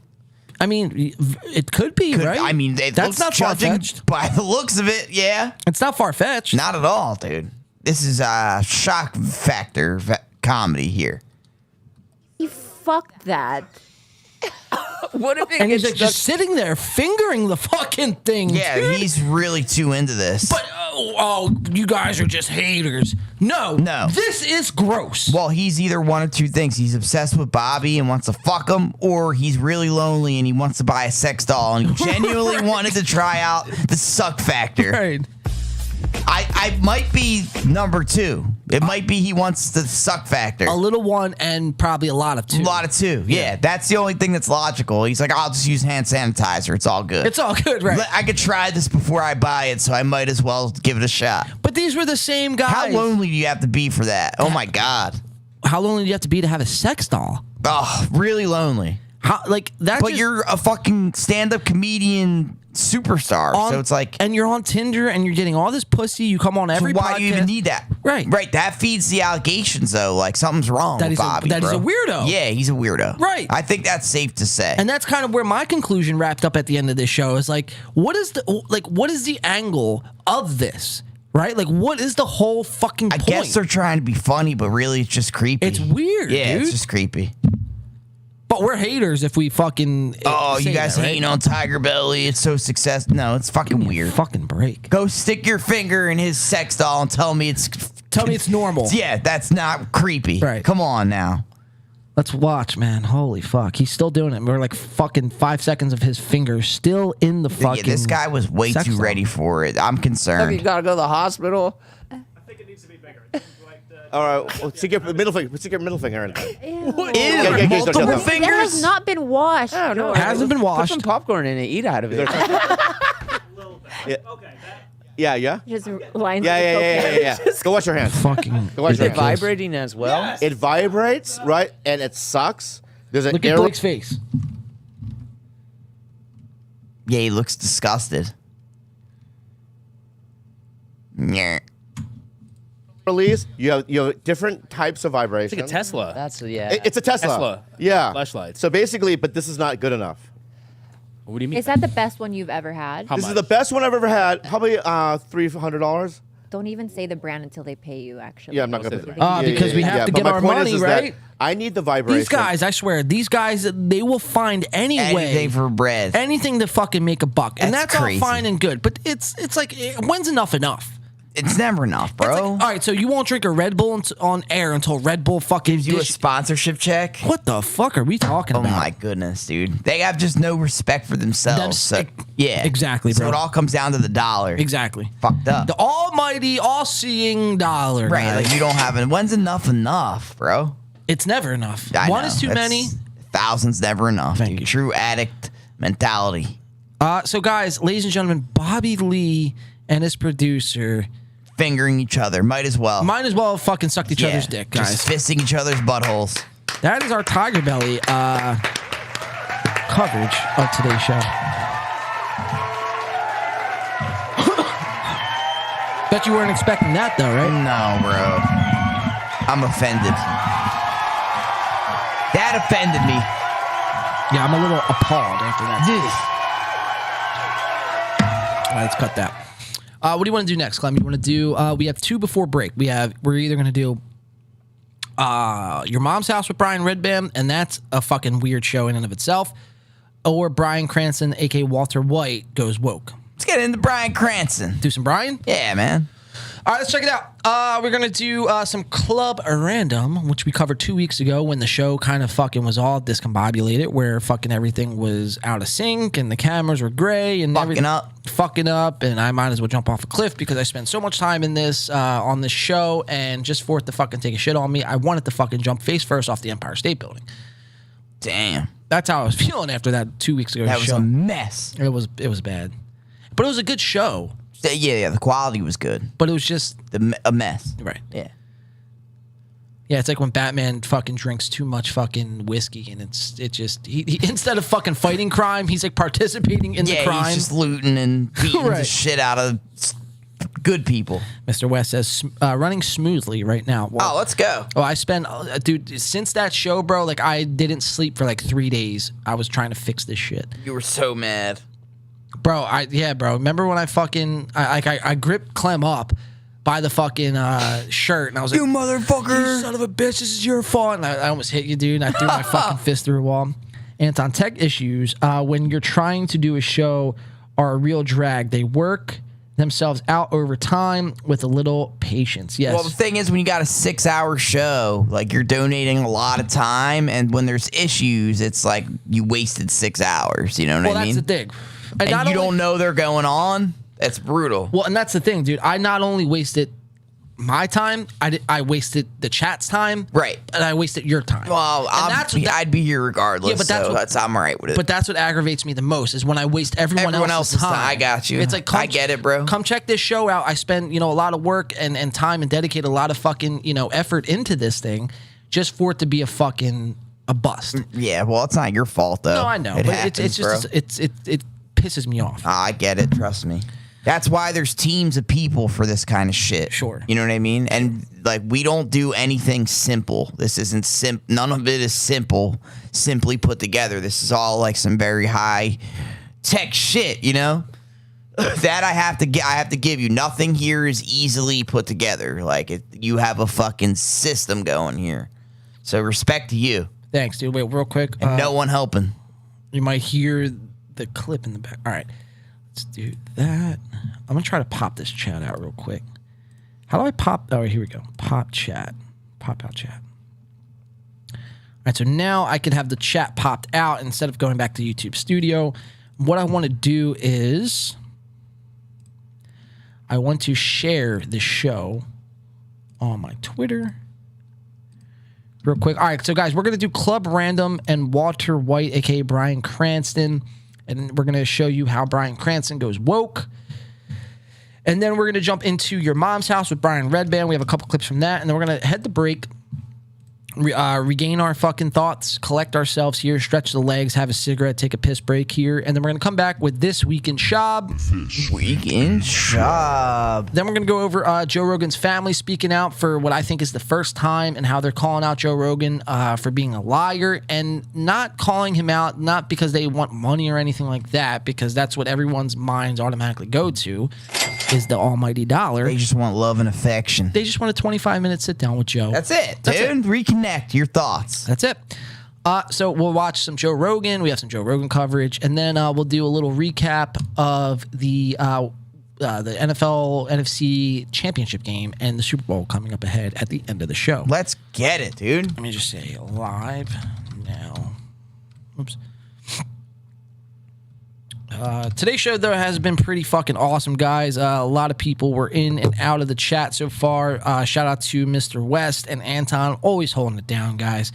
You guys are probably already liked the stream and subscribed already. But if you haven't shared it, share the stream to your friends or anyone who you might think would like this sort of fucking content. And try to get some new faces in here, man. We're going to do a lot, though.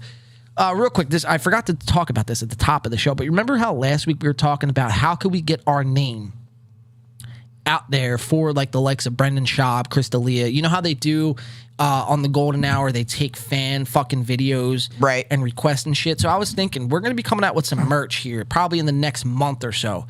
We have the new design, so we're going to take that design, put it on some merch, and we're going to be, start selling some merch for everyone to consume. So what I was thinking, when we dish out that merch, it would be a great idea to call into the Golden Hour wearing the merch. And then you could fucking say whatever you want to say. You don't have to do any sort of bit or anything like that on the Golden Hour. You could just fucking, hey, Brendan, man, I really like your fucking goldfish.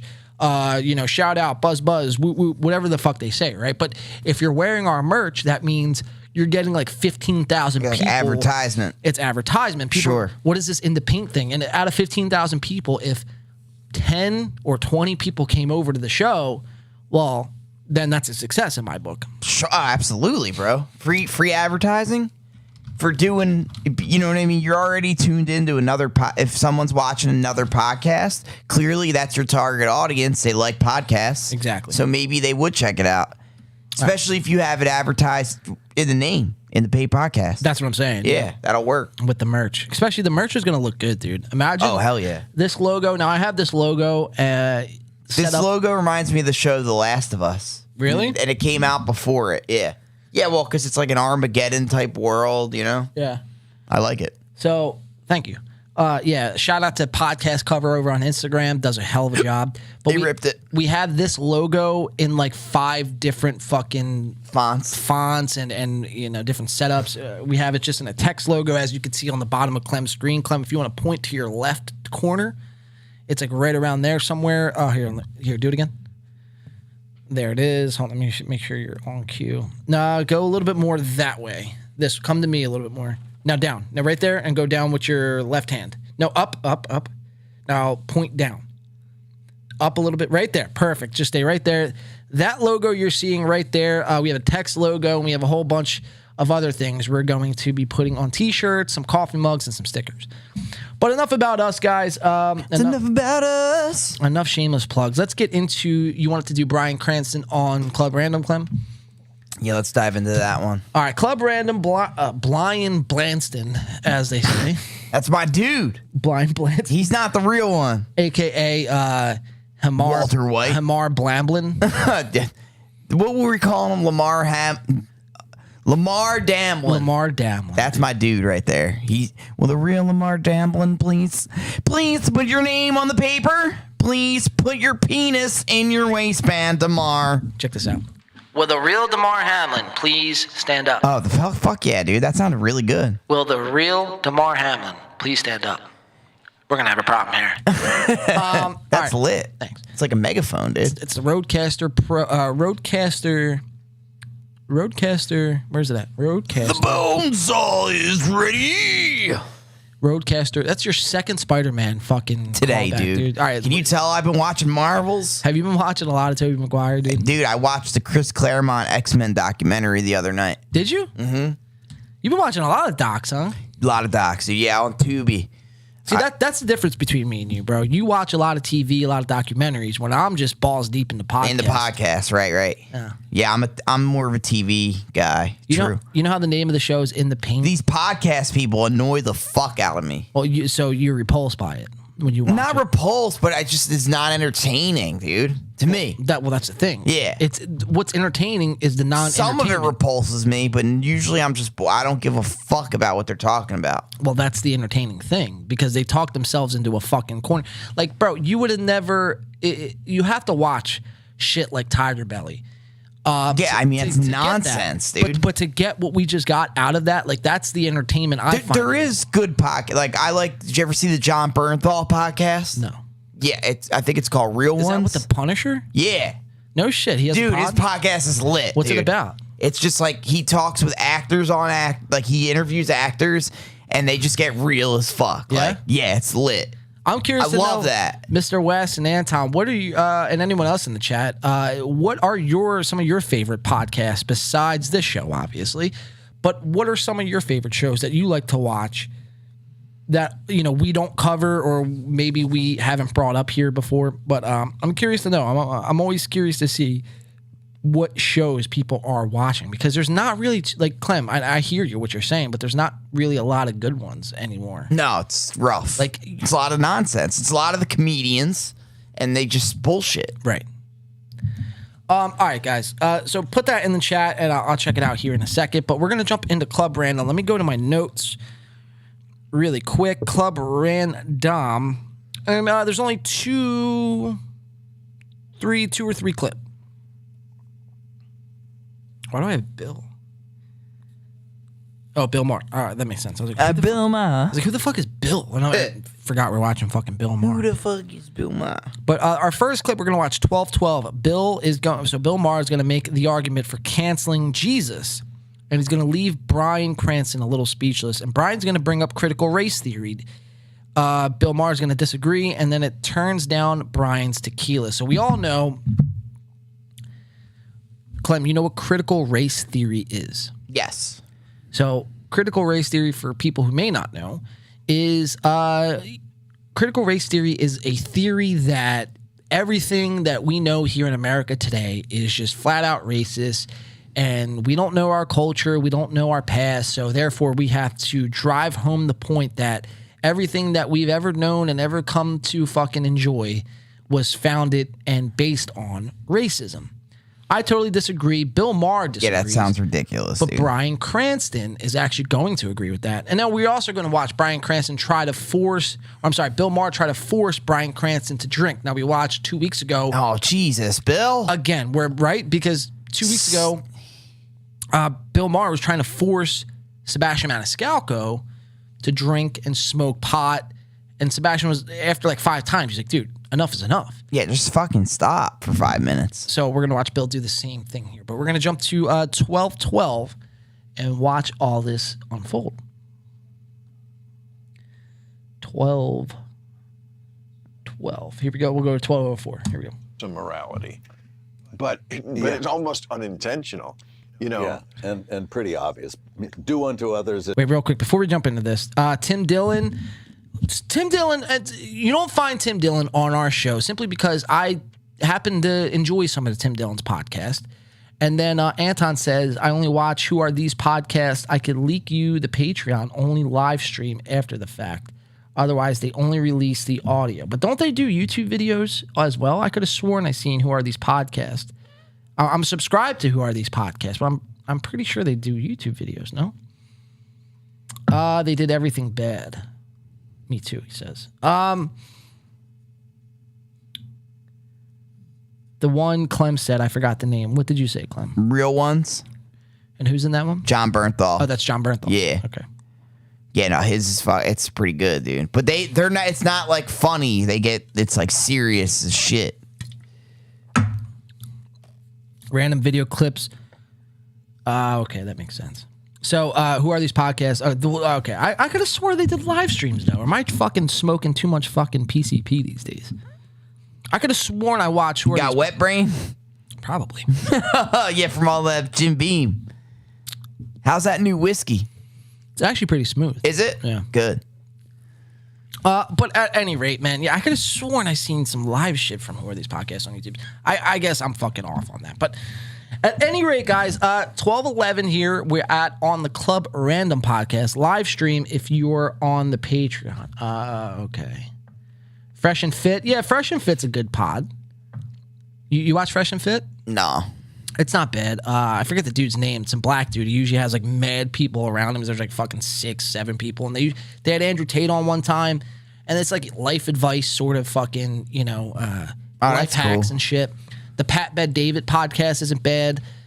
There's some good podcasts out there these days, but not many. Not a lot of quality ones. There's not a lot of quality ones. Yeah, you're absolutely right. I'm trying to think of some other podcasts off the top of my head that I like to get into. Now there's not any one specific pod that I watch of this genre, but I'm not sure if you guys check out the like true crime podcasts. They're pretty fun. I've stumbled upon those a couple times where they just talk about like pretty much true crime shit, like the shit you watch, like the first 48. That's lit. Convert it into a podcast. Right, that's cool. It's not good. It is so bad. It's good. Yeah, I guess you're talking about Fresh and Fit. That makes sense. I'm trying to think, is there any other shows that I like really like fucking, it's like a must watch on a week in a week basis? I used to be like that with Rogan, dude. Every pod he would throw out, like early 2016, then 17. he started tripping on too much fucking DMT. Right. Got all crazy. Telling people to go hunt your own elk and fucking skin a squirrel. Like, dude. Skin a squirrel. Are you Joe Dirte? Like, what? I'm trying to think, bro. Well, you know who's got a good show, actually? Kevin Smith from fucking... Oh, yeah. Clerks. Mallrats and Clerks, yeah. Mallrats, Clerks. He's actually got a good pod. I forget the fucking He's the name. man. He's got the comic book store in North Jersey, too. That's probably where they do it from. Kevin Smith. I forget his show's name, but I've seen his show a few times. K. Shiesty. And it's actually pretty fucking good. Yeah, he's the man, Kevin Smith. I'm not surprised at all. It's called S Modcast, is a podcast featuring filmmaker Kevin Smith. That sounds pretty good. I'm going to check that out. The point being, though, is I guess the whole point to this rant was there's not too many pods I like look forward to. A lot of the shows that we bring on our show or that I watch on a regular basis, more than likely I'm hate watching that. Sure. Like, I hate seeing fucking what I'm seeing, but it's like, it's so entertaining because it's so bad. You have to cover it. And I have to fucking cover it and show everybody the fucking ridiculousness because... That you tolerate. Well, because most people, bro, in the comment section and so on and so forth, they fucking worship these guys. Eating it up. And it's like, enough's enough, dude. We're in 2023. It's Yeah, time I'm to wake up. pulling the covers off your eyes, dude. Wake the fuck up. All right. You woke bastard bitch. You woke bastard bitch. Yep. I couldn't have said it better myself, friend. Let's get into this. Club Random 1212. Bryan Cranston's going to go woke on us. Oh, Jesus Christ, Brian. Let's check it out. As you would have. And there's a couple of greatest hits, but there's a lot of, I always go, I've talked about it on my show. I mean, slavery for the... Now, if you're looking at... Bill Maher, way to segue into a hot topic, Billy boy. If you're looking at this show through the lens of our fucking screen here, the show has this gray fucking sort of overtone to it. That's not our TV. That's not our camera. That's Bill's fucking production. Keep that in mind, because I don't know why you wouldn't have fixed it already, but you see that, right? It's just fucking gray. Yeah. Little shirt he's wearing, it's not helping either. Well, he like blends in with the background. Yeah. All right. And that chair. People who are wanting to cancel Thomas Jefferson and George Washington because they had slaves and everybody else in an era when everyone had slaves who could afford it, including people of color in other parts of the world. Yeah. It was a human thing. Yeah. It's not just a white thing. Yeah. Okay, so if you're going to cancel Jefferson and Washington, you have to cancel Jesus. Oh shit, dude! You gotta cancel. That's Jesus. pretty bold from Bill. It's a bold statement. Bold political statement, religious statement for Bill. And I don't know, you don't like. How do you cancel Jesus? I don't think you can, dude. Well, Bill's gonna explain how. Bill Maher smoking too much pot. Because he never spoke against it. It's not in the Old Testament. There's a million rules about slavery. None of them are, don't do it. And the reason is because it literally didn't cross their minds. No one ever says in either testament, what about we just don't do it at all? What? Don't do it at all? Well, who's going to schlep the big stones over to the, to make the cathedral and make the, Yeah. It did not enter their minds. It just was a way every civilization did it. The Romans did it. The Egyptians did it. Slav is a slave comes from the word Slav. Or Slavic. Very wide. I mean, there were slaves everywhere. It's just people were like, hey, if I can make you my bitch, I'm going to do it. I'm going to fucking do it. God. So I just want to hear them answer that question. What about your boy Jesus, the Prince of Peace? Yeah. Because he's got sweet fucketh all to say about this you'd think it'd be kind of a big issue. Or maybe it would, the 10 Commandments, don't you think that should be maybe in the top 10 more than like false idols? Yes. Yeah. Yeah. Well, he did come out and he did, of course, Here's Will Cranston. Well, Jesus, he didn't come out. No, he's still closeted. Wait, Mr. West in the chat says, how old is he now? Who are you talking about? Bill Maher or Bryan Cranston? They're both in their 60s. Both fucking very, very old. That's why they say, 63? Man.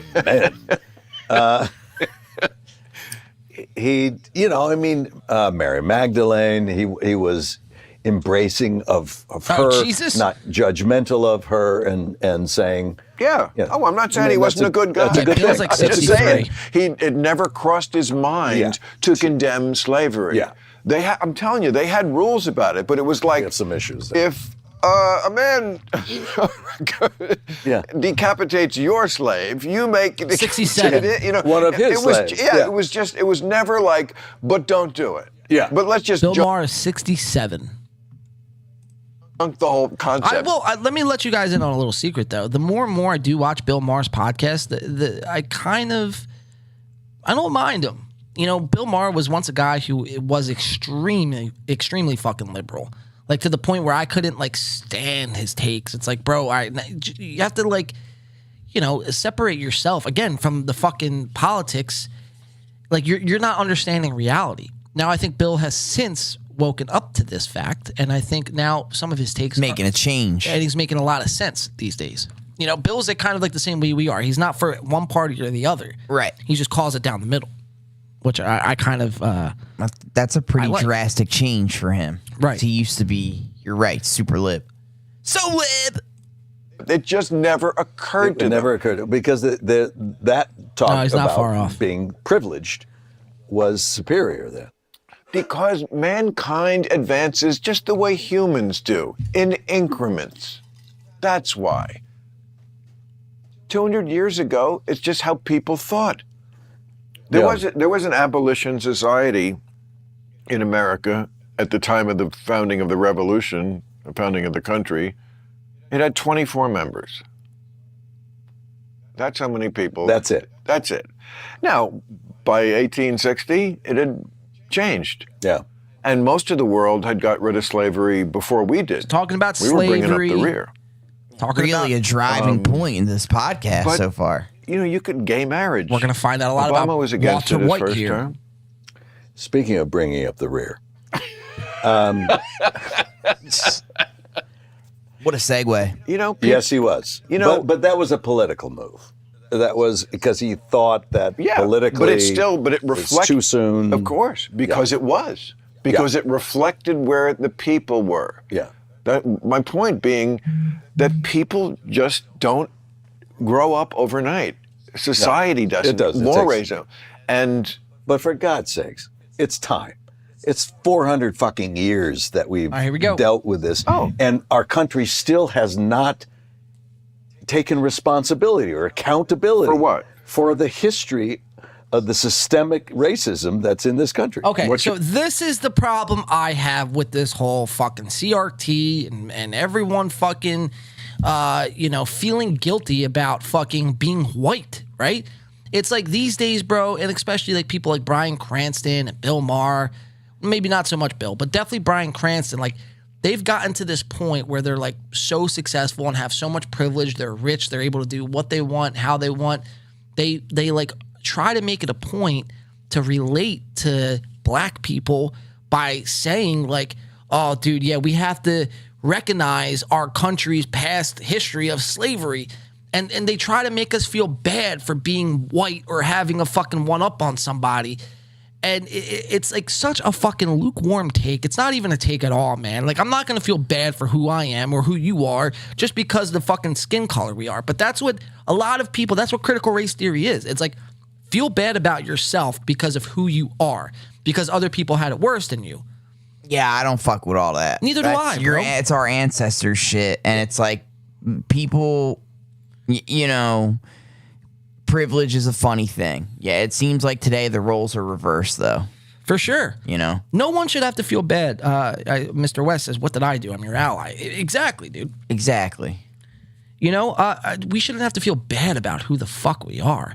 And then we shouldn't have to hear it, regurgitate it from a famous, other people, especially from a famous Hollywood celebrity. Yeah, it's like, dude, you're already out of touch with reality. Right. We don't need you to tell us to how to identify with shit. Like, get the fuck out of here. You ever hear the term, Clem, white guilt? Yes. Full display. Yeah. Right here. With I ain't having that shit. You can turn the heat down or get the fuck out of my kitchen with that shit. Get the fuck out. Bryan Cranston ass. So that is Bryan Cranston, man, going completely fucking woke lib on mode, this fucking thing, dude. So he's the Liberace, if you will, Sir Liberace of libs. Let's keep watching. Should we do more? Well, I mean, I just feel so bad about who I am. Critical race theory.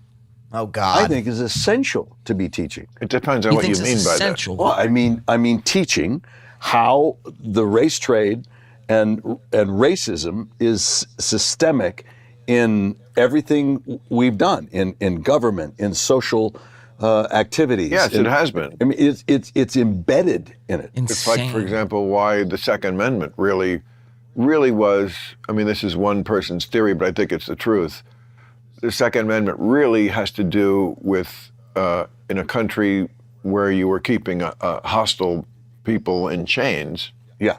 You needed guns you needed very loose reins on guns to keep. And it wasn't just white people who owned slaves either, bro. It like black people owned slaves, Indians owned slaves, Chinese owned slaves. And whoever had money. Exactly. Yeah. That's what I was just going to say, bro. If you had money, doesn't matter what color you are. You could have been fucking orange for all I care. Exactly. You owned a slave. That's what people did. So I'm not going to feel bad for that. And you're not going to come on a podcast and tell me and mansplain to me why I should feel bad. White people were slaves too in the Viking days and shit. Exactly. Yeah. So it's like, what are we talking about? So that's Bryan Cranston. The history of America, okay. But it's like, that's not my fault. That's not me. Yeah, exactly. Right. So why are you bitching to me about it? I have nothing to do with that. Right. Fuck out of here. 2840, Bill is going to be sickened by Bryan. So Bryan's going to continue to explain this fucking critical race theory and how it should be taught. The only thing with race today is the cops. Like, that's a big issue. But outside of that, though, I'm going to push back on that, bro, because we only get to see white on black crime, or not crime, but white on black cops, right? Shit, that is the only fucking stories that get amplified. But you know how many white people are fucking abused by cops? cops abusing anybody and killing anybody is wrong, no matter what color you are.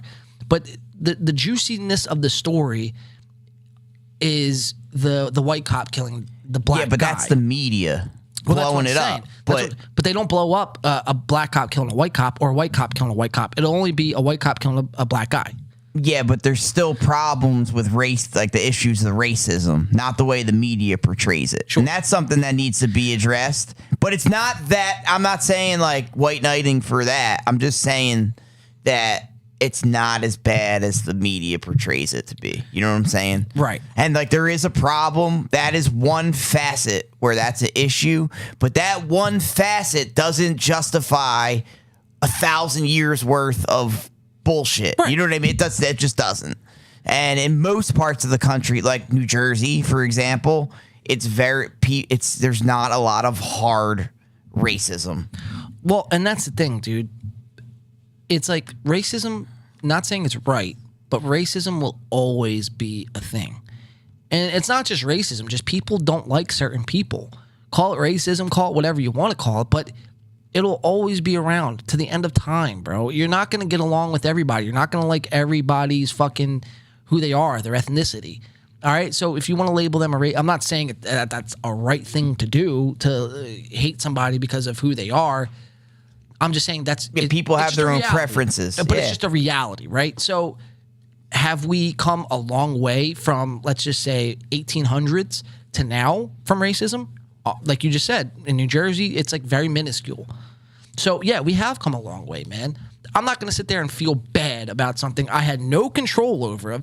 Something happened 400 years ago. Right. Yeah, and I'm tired of feeling like embarrassed for what you know what I mean? Just shit that's brought up all the time. Yeah, it's like, dude, I'm sick of that and having it thrown in our face. Fuck that, bro. Yeah, and that's the thing. That's what a lot of people like. They tuck their tail between their legs and for the race. Everyone plays the race card, and I think it's more racist to act like you're not racist because of what you're told in the media. Does that make sense? Like if you bro. I disregard. I completely disregard the media because it's garbage, bro. The only time I ever like watch the media or listen to the media is because I'm covering. And it's it for always the show. people that tell you you don't watch the media. That's why you feel it. It's like, dude, you're brainwashed by the media into trying to tell people what they should and shouldn't feel.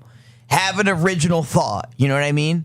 Yeah. Don't wait for the media to tell you how to feel because they're going to get you all fucked up. Well, and that's the biggest problem is people are running around. The point of them is to stir you up. People are running around with those thoughts from the media. Right, and just unleashing it on everyone else, projecting their own issues and insecurities. Yeah, dude, it's a big problem. It's pretty wild shit, man. I'm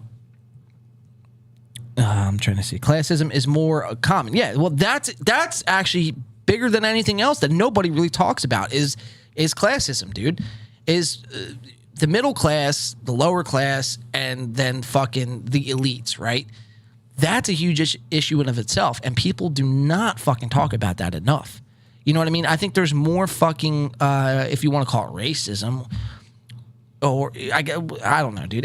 That goes further than anything black, white, purple, brown, anything like that. You know what I mean? The disregard if you're not fucking making a certain amount of money, you're looked at as less than. Oh yeah, dude. Money is it's not even real. You know? I mean, it doesn't. You shouldn't. And it's such a thing too where people get judged on it, but it's so terribly wrong to judge people over money. Clem's hot take of the day: Vikings were slaves too. They were, and they were white as fuck, bro. They were cracking motherfuckers, bro. Okay. It's just funny. Like that's like the hill you're willing to die on. Oh, dude, I'm ready for it, bro.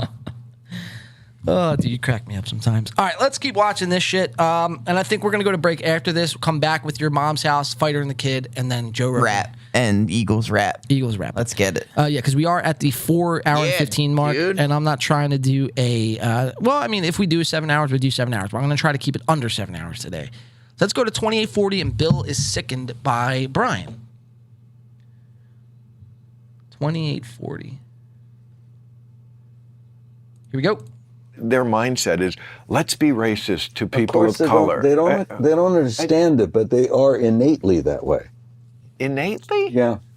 Oh, Lord. No, no. What have you been reading? Oh, babe. Come on. Is that white fragility or some bullshit like that? That's not white fragility. Well, that's the book. Is that where you're getting that from? No, no. But not innately, from like original sin, like we're toxically white born racist. Not toxically, but you recognize your experience, and what we don't recognize often is the privilege that you said, the advantage that you have. You look at Congress. Look at the. Let's look at Congress. Okay, there's a lot of white men in Congress, sure, but there's also a lot of minorities in Congress as well.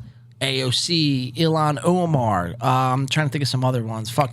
Yeah, dude, that narrative is dangerous. Super dangerous. Oh, we have because of race, we need to diversify. It's like, dude, no.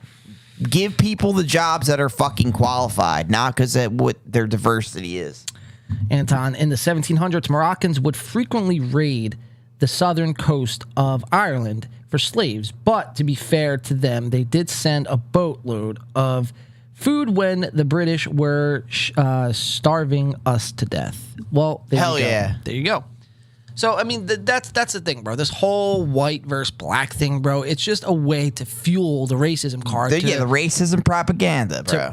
And they try to overplay it and put fear into people. Well, that's and the it's thing. Yeah, they're trying to perpetuate we're a not fucking scared narrative, no bro. more, dude. That's what they're trying to...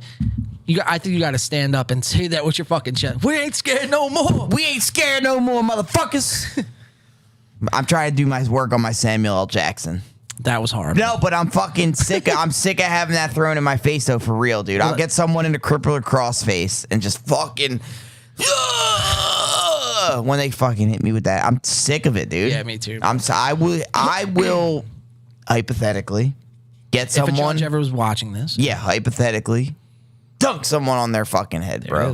I would. Like, I felt my vein in my neck pop out a little bit there. I can see it from here. You seen it? It's like Joe Rogan's third eye popping out his forehead. Whoa, the wobbles. But yeah, dude, I hate that narrative that, we got to give this person a job to diversify our portfolio. It's like, dude. That single-handedly, that right there. Woo. Giving somebody who's underqualified for something a job just because of... For whatever it is. It's crazy, bro. Well, no, I'm going to take it one step further. It's not just crazy. It is crazy, yes. It's crazy. It's also single-handedly one of the fucking That's key racism, factors. Dude.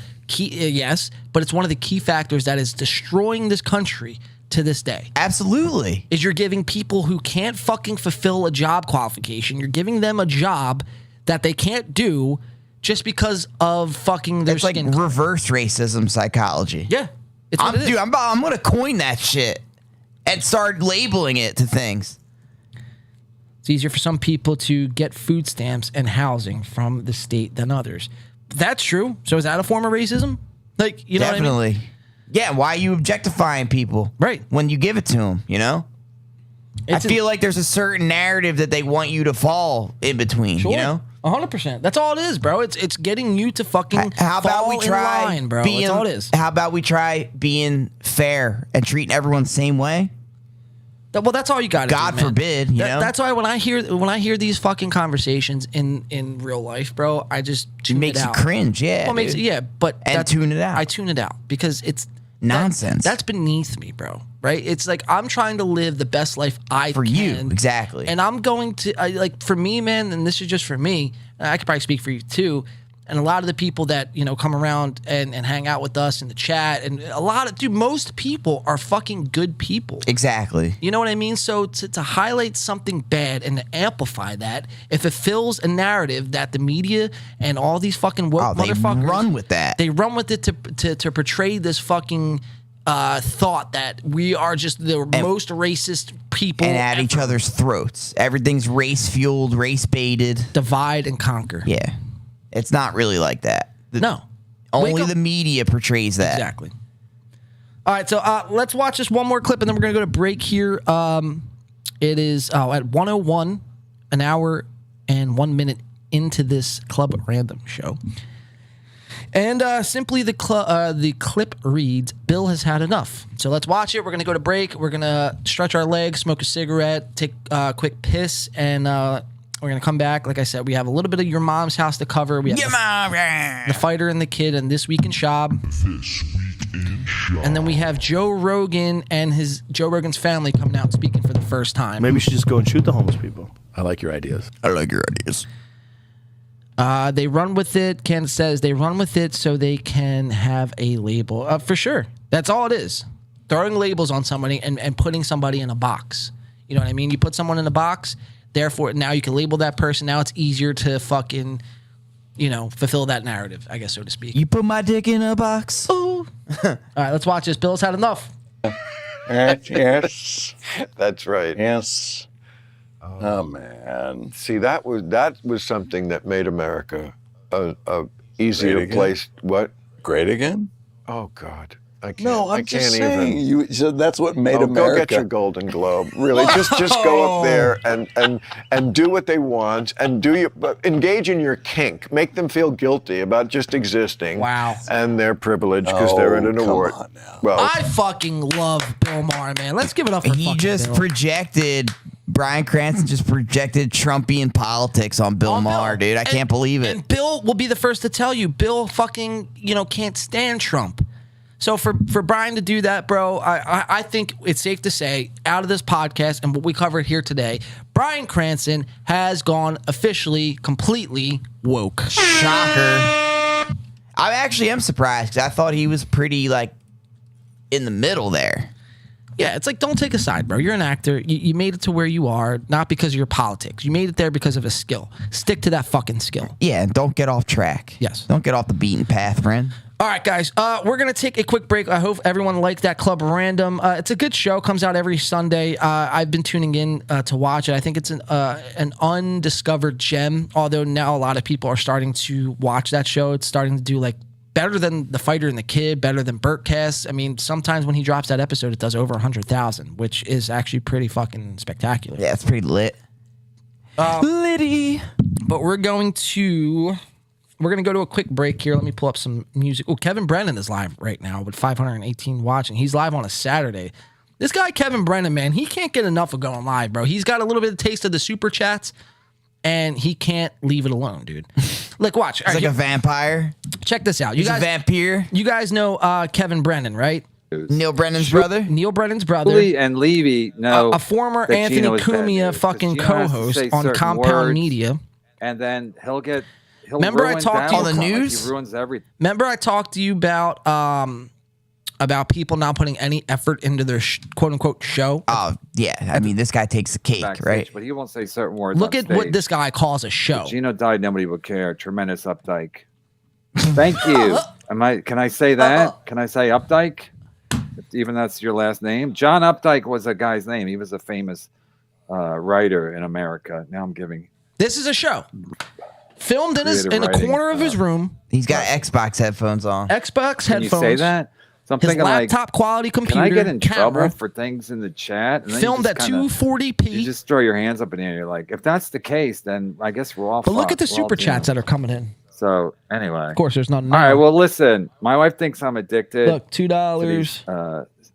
To Can I these get more? live streams. He just said, "I'm addicted to these so I don't know live if I am or streams." not, but I'm definitely gonna get better. Yeah, because of equipment the super chats. Because He said, "I'm gonna I get can't better be at the recording mercy quality, of, too." Like I said, I couldn't be at the mercy of Andy. I'll believe it when I see couldn't it. be at the mercy of getting a guest. I couldn't be at the mercy of, my kid's schedule. I mean, I am. I'm saying I don't like it. Annie, You know, addicted to making money. I mean, I just got sick Wow. of being at the mercy of everything. My kid's schedule, my wife's schedule, So- when I could do a show. So I mean, these things are much more convenient, especially if I can do it by myself. But since I'm doing it by myself, this takes up more juice for Wi-Fi and on my computer. So I got to upgrade my equipment. So Should be easy. You're don't making apologize. fucking hundreds of dollars a Why day are on people super chats. giving them money? If you're, I don't know. if you, That's what complain I'm trying to if you're figure out. I didn't read your super chats. I should read all the super chats, but they weren't coming up normal. I was seeing them up on the top, which is not how it's supposed to go. I'm supposed to see them as they come. And Mr. West, why don't we my have a wife says super I'm chat addicted, option, but, Mr. West? We are. I mean, whatever. Just mute him real quick. We are currently at 3,300 watch hours. We need 4,000 to be monetized. So we're about 700 hours away from being monetized. Once we are at that 4,000 mark, this channel will be monetized and we will then have a super chat option. But until then, we were forced to kind of just do this show for free, which we have no problem with. We've been doing it for 3 years. I have no problem doing this show for free. I have a feeling when we get that super chat option, it's gonna elevate the show. Yeah. Well, as far as like who comes in, views it. And yeah, I just feel like it's gonna get the ball. Oh, these, like, you know, like the brigade comes, like, oh, all these people are super chat, right? Like, you know what I mean? So they'll just keep coming in. But it's not about the money. No, I don't give a shit. I just have a feeling that's how it works. No, I know. Though. Yeah. I'm just saying in general, like it's never about the money, right? Like the money is always a good thing. That's a side piece. It's a side piece. We would be on this show as regardless. Case in point for free, dude. Yeah. You know, we've been doing it for 3 years. It wouldn't be any sweat off my back to do it for another 3 years. But, you know, when we get that option to, when we are able to make a little bit of money, I mean, obviously we will. That would be nice. But, again, not about the money. Not at all. I have a feeling, though, once it starts, that it's like this. It'll be like this. These guys talk about nothing. Now, would you expect to see Kevin Brennan live as much as you do? He's live probably like 10 times a week if he didn't have a super chat option. Absolutely not. No. Oh, that's embarrassing. He's probably just getting a little bit of clout from his brother right now. Because, that's probably what it's about. He's kind of famous from before. From his brother, yes, but from Anthony Cumia mainly. I ride my bike so much that I had to get backup bike because if I get a flat tire, sometimes, you know, anyway. Anton says, don't be silly, guys. Money is one of the greatest things in the world. I love having loads of it, dude. Look, money's a good thing, guys, but my point is... we love money, but we're just saying we'll do the show. We don't need money for the show. We're here regardless. You see, there's no super chat option on our show, and we're still here. It's not... Every week. Money, like, yeah, money is a good thing to have. That's what we have jobs for. But that's why, exactly. It's like, I'm guessing he has like at least... All right, we're going to get Kevin Brennan off the screen. Maybe I got to take a more. massive I don't piss. know. I just think it was pretty funny. Look, more super chats coming in. You know, interview That's him crazy. In his fucking thing. And can we get the last morning show on Patreon? Huh? Can we get the last morning show on Patreon? Oh, yeah. All right, we're going to mute Kevin. We're going to take him off the screen here. We're going to go to a quick break, guys. Stretch your legs. Smoke a cigarette if you smoke. If not, just stretch the legs out. We'll be back in about 5-ish or so minutes. Hopefully, everyone's having a good time on this Saturday afternoon so far. When we come back, we have Your Mom's House, The Fighter and the Kid, and Joe Rogan to get into. I'm going to play some of this music here. Copyright free. Here we go. All right, guys. We'll be right back. Don't touch that dial. Share the show if you haven't already.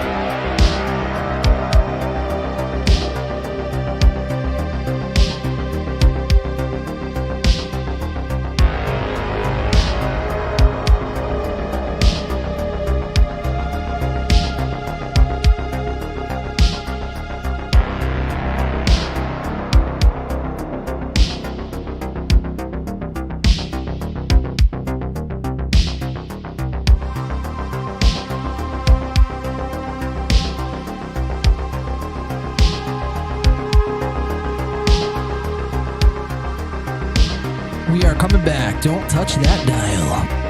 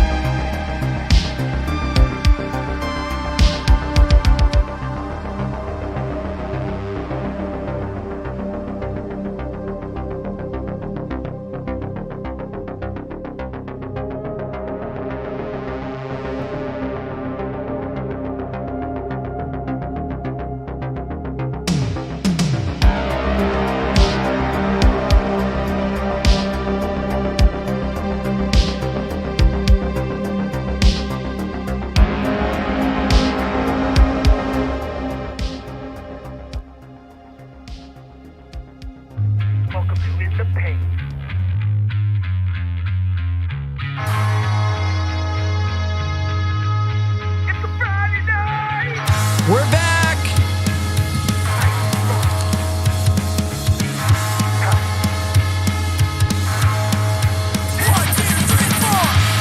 Oh, we're back.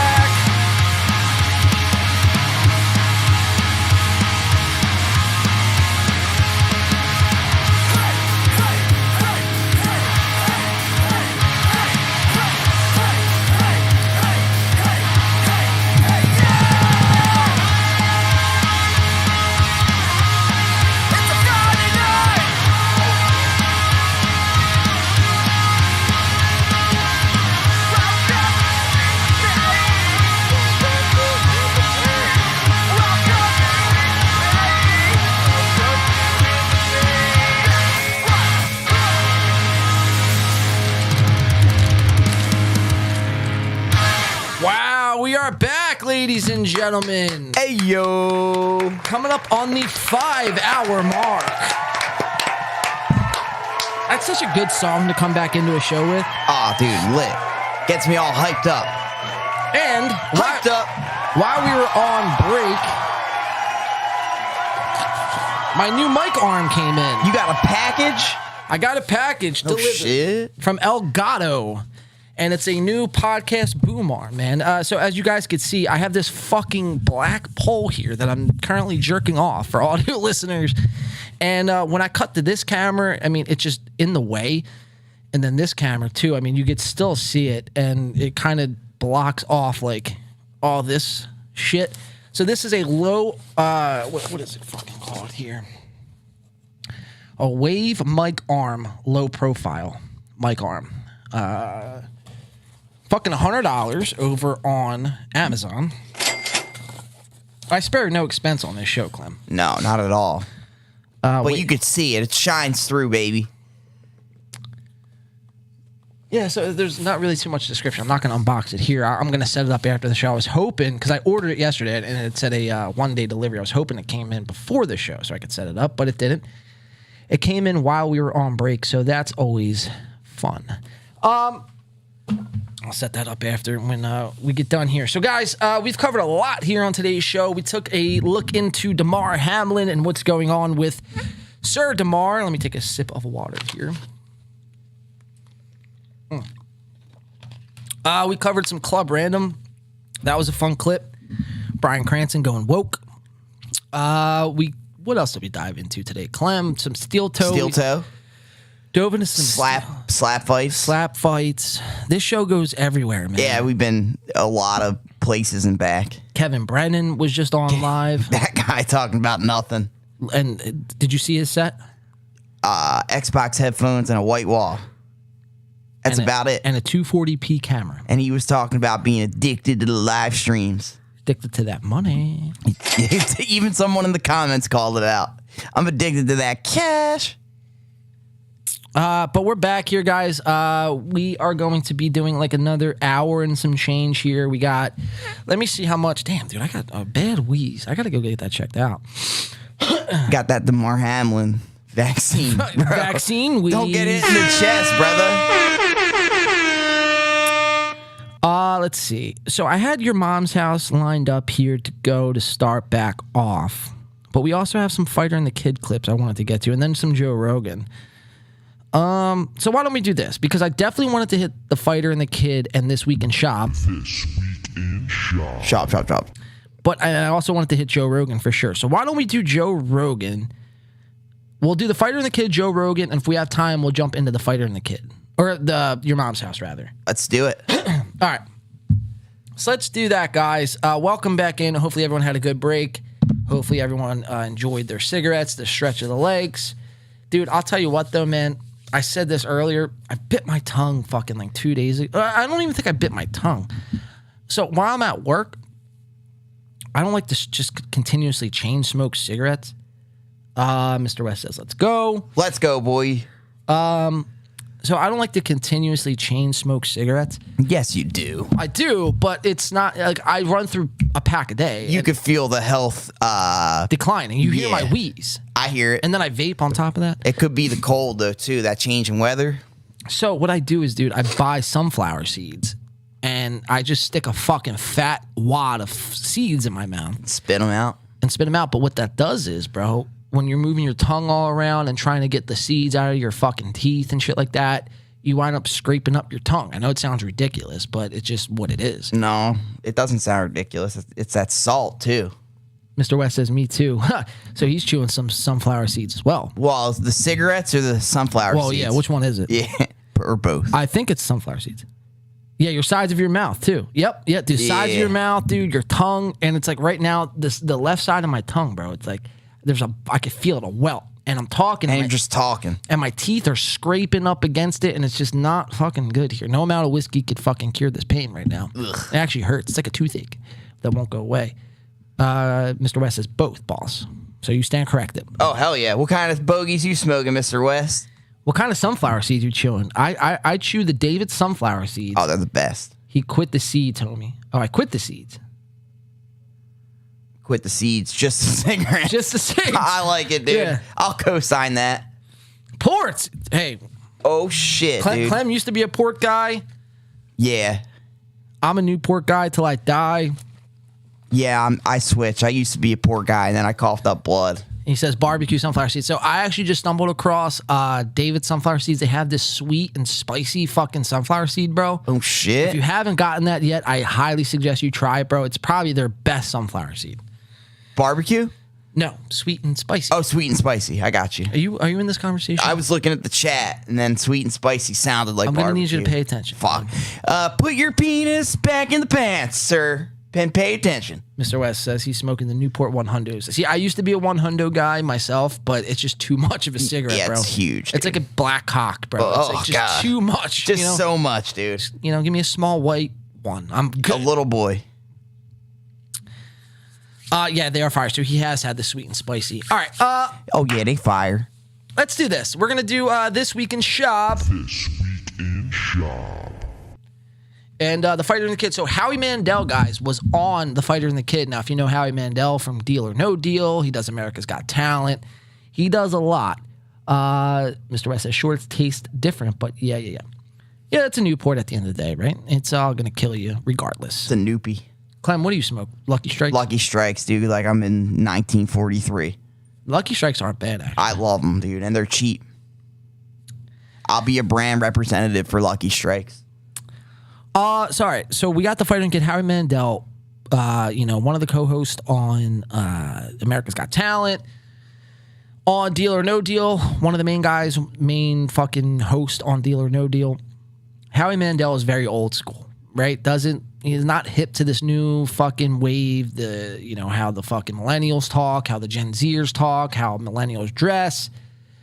So Howie Mandel isn't up for the antics that the Fighter and the Kid and Brendan Schaub will present to them. We're going to watch that on full display here with the Fighter and the Kid this past week with Howie Mandel. Now, I said this at the beginning of the show, but Brendan Schaub, the pants that he's wearing on this podcast, I mean, it's just fucking remarkable here. Does it distract you? It's distracting is an understatement. Really? Super distracting. And then we're going to find out that Howie Mandel might hate the Chinese. He's going to call out our boy Chin on a few instances. Here. No, don't fuck with Chin, bro. I might have to hypothetically bash his skull. Howie Mandel. Howie Mandel. Not Chin Chin, bro. Chin Chin's my dude, especially after I heard him singing Drake songs. Love that guy. Yeah, he's a beast. He's a beast, bro. All right, so let's go to it, guys. The Fighter and the Kid with Howie Mandel. Let's check her out. Let's see what this is all about, what all the hype's about. Play, you bitch.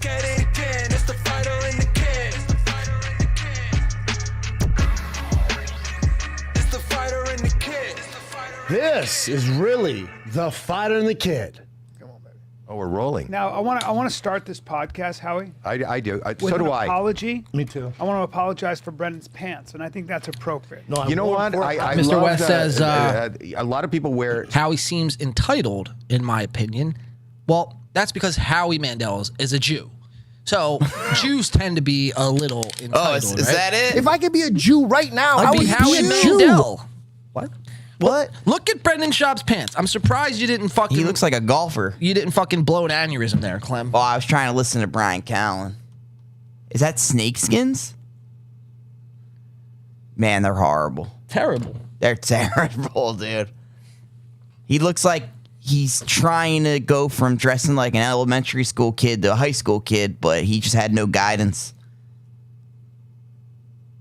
You said it best though. He dresses like a fucking Teenager. Yeah, dude. He just got his mom's credit card and was able to go shopping the first time. At Zoomies. Yeah, like he just bought whatever he thought was edge. All right, let's watch how this intro rolls itself out. Sweatpants, you wear sweater pants. Yes. These are knit pants. Yes. First of all, why do you Fancy. want knitted wool around your nuts? So Howie Mandel, right off the bat, is grilling him. I mean, we're not even a minute in. We're 34 seconds in, and Howie Mandel is just grilling him, dude. Going at the pants. What game show is he from? Dude, I just said it, bro. You did? I mean, do I have to repeat myself like a fucking... Yeah, I just forget what it's called. Why do I fucking do these monologues anyway? With the box, right? Got to open the box. Open the box. Is that what it's called? Welcome to Open the Box. Oh, We're nice. starring Howie Mandel. Open the box. I got my dick in the box. Oh no, that's the game show. Deal or no deal. Deal or no deal. Deal or no deal. Welcome to the conversation. The art of the deal. Deal or no deal, and also America's Got Talent. Ah, okay. I didn't know he was on that one. What's in the box? Dick in the box. That's funny as shit. All right, let's keep watching. Brendan Schaub, Big Oompa Loompa Brendan, is getting pressed by Sir Howie Mandel. Oh, shit. Why not? What should I be in? Black, fellas? I don't know, Now, dude. Clem, just in case you were tuned out, we're watching The Fighter and the Kid. This is I'm here, baby. Brendan I'm Schaub, here. Brian I missed the Callen. deal or no deal. I was listening to Brian Callen staring. He always keeps his legs wide open. It distracts me, okay? With legs wide open. I'm looking at his under the sunlight. his clitoris. You know what song that is? That's Creed, bro. That is fucking Of course Creed. I know what song that is, dude.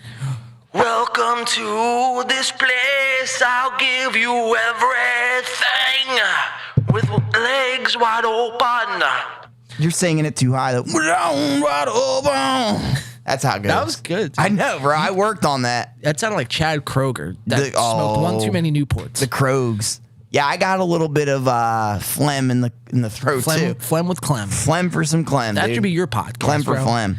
Welcome to Phlegm with Clem. Yeah, but that doesn't sound good. It's like grosses me out. Just repulsing everybody. Yeah, but you know everyone thinks that when they say Clem, right? Yeah, they're phlegm. Right. Flemington Park. Right. Holy shit, bro. I drank way too much of this whiskey. I got a fucking massive headache. Yeah, you're like happy drunk. Yeah, right? I am. That's good. At least you're not pissed off punching holes in the wall. If Crystalia was on screen. Oh, you'd break the TV. I would lose my shit. Essentially break the TV. Let's watch the show. Yeah, let's Are get you in with me now? TFA Are you caught up? I'm with you, brother. Super fucking unprofessional. I was dude. always here. But were you? Like Damar Hamlin, dude. Deal or no deal. Are you Lamar Damlin? Are you Lamar Damlin in disguise? Today I'm Damar Hamlin. Oh. Not my boy Lamar. All right, let's enough about us. And Brendan Schaub's pants. Let's watch. Like You know what's not the color? You gotta just wake up today and went, you know what? Fuck it. But wait. No, but why? Where did you see He's those? wearing a jumpsuit, which is very Dave Chappelle. I'm wearing That's not a jumpsuit. What is You that got no called? fashion. No, I'm wearing my own merch. Look at me trying to sell Which is shit. dope. His outfit's actually pretty lit. I was And I'm checking out wearing the fit when pants. he walked in. No, he looks cool. It's a jacket. Dolce shoes. You can't tell these aren't attached? I thought they were. Sorry, we were in the other room. It's a little dark. My bad. I didn't know you were giving me the once over. This is not. I This took is you not in. attached. Though my undershirt and my underpants are attached. And you dress yourself or a stylist? Like a onesie. So you're wearing a Did leotard. Did a stylist put that It's a together? onesie. You do that. It's like a dance. What? A stylist did Yeah. this? No. You think I hired a stylist to be on your fucking podcast? Yeah, dude. Welcome to Big I'm going Leagues. on the Fighter and the Kid. Get me something to wear. I mean, Howie with the fucking daggers. Brendan bro. teed that up though, like he's asking for Right. it. Oh, Brendan walks himself he's right into so a cringe, dude. bad joke. He really. At first, he started with the tack on the pants, and then he just Shaquille O'Neal them. Fuck out of here, bro. With that. Howie is coming off hot. So we're going to jump to the first clip, 10 minutes. Howie's getting fed up with Brendan. Clearly, it's no deal for Howie. No deal. For a drink. Now, can I It's not ask open you this? until Is the 2024, the new stadium Watch doesn't have a Howie. roof or anything, right? Yeah, it does. Oh, it does. Okay. but players actually don't like playing. They've complained about playing it because it doesn't feel like a game. Why? Because it's so new and like the just the way like the lighting and stuff. It feels Yeah. almost like a movie almost. They Yes. don't like it. Yeah. When No, I when don't you watch, agree I've with always you. I wondered think this people. about I've talked to football. people that love it. Really? Yeah. Players? Maybe the players are lying. No, I didn't talk to players. I talked to somebody at Bed Bath and Beyond, and they said They love it. They caught a lot of balls. Wow. Just As bad as the Rams are. Everybody at Bed. No, so they're talking about the new SoFi Stadium, and Brendan's like thinking he knows everything about fucking NFL players. And Howie goes on to mention how he does actually know NFL players and has talked to NFL players about playing at SoFi, and they actually don't like it. Brendan asked a dumb question because he's a big dumb Dumbledore that he is. Brendan asked the question, "Oh, players?" And Howie goes, "No, dude, I was speaking with people from Bed Bath and Beyond." Like, yeah, players, you fucking moron. Dunce. So Howie is coming out the gate hot, as they say. 15 minutes in, Howie is... He ain't fucking around today. Howie, at 15 minutes, is going to be getting sick of Chin. Howie comes from Hollywood and is not used to the unprofessionalism. Sorry, Chin didn't even say nothing yet. Well, let's watch. Let's see it. Let's see. He's going to really take a fucking dag at our good friend Chinny Chin at 15 minutes. Wow, bro, I am extremely nauseous right now. Don't do that. I might throw up. No, sorry, bro. Take some water, dude. Stay hydrated. But it's like hard to keep things down right now. I got you. But we're gonna push through, man. That's what we do. Let's watch. No, I don't throw. I don't throw anything. You don't bestow gifts on the people. I sometimes allow them to get a glimpse. You poke your head out. Yeah. Look at this treasure. That's a. How much adjusting are you doing? We've been on the podcast for. This has been going on for 11 years. Or how long has this podcast existed? Like about that long. 11 years. This guy is like. There's so much adjusting and stuff like it's never been set up before. Yeah.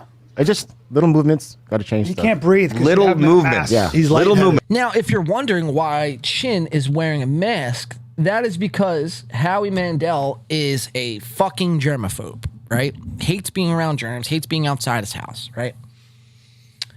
He walks into the Fighter and the Kid studio, and Chin automatically coughs up a big loogie.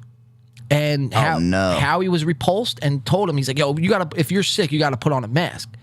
And Chin bent the knee and put on a mask. So he's the only one wearing a mask. Right, because he coughed a little bit. Wow. So Chin, not in a good way, and Howie is continuing to establish dominance. He's jabbing him. If you go like this, or like this, and You you want me to move? No, I'm saying when you do that and you stay here, then I got to change it. How you stay in shape? Were you an athlete?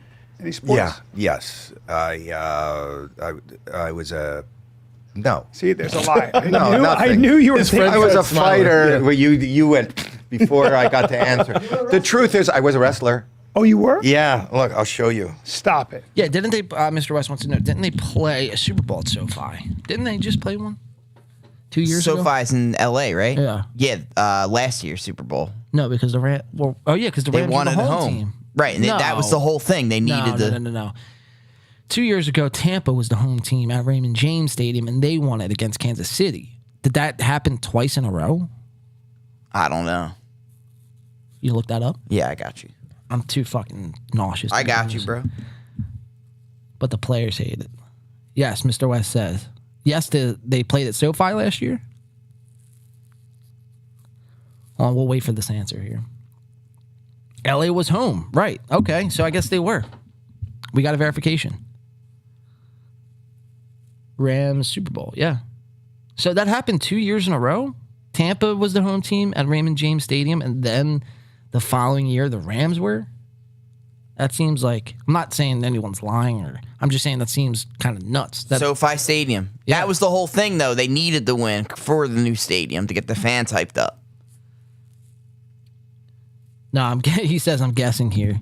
Fair enough. Nope, it says it. But The it was, yeah. LA Rams are Super Bowl champions after a 23-20 win over the Cincinnati Bengals on Sunday at SoFi Stadium. So that happened twice then in a row. Where before that it never happened ever in NFL history. But then, it happened. It happened in 2020 when the Tampa Bay Buccaneers played as the first team and subsequently win in its home stadium, Raymond James. So I don't think it was 2 years in a row. It was 2020 and then 22. Okay. Yeah. Well, still. No, yeah, it happened like back to back, almost back to back. 2 out of 3. That's pretty wild. Home Super Bowl. Yeah. All right. So let's watch. Home Bowl. Home Bowl. I'll smoke a Home Bowl. No, I did. You guys should wrestle. Talk about high school wrestling. All right. So that's how we getting a little fed up with Chin. We're going to go to 27 minutes. We're going to kind of keep this moving, man. I don't know, bro. I'm fucking. You got this, homie. Let's get through it. Just like, you ever drink so much to the point where it just feels like everything's like closing in? Yeah, on you, dude, it's not a good feeling. And I didn't even drink that much. I had like 6 That's shots. that new brand, though. It's coming back on you. God, dude. Take a breather. I can see the clip now. Podcast host gets having a meltdown. Alcoholic meltdown. Nah, I'm not calling it a show, bro. We still got Fighter and the Kid and Joe Rogan. We're going to get through it. We're just going to, what was this saying you said earlier? Goose Rabba. He said woosah. Yeah, no, John will never call it, dude. I'll physically have to be fucking unable to do this show. Yeah, he'll have to be a paraplegic. Just give me a second here. You take all the time you need, friend. I'm here for you. I'm just looking at Brandon Schaub's goofy golfer pants. He's a goofy goober. He's a goofy goober. I just spit. You spit up like a baby? No, I didn't. I thought I did. All right, let's watch 27 minutes. 27 minutes. I'm good. Don't worry about me. I'll be fine. All right, we ain't worried. 27 minutes. Howie's going to take a shot at Brendan's pants again for the second time. That was me last night. Anton says vomiting acid into my kitchen. Jesus, sink, dude. Wow. Take a quick break. We just came from a break, dude. I'm going to power through. I'm a man. Yeah, we got this. We only got like 2 more segments anyway. Yeah, we have this, Joe Rogan, and a little football talk. That's it. I'm going to mute my mic, though. I do got a cough. All right, 27 minutes in. This is the second shot at Brendan's pants. Howie's going to take. Let's watch. God. Yeah. You're talking my language, buddy. Right. But I want to see everybody. I don't want to be with anybody. I don't want to touch anybody. Sad. But think about why being is that sad? Well, you don't want to hug? No. No. But Bubba, think about absolutely not. Who wants to hug somebody with woolen pants? Think about therapy. You could have a therapist. You can't afford. So if you weren't really listening, you might have missed it there. But Howie just takes another dig at Brendan's pants. Did you catch that one? I caught it. He's coming at him hard today, bro. And look at Brendan. Look at the uncomfortability Brendan has here. Ready? Somebody with he doesn't know if he should strangle him or look at him. That fake laugh. That is the fakest laugh I've ever seen. He didn't even make a noise. Yeah, he just threw the head up. Yeah, like, all right, dude. It's so funny, man. Oh my God. Look, I'm like Brendan Schaub. If I ever do that to you, just slap me across the fucking face. Get out. Yeah, get the fuck out. Get out. You're done. You're done. All right, let's watch some more here. So that's a little subtle one. We'll go to 32:45. Brennan's going to try a joke and it bombs. Howie thinks it sucks. Sucks. Brendan Schaub is the Gringo Poppy, best comedian ever. But he's going to try a joke. He's going to try a joke here. I can't even say that with a straight face. He's going to try a joke here, and it's going to completely fall on its face. And watch Howie fucking call it out. We're getting to a point where it doesn't matter where you are. Beam and bone. Insane. Beam and bone. Beam and bone. Yeah, that's what I... Dude, you just came up with a great fucking Watch business Brendan. idea. I did. He's thinking. I'm like... You're always coming up with ideas. always. That's why you have me here. It's ideas. You're- Somebody sat someplace and went, woven bands. I was gonna say, Start that diet Monday. I could beam to somebody's living room in these pants. I don't know if you'd get the reaction you want. Oh, man. God. Yes! He just shut him down, dude. Howie! I love Howie, and I really don't like Howie Mandel, but in this instance Today, here, he's my hero. it's like Charlie Sheen said, winning! Dude, he's shutting him down. He must feel the feelings that we do about Brendan Schaub. You know what I mean? Absolutely. He probably seen the Gringo Poppy and was like, this guy's making me look bad. Look at Brendan. He's like shocked. He'll never watch Deal or No Deal again. That's safe to say. He's like, wow, dude, I've been thinking about that joke for like 14 minutes here on this show. You know he went home, cried himself to sleep, and then threw those pants in the fucking trash can after this. No, do you know what he did, dude? He was probably like, maybe my jokes weren't working. They're a little stale here. I got to work on my delivery. But the pants, they had nothing to do with the pants. The pants actually worked. Howie liked them. He bought another pair on Amazon? He doubled down and bought 2 more pairs. He Amazon Primed that shit? Wow.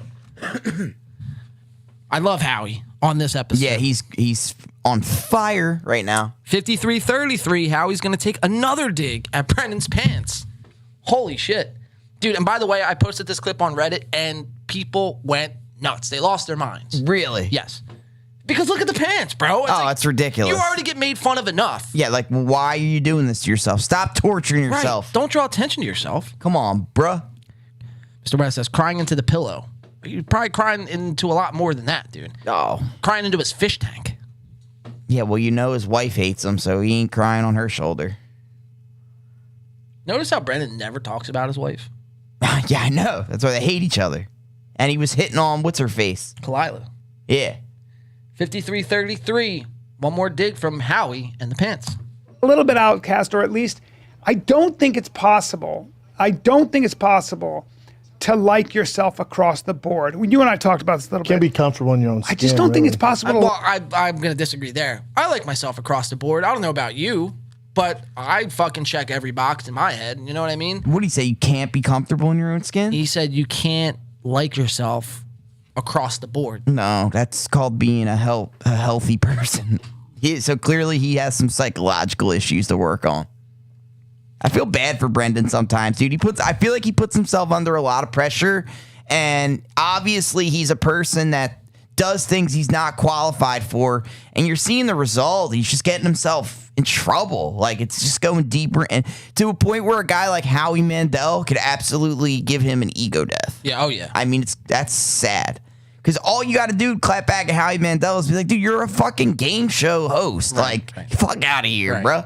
Like, you could rip him. You're absolutely right. I mean, it wouldn't be hard to come back and clap back. No, like, dude, you're virtually nobody in the grand scheme of Hollywood. And Brendan's like he's not even a comedian, Howie Mandel, and he's just destroying him. Yeah, you start to feel bad for Brendan after a while. Dude. Like, he doesn't look good. No, he doesn't look good. His face looks swollen. Obviously, his ear is just fucking disgusting to look at. And if you look at it from, like, a business standpoint, like... Oh, real quick, hold that thought. But I just noticed this, bro. Look at the grays coming in. Can you see that from back there? Yeah, absolutely, dude. He don't look good, dude. Not at all. He's got himself under an enormous amount of pressure. Yes, and we found out last week he's developed psoriasis from what he claims to be from stress. Absolutely. Not doing good. No, well, you know his whole game plan was, I was on the Joe Rogan podcast. 92 times. I'm friends with Theo, okay? I'm going to use my platform and jump into the stand-up comedy space with Theo as my guardian. It won't fail. Theo bailed on him, and now he's left to his own devices. He walked through this puddle, and he's sticking it out. Now I'm a comedian, and he failed miserably. Yeah. Not only did he come out with probably the worst comedy special ever, he followed it up with making an even worse comedy special.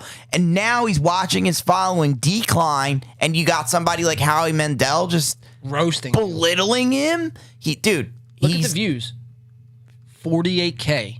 Horrible. I mean, in the grand scheme of things, 48K is pretty decent. Not for Brendan Schaub. But not for Schaub. He's a million viewer podcast guy. He's got 517K subs. That's insane. So you mean to tell me that's like not even half of his followers, not even a quarter. It's like 5% of his followers. That's crazy, bro. Yeah, you think they don't know that for someone that don't read the comments? He knows that. Pretty interesting. You think he don't stumble upon the Reddit threads of people bashing him? Mr. West says Theo hates him now and thick boy whiskey. I definitely want to try that. Maybe next week or I'll order it. You know it sucks, dude, before you even try it. Do you know how much that whiskey is? No. $90. Holy bro. shit. $90 for Tiger Thick, which Joe Rogan seems to like but doesn't like the name. He's only saying he likes it because he is Brendan Schaub's boy. Right. That's all. Yeah. But I feel like Joe Rogan would be honest because he was honest like with the name. He didn't like the name. So I feel like he'd be honest with not liking the taste. Joe Rogan comes off as a whiskey connoisseur, you know? Yeah. And by the way, did you see, you're mentioning Theo. We're talking about Theo. Did you see Theo? It came out that Theo is potentially moving to Austin.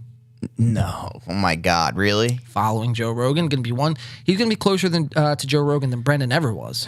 Yeah, I have a feeling that Theo will be the next person on, like the next co-host on Joe Rogan because he's the only comedian with like a viral podcast. Like all these other guys have podcasts, but they don't really do that well. Theo seems like he's taken over. Theo, and I say Tom Segura too. Yeah. Tom Segura's on that level. All right, let's keep. What did we just watch the 53 clip? Yeah. Oh no. Let's finish this out. Like yourself across the But board. I don't It's like think people- anybody does. I don't think anybody does. I don't think. I think everybody's uncomfortable. I think the reason you get up in the morning and comb your hair and buy your weird pants is because you want to. Oh my God! Another shot at the pants. Just killing them, dude. I love it. He's killing them. Dude, I was watching this on Thursday. I'm like, this can't get any better. You know Brian's loving it because he's getting off easy. Yeah, look at he's like grinning in his shit, bro. And he's the rapist. And he look. I mean, allegedly. Not to mention, he's just wearing a fucking tracksuit and sweatpants. Well, like, dude, come on, bro. You notice how he's not in flip flops this week. Well, he's tired of getting criticized, I guess. Finally, it only took 3 years. Think about what Howie's digging into Brendan about the pants. Imagine what Howie would have done to Brian with the flip flops. Oh, he would have killed him. He would have literally murdered him. Your Mandels. Yeah. Oh, you like that, dude? Yeah. That was good. 107.30, Brendan is doing well, it simply says. This is Brendan claiming that he's doing well. 107.30 here. Wait, Brendan Schaub just called in and he has something to say. Hey, you eat these nuts, bitch. Bitch. Thank you, Brendan. Thanks, dude. You're a terrible person. Let's keep watching. So let's see Brendan explain to us how well he is doing. And I want to attain what they have. And I'll want to attain it so much that I'm going to fuck up my nose and get implants, and because I want to look like that. Or you sit back and hate on them. That's all there is. You have two options. Hate on that is your own insecurity about yourself. If you're hating on them, you're actually hating on yourself. Of course. It doesn't get you out of it. It's a bad No. So that's if they're hating on me and they're knocking me, even though this is easy for me to say, then I'm doing something right because I realize that through social I must media, be doing really well. You are. They're engaging. You know you're doing well. You know you're doing. Do you not think you're doing well? I don't know, Howie. You really don't know. I don't know. I know I'm doing well compared to. Where do you come from? Where are you from? Denver, Colorado. And did you grow up with money? No, not at. No, he says his dad was like a fucking lawyer or some shit. Like he comes from money, bro. Straight lies. You guys can fact check that for me in the chat, but he comes from fucking money. That is a fucking bullshit lie, dude. But for him to admit that he's not doing, he said, then I must be doing really well, but I'm not really doing well. Brendan, bro, the pity party shit doesn't work for Brendan. I'm sorry. I don't feel bad for him. We actually might. We talk about this a lot. We don't want to get people, quote unquote, canceled, right? Traditionally, cancel them. That's not what we're here for. We want them to quit on their own volition, dude. We want them to walk away, step away because they couldn't take the fucking criticism and feedback. Honestly, Brendan Schaub's a train wreck, dude. We might not have to do anything. Just let it unravel. Mr. West, he did come from money. Hold on, I have it in my notes. He certainly did. What the fuck is his dad's name? I have it written down here somewhere. Martin Schwab? No. I'm just making names up. Martin Schwab. Where the fuck did you pull that one out That of? just sounds legit. Gregory Schwab. Thomas Schwab. It's Brandon Schwab. Dude, it's something, bro. Quadarius Schwab. Let's see this. Cornelius. Cordarius Schwab. What's he, black? Quadarius. I mean, you never know, bro. Brendan Schwab's dad. You said, what is he, black? He could be. Brendan looks like a mechanic. Begins with a P. Patrick. Paul. Phil. Peyton. One of Jesus' disciples. Oh, gee, oh God, dude. Paul? No, close. Peter. Yes. Didn't I say Peter? Maybe you did. I think I did, and you were like, nope. Peter Schwab, bro. Klaus. Let's see. Eli. What national? Wait, hold on. I'm trying to find this article I was reading the other day, and it was like a Forbes article about Peter Schwab and how he was like the most successful man. No fucking way, dude. Yeah, Brendan Schwab's dad? Mm-hmm. No fucking way. He's Nigerian. He's the Nigerian prince. Trying to find it here, guys.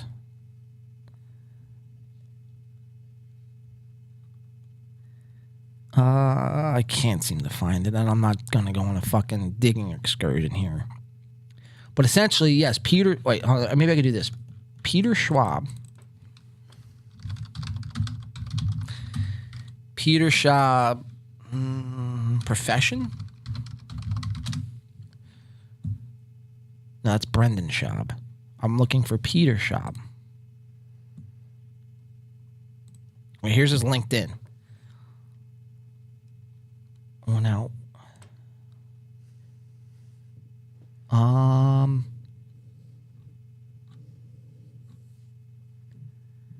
Peter is the true definition of a mentor. Peter is highly... Okay, it doesn't say what he actually does.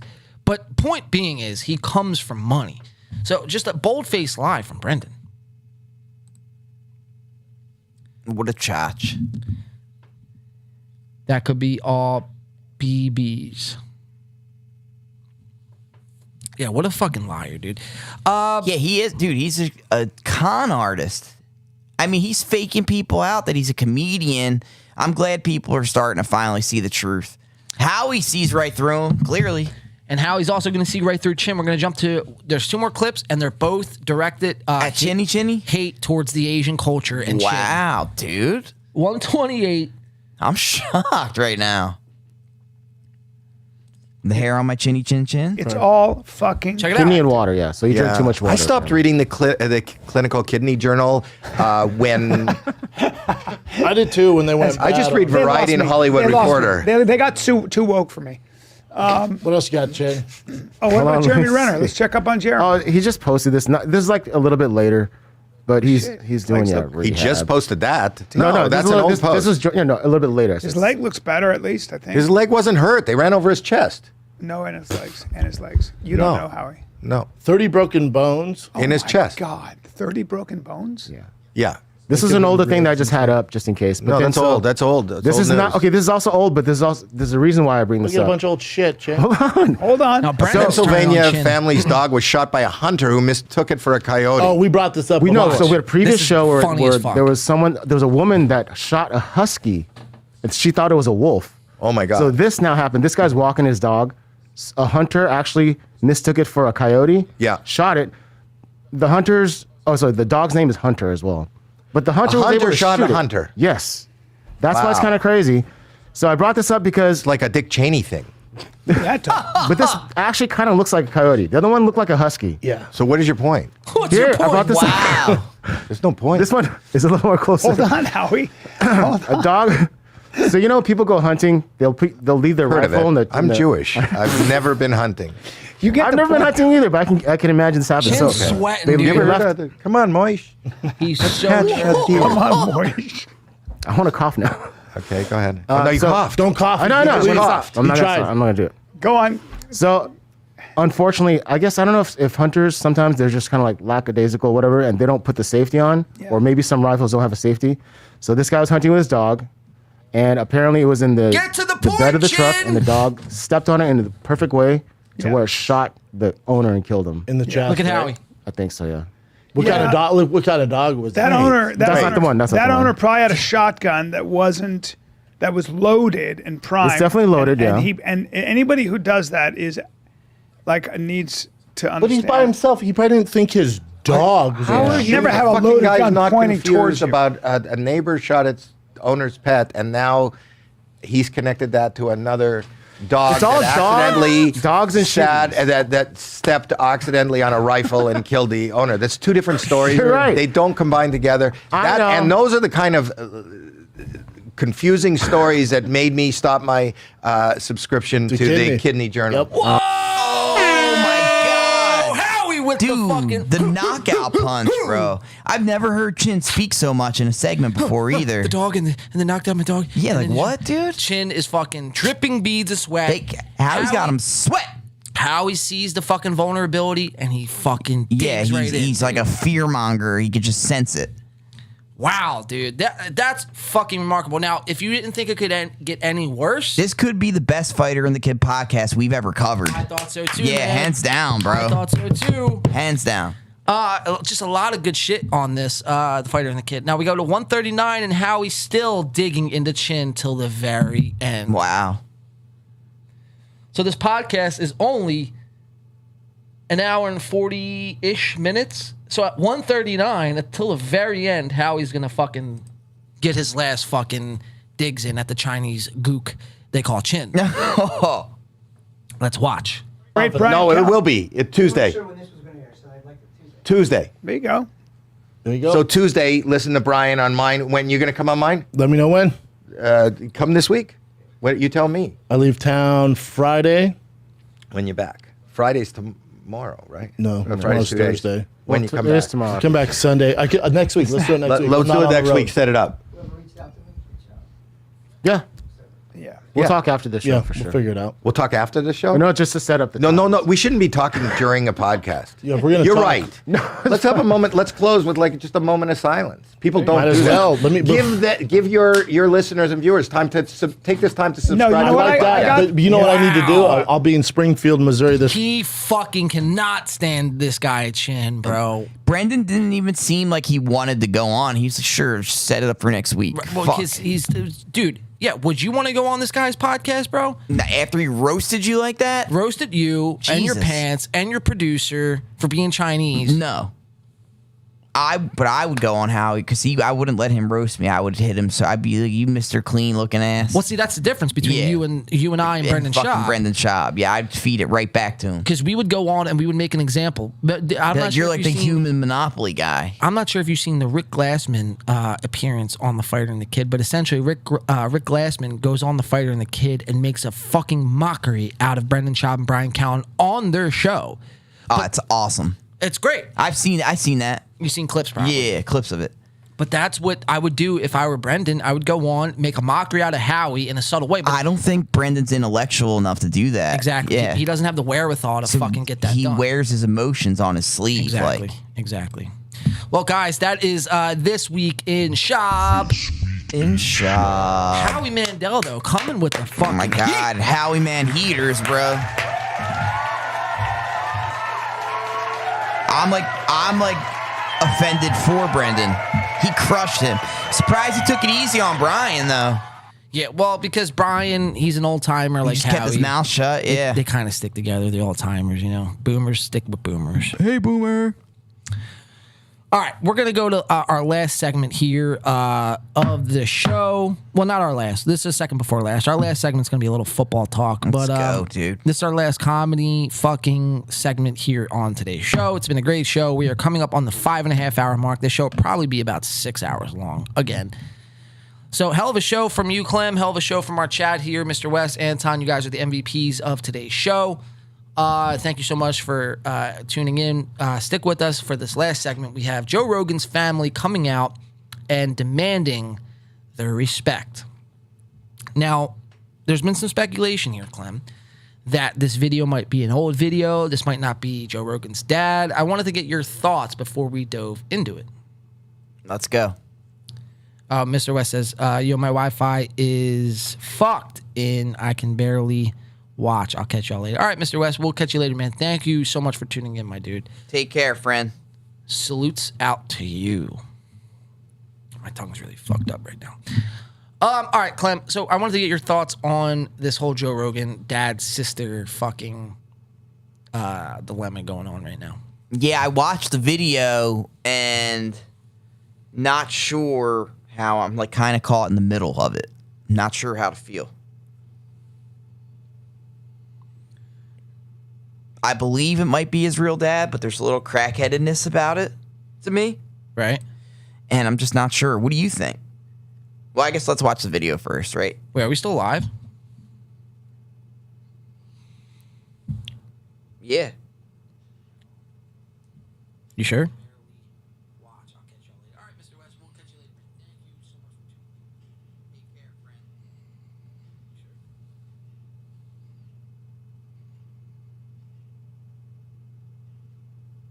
Maybe not, dude. The fuck happened? Oh, no, wait. Yeah, we are. We're good?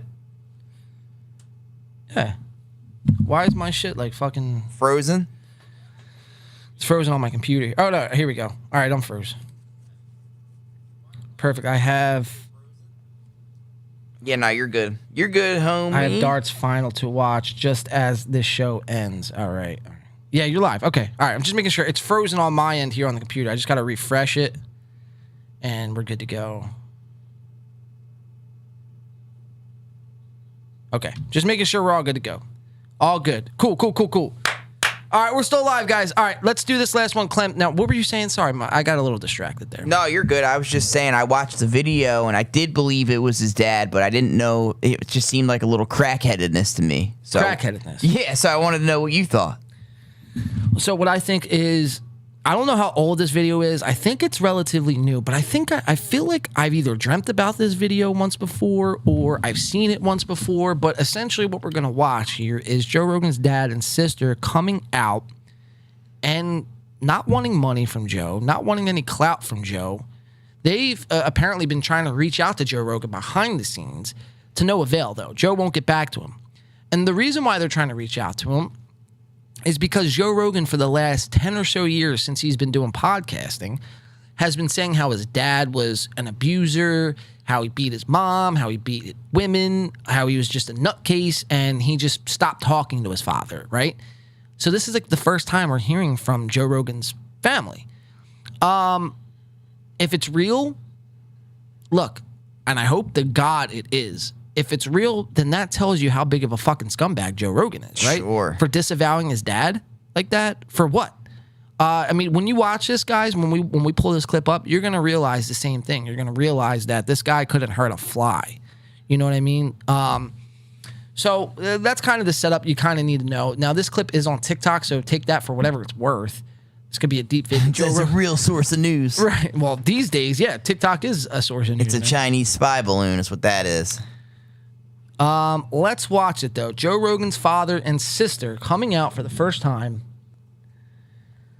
claiming they just want to talk. They just want to have a 25-minute conversation with Joe. Let's see how it unfolds. Your father. If you lied about your father, what do you give up the world? Now, right off the bat, kind of looks like Rogan. Definitely. Let's try something real quick, Clem. So we're going to do that, and then we're going to do this. A little side by side. Curious to see what you guys have to say in the chat. If you guys think it looks like Rogan. Here we go. Perfect picture right here.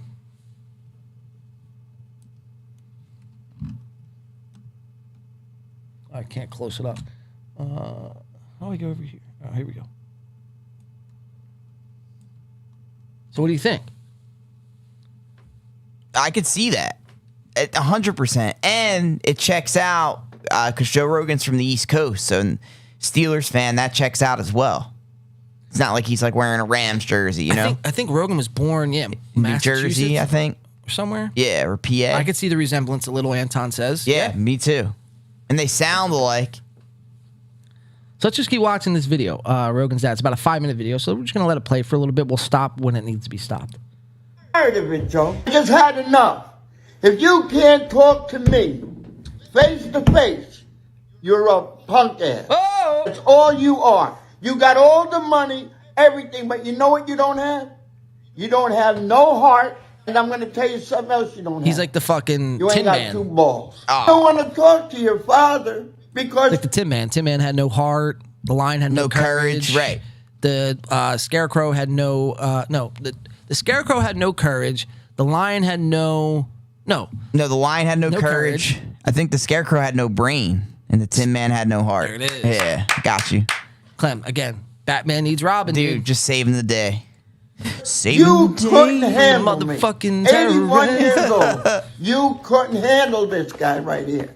And when you said I beat up kids, I beat up other women, Joe Harrison was, when you farted in your house, they knew next door. How could I get away with that? My real father was crazy. He was like a psychotic person. He beat the fuck out of my mother. Like he would be the type of... You owe me a big apology. Joe, you were taken Joe's away at a sister. very young age, okay? Okay, so now we're going to do another resemblance check. Joe Rogan. Joe's sister. Yeah, dude, I could see it. Right? I could see it. We'll go closer. Wow, that's kind of an unpleasant sight. But, I mean, just think about it. Pretend she's not a girl. Pretend you're just like... Here, do an exercise, Clem. Close your eyes. And Closed? Now, yes. Now, pretend I'm saying Al, we're watching the Joe Rogan podcast right now. And he's got on fucking, I don't know, Tony Hinchcliffe.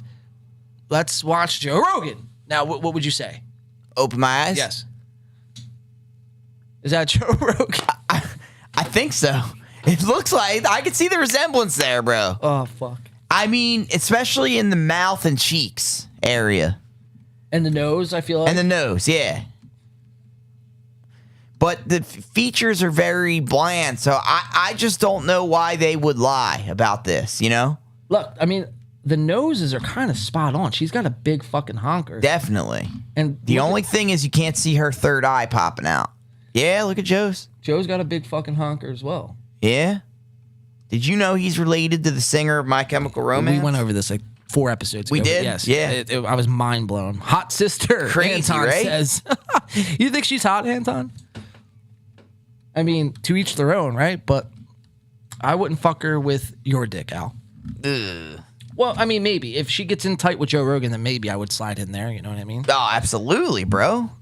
But let's watch. Beggars can't be Unfortunately, you did choosers, not bud. Get to grow up with the man that we were fortunate enough to grow up with, that my kids are fortunate enough to grow up with. Smacks women, beats the shit out of kids. When he went to college for acting, he had to take up drama. Beats the shit out of them. So I went from living around these Italian, New Jersey psychopaths. You said the Italians in North Jersey were psychotic? A lot of these Italians. Joe, I'm 81 years old. I never met a psychotic Italian. These crazy ass Italian psychopath Italians. I could speak for that. I think the majority of Italians you meet are psychotic. You know what I mean? Definitely. Over here, you know what? We know one thing for sure. We know family. We not caught up in the bullshit over All here. right, Vin Diesel, calm down. Everything's not about family. You know. Wait, who's that other guy? Joe Rogan's brother, maybe. Oh shit, dude. The whole Rogan family's coming out the woodwork right now, dude. I can see that. No accounting for taste. Yeah. Oh, accounting for taste. Got you. Let's keep watching. In Hollywood and all that, bro. We down to real roots, okay? And this man is the real root, brother. You always revert back to your roots, Joe. What you doing, man? Sit on the other side of the table, my man. No cameras, no nothing, bro. And not me. Don't worry, I won't be here. I'm sorry that all this happened to you. From the bottom of my heart, I am sorry. Because you will never know what you have missed out on in life. I love when I see the comments. Look, right they there. They just want the money. Right there. I mean, that looks like fucking Rogan, dude. Can you lower It that? does. Can you lower It that does side? look like Rogan. My bad. Yeah, right. I mean, it looks spot on, like fucking Joe. Kind of nuts. They want the money bag. I have a box Pandora's box. Oh shit. And if I open it, Joe. Oh shit. What are you gonna do? Things would get really ugly. But see, we don't roll that way. Us psychopaths from New Jersey, we don't roll that way. Italian psychopath. Italian psychopaths. Whether or not you like it or not. You're Italian. He's Joe. 3/4 Italian. Whether or not he likes it or not. I don't know, but you better look in the mirror real quick. It's about time you become a man, Joe, and get to reality. You were wrong. You lied. We all know you lied. So everybody's mindful on something, okay? You're looking at a real cop, real detective, okay? His record is squeaky clean. Let's just get that in perspective. Joe, in front of everybody, I'm looking at you and I'm pointing at you. Come here, sit down, and me and you talk. That's it. No cameras. I won't tell nobody what was said. I'm a stand-up guy, ain't like you making up stories so I can make money. That's a visual. I don't do that shit. Especially family. I don't do that. But I'm going to tell you something, Joe. Before you go here and you come here and you sit, do me a favor. Go buy that set of balls. The men that don't have their fathers can wish that they can only sit beside them one more last time. I know that's me. Coming out here just trying to connect this selflessly, brother. I'll tell you what I believe in, Joe. Family is everything. He's fucking. Everybody else you meet, you think you're on Broadway, you think you're this, you think you're that. Everybody else is a bus ride. You get on and you get off. But family is, after all these years, they barked at me, barked at me, barked at me. I'm barking back. Oh, shit. But Joe, you know what you're going to see? What? You're going to see the real me. Your real father now. I'm no joke. It's like the scene. This is like the scene in fucking Star Wars where Luke and Darth Vader are fighting each other. Father. No, he doesn't say that because that was the fucking the Mandela effect. He goes, "What's he? Well, guys, what does he say? Because I know it's not Luke. I am your father." He says something like Luke. Fuck. Now I gotta look this up. Hold on. What? But this is exactly that scene, though, right? Oh, 100%. The question that we need to uncover here, though, is that we need a paternity test, bro. We do. Because, like, at a glance, I could believe it, but it's like, if they were really Joe Rogan's family, why is this just coming out now? Why did they wait so fucking long? I guess it is Luke, I am your father. I could have swore that was a Mandela effect.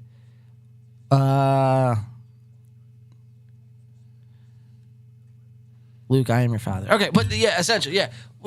Dude, yeah. Luke, I am your father. We definitely need a paternity test, bro. Prove it. No, that's what he says. Anton says, no, I am your father. Because everyone gets... no, I am your father. Everyone always gets that mixed up. They always think it's Luke, I am your father. But the Mandela effect, whatever the fuck... Change the first word. To no. You're right. It's not Luke, it's no. No. Fake news. You are fake news. Right, because he says something like, you didn't know my father. And he says, no, I am your father. No, I am your father. I am your father. Or wait, how about this one? No, I am your father. Oh, shit, bro. You sound like the devil. No, I am your father. You sound like 3PO now.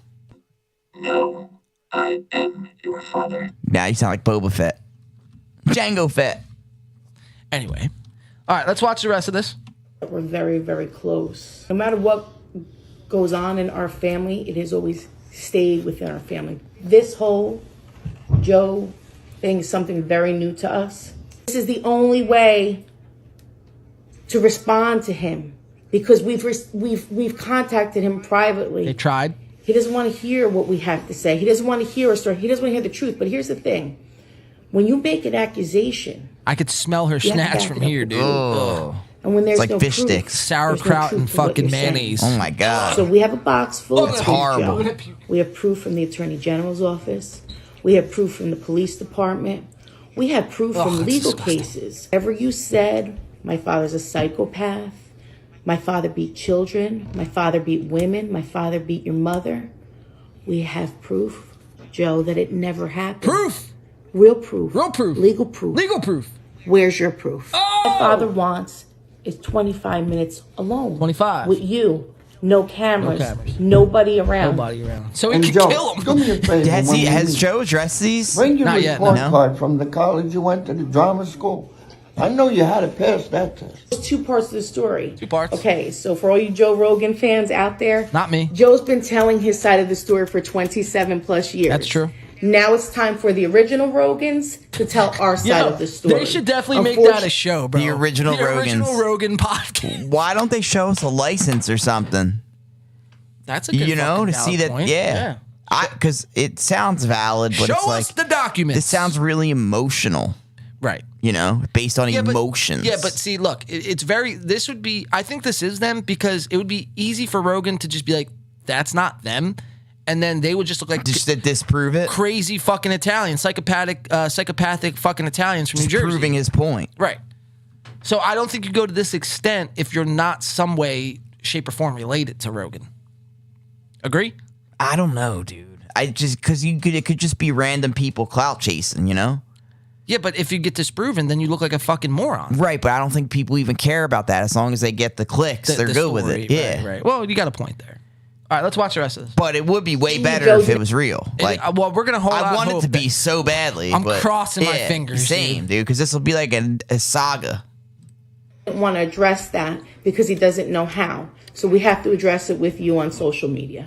You lied about social media. All right, so that's the end of that. Now there's one more video from Rogan's dad, Papa Rogan.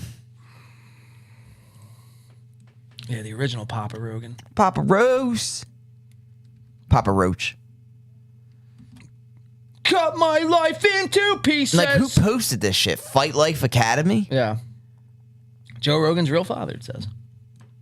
Was in her 20s. You were 7 years old. She didn't have the right to do this. I did not abandon anyone. Your mother abandoned me. She never told me anything. I had to bear the pain of letting you go, but it was the only way of having you, God forbid, in a foster home, because if you went into a foster home, who knows what would have happened to you. I'm sure every other father would have done the same thing.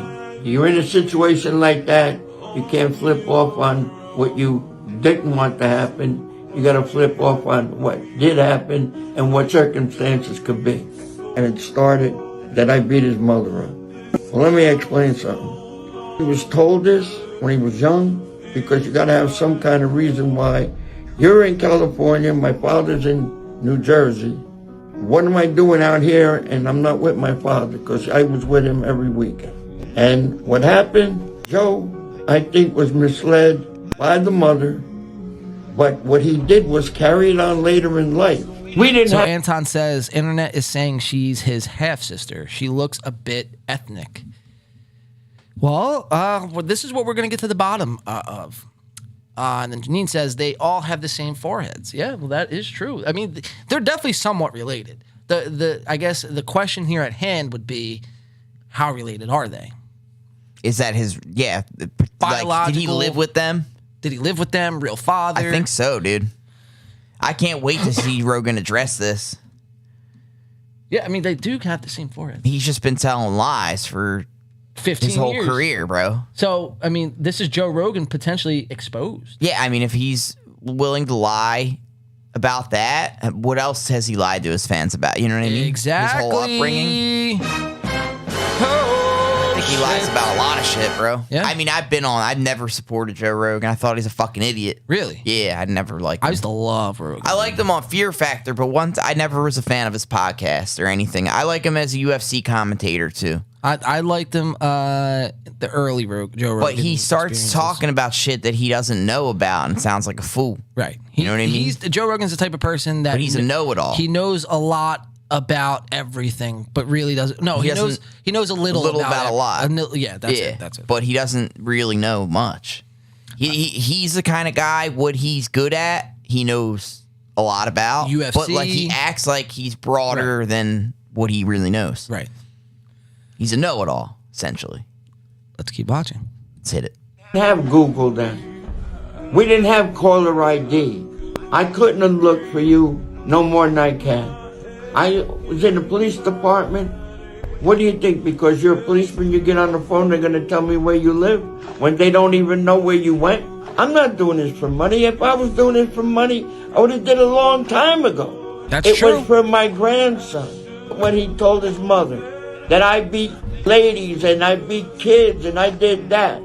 I didn't touch nobody. You got me wrong, and you got my family wrong. My success is my whole family. They're everything. They're my heart, my soul, and my life. I would like to have you as a part of the family. Aww. But you know what, Joe? You lied so much, I don't think you can face me. But if you do face me, Joe, you're going to have to come up with the truth, and I know the truth will truth hurts. Here, come in my house. We'll sit down and talk. It's about time, maybe, because I've been hurt for the last 27 years you've been talking like that. Man, this is really sad. In my neighborhood, we go by principle. We don't lie to people to be advanced in life. Joe, this is not anger. I want to let you know it's pain in my heart. Oh, man. All the times I heard you lie about me.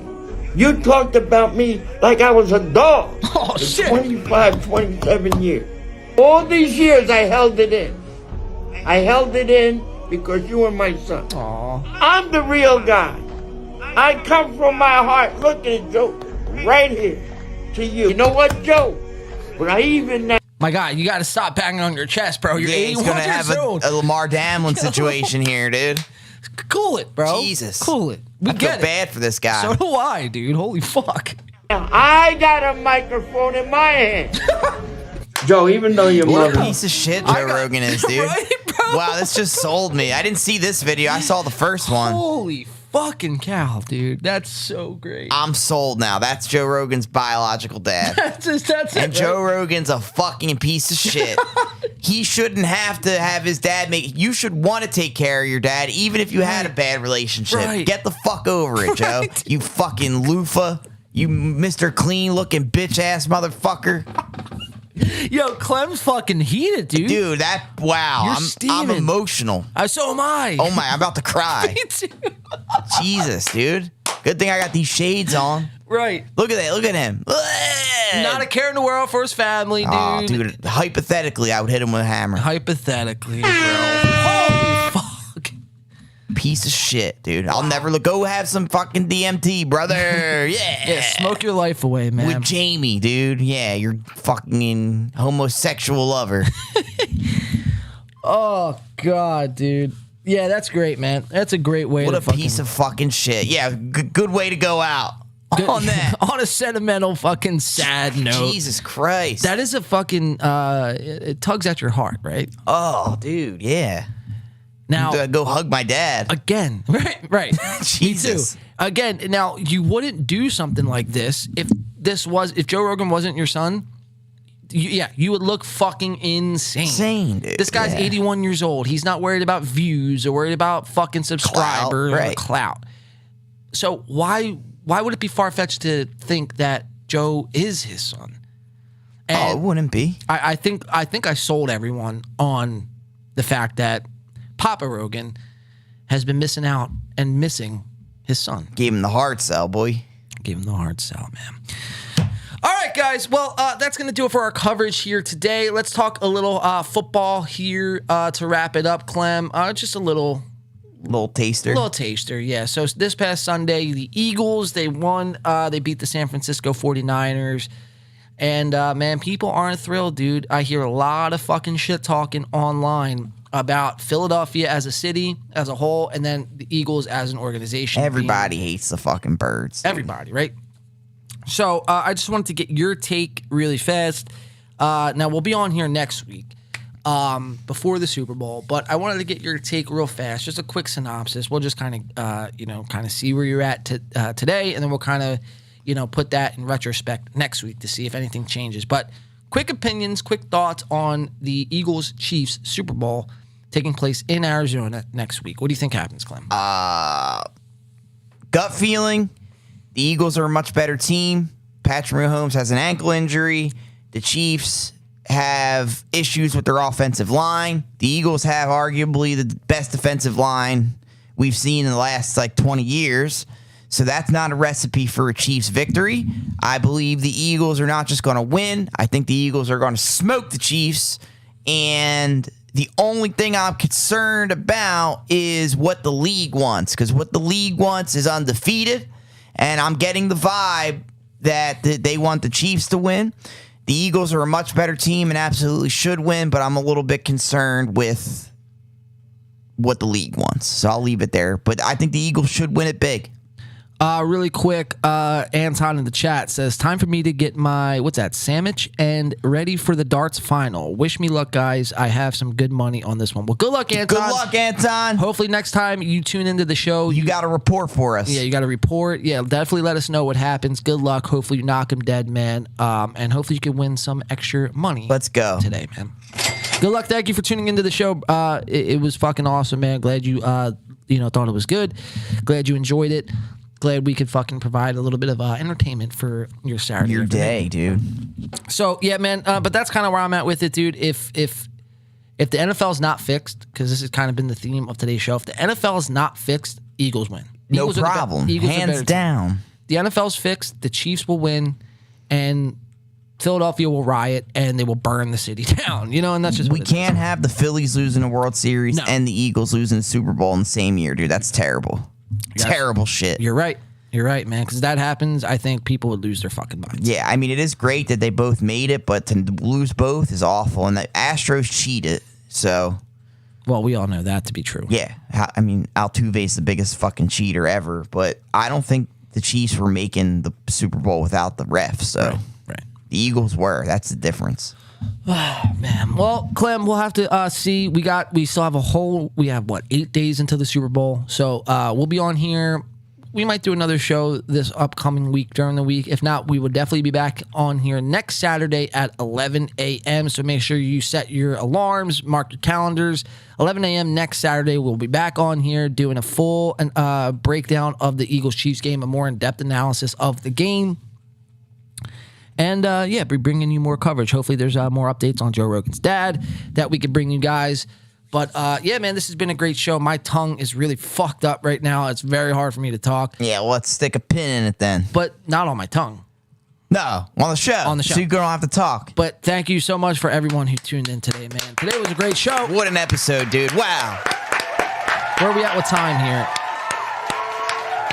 Almost 6 hours, dude. Holy fuck. That's perfect. Perfecto. Perfect length. Shout out to everyone who tuned in. Thank you for sticking with us, guys. Thank you. Appreciate the support, guys. We'll be back on here next Saturday, 11 a.m. Until then, man, everyone have a good rest of your weekend. Be safe. Good luck to everyone who's got dart competitions and everything else going for them. College basketball. Anything. There's really no sports on this week. Football specifically tomorrow, which is kind of weird for the first time in weeks. So tomorrow's just going to be a chill day, man. Not even hockey's on. That's what I'm saying. Nothing. Crazy. Basketball, that's it. And college basketball. I'll be working on some clips and downloading this show and uploading it to Spotify. But, man, this has been great, dude. This has been so fucking fun. Glad everyone had a good time today, man. 11 a.m. next Saturday, we'll be back on doing the same damn thing at the same damn time at the same damn place. But until then, guys, this has been awesome. Yeah, Clem, great episode. I'm going to leave it to you, Clem. I'm trying to think if there's anything else we have to do. I don't think so. So that's going to do it for us. Thank you so much for tuning in, guys. For myself, John, Alex. We'll see you next time, guys. Thank you so much for tuning in to this In the Paint podcast. Peace. We'll see you next time. See you next week. Or this week. Yeah, there's a chance we might stream during the week. We'll see how it goes. See how my tongue You let feels. me know, dude. You know I'll be there.